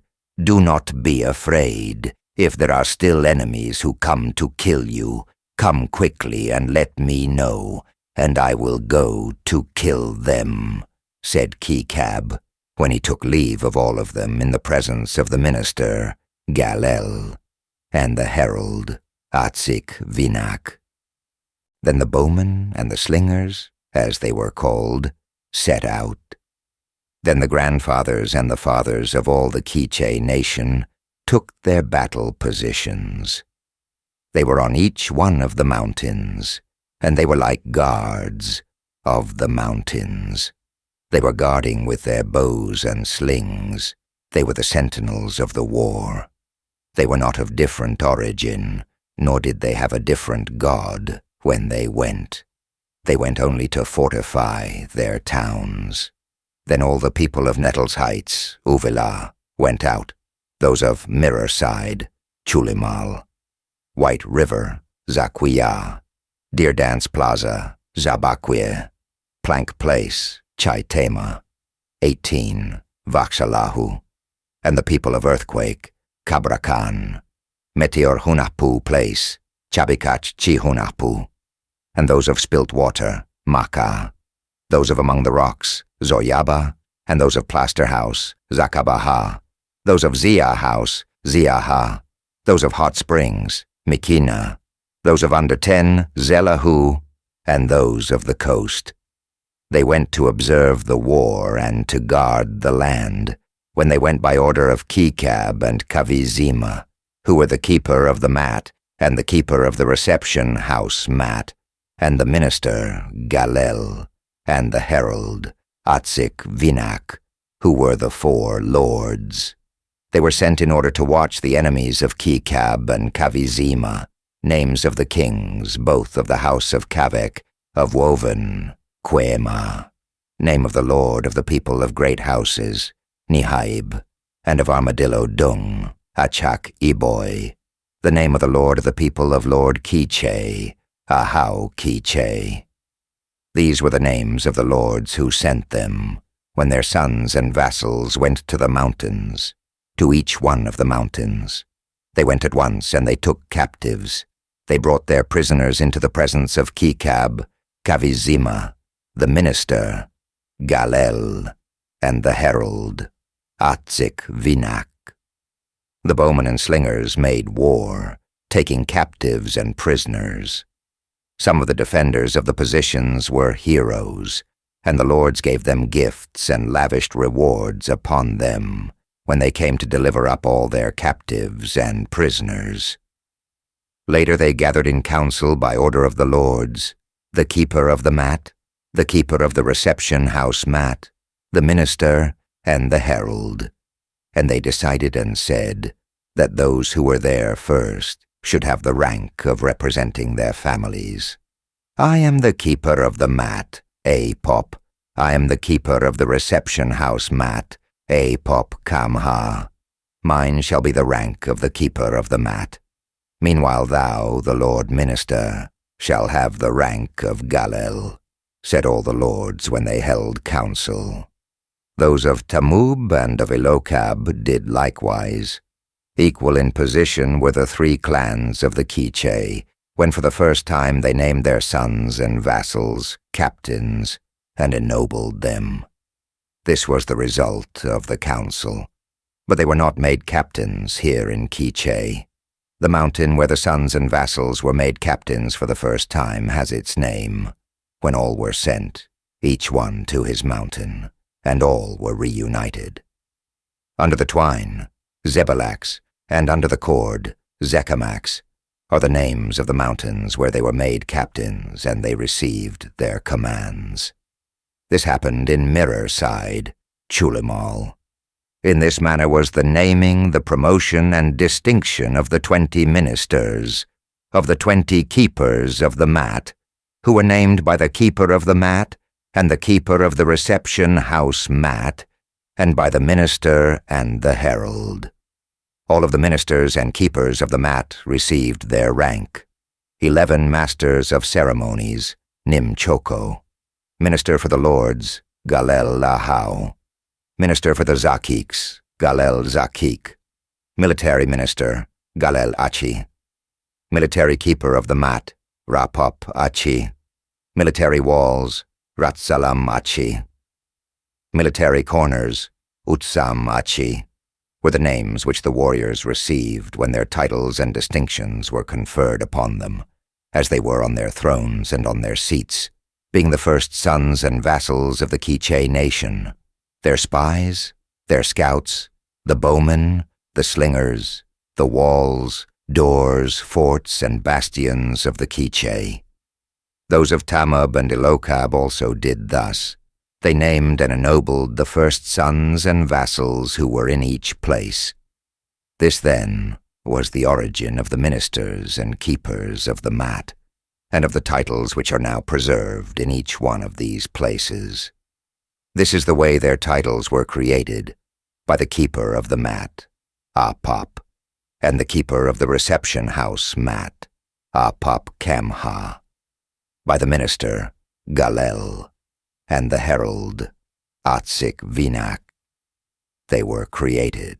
We shall now tell of the house of the gods. The house was also given the same name as the gods. The great edifice of Tohill was the name of the temple of Tohill, of those of Kavek. Avilix was the name of the temple of Avilix, of the people of great houses, Nihaib. And Hakavitz was the name of the temple of the gods of the people of Lord Kiche, Ahau Kiche. Corntassel, Tsutuha, which is seen in Kahbaha, is the name of a large edifice in which there was a stone which all the lords of Kiche worshipped, and which was also worshipped by all the tribes. The people first offered their sacrifices before Tohill, and afterward went to pay their respects to the keeper of the mat and the keeper of the reception house mat. Then they went to present their gorgeous feathers and their tribute before the king. And the kings whom they maintained were the keeper of the mat and the keeper of the reception house mat, who had conquered their towns. Great lords and wonderful men were the marvelous kings, plumed serpent, Gukumats, and noble sweatbath, Kotuha, the marvelous kings, Kikab and Kavizima. They knew if there would be war, and everything was clear before their eyes. They saw if there would be death and hunger, if there would be strife. They well knew that there was a place where it could be seen, that there was a book which they called the Council Book, Popol Vuh. But not only in this way was the estate of the lords great. Great also were their fasts, and this was in recognition of their having been created, and in recognition of their having been given their kingdoms. They fasted a long time, and made sacrifices to their gods. Here is how they fasted. 9 men fasted, and another 9 made sacrifices, and burned incense. 13 more men fasted, and another 13 more made offerings, and burned incense before Tohill. And while before their god, they nourished themselves only with fruits, with zapotes, matasanos, and jocotes, and they did not eat any tortillas. Now if there were 17 men who made sacrifice, or 10 who fasted, the truth is, they did not eat. They fulfilled their great precepts, and thus showed their position as lords. Neither had they women to sleep with, but they remained alone, fasting. They were in the house of God. All day they prayed, burning incense and making sacrifices. Thus they remained from dusk until dawn, grieving in their hearts and in their breasts, and begging for happiness and life for their sons and vassals as well as for their kingdom, and raising their faces to the sky. Here are their petitions to their God when they prayed, and this was the supplication of their hearts. O thou beauty of the day, thou hurricane, Huracan, thou heart of heaven and of earth, thou giver of richness and giver of the daughters and the sons, turn toward us your power and your riches, grant life and growth unto my sons and vassals. Let those who must maintain and nourish thee multiply and increase, those who invoke thee on the roads, in the fields, on the banks of the rivers, in the ravines, under the trees, under the vines. Give them daughters and sons. Let them not meet disgrace nor misfortune.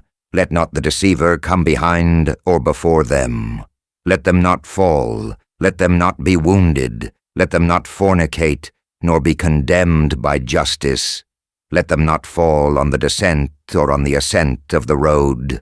Let them not encounter obstacles back of them or before them, nor anything which strikes them. Grant them good roads, beautiful, level roads. Let them not have misfortune, nor disgrace, through thy fault, through thy sorceries. Grant a good life to those who must give thee sustenance and place food in thy mouth, in thy presence, to thee, heart of heaven, heart of earth, bundle of majesty. And thou, Tohill, thou, Avalix, thou, Hakavits, arch of the sky, surface of the earth, the four corners, the four cardinal points. Let there be but peace and tranquility in thy mouth, in thy presence, O God. Thus spoke the lords, while within the 9 men fasted, the 13 men and the 17 men. During the day they fasted, and their hearts grieved for their sons and vassals, and for all their wives and their children, when each of the lords made his offering. This was the price of a happy life, the price of power, the price of the authority of the keeper of the mat, of the keeper of the reception house mat, of the minister and of the herald. 2 by 2 they ruled, each pair succeeding the other in order to bear the burden of the people of all the Kiche nation. One only was the origin of their tradition, and one only the origin of the manner of maintaining and sustaining, and one only, too, was the origin of the tradition and the customs of those of Tamub and Ilokab, and the people of Rabinal and the Kakchikel, those of Birdhouse, Tsikinaha, of Tuhalaha and Talkhouse, Uchabaha. And there was but one trunk, a single family, when they heard there in Kiche what all of them were to do. But it was not only thus that they reigned. They did not squander the gifts of those whom they sustained and nourished, but they ate and drank them. Neither did they buy them. They had won and seized their empire, their power, and their sovereignty. And it was not at small cost that they conquered the fields and the towns. The small towns and the large towns paid high ransoms. They brought precious stones and metals.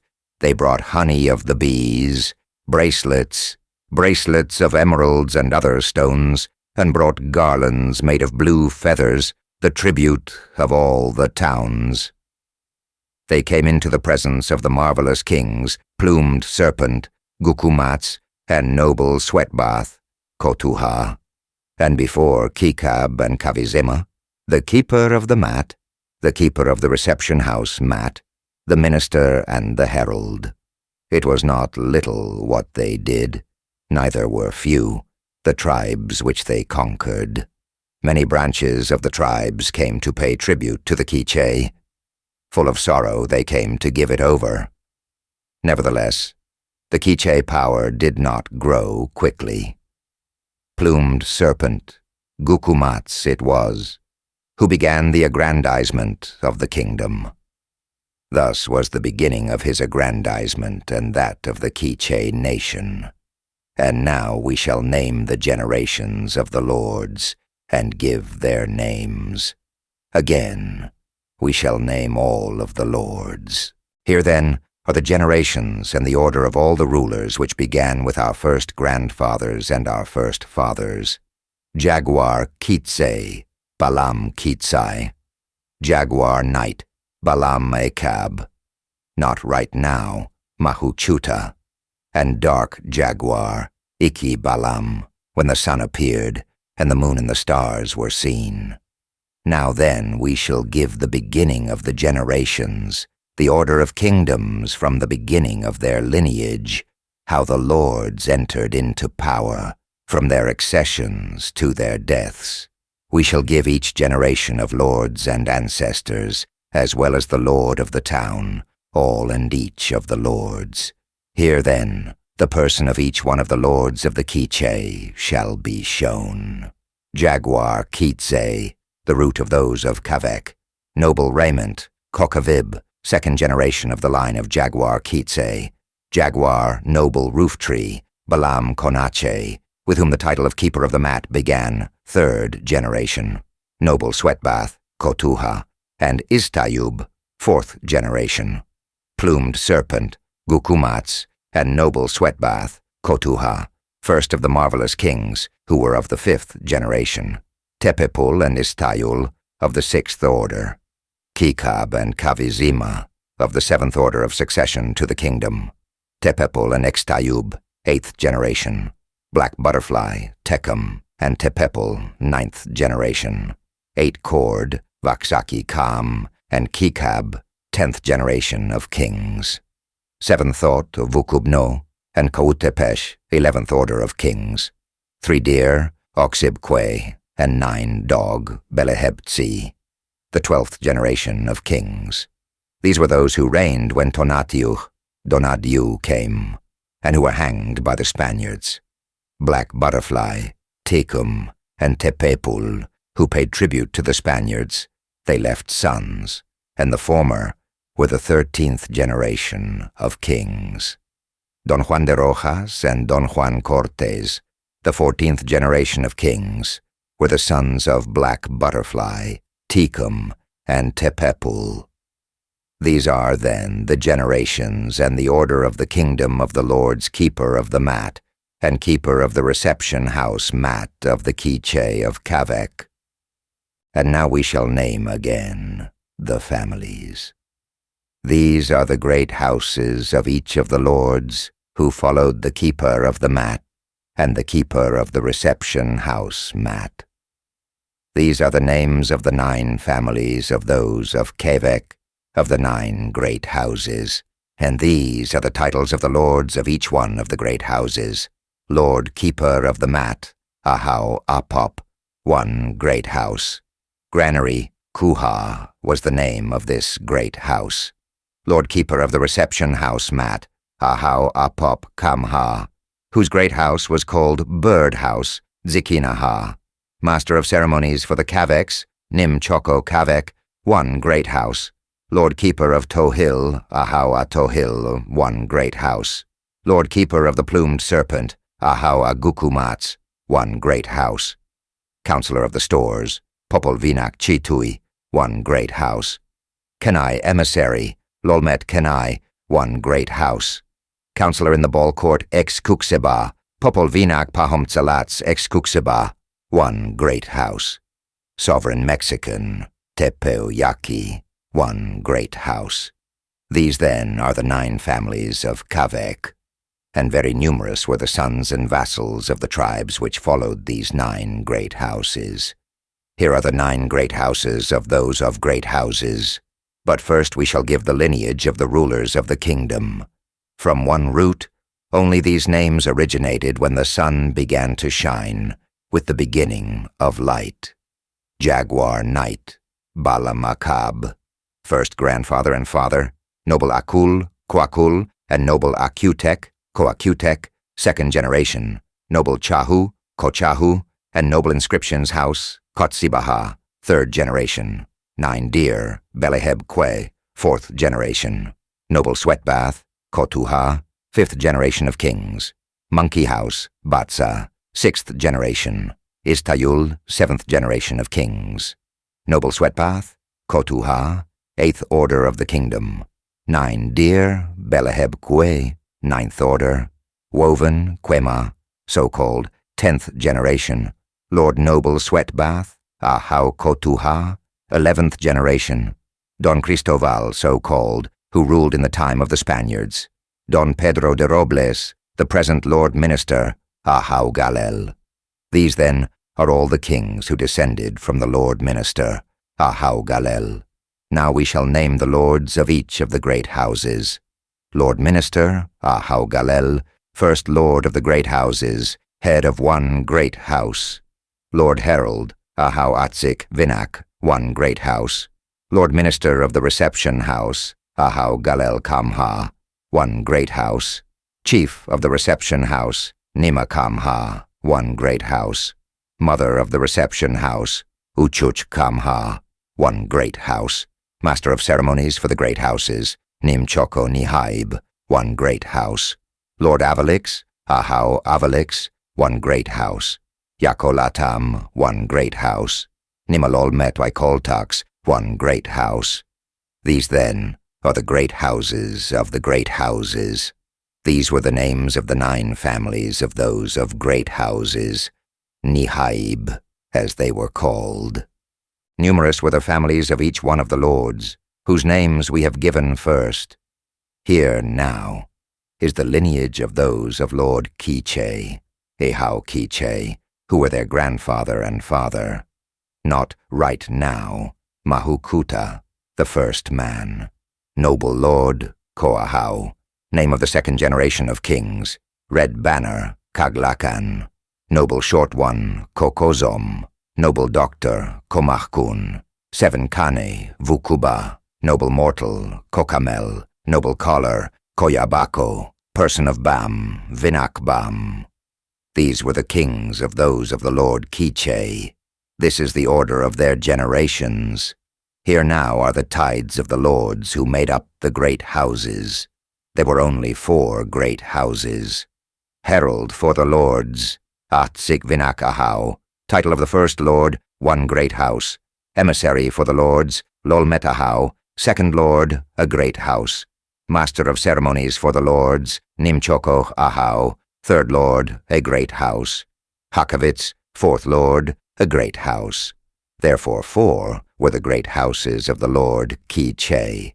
There were then 3 masters of ceremonies, Nimchoko, who were like fathers, vested with authority, of all the lords of the Kiche. The 3 Choco came together in order to make known the orders of the mothers, the orders of the fathers. Great was the position of the 3 Choco. There were then the masters of ceremonies of those of Kavek, the masters of ceremonies of those of great houses, who was 2nd, and the Lord Master of ceremonies of the Lord Kiche, who was 3rd. Each one of the 3 Choco represented his family. And this was the life of the Kiche, because no longer can be seen the book of the Popol Vuh, which the kings had in olden times, for it has disappeared.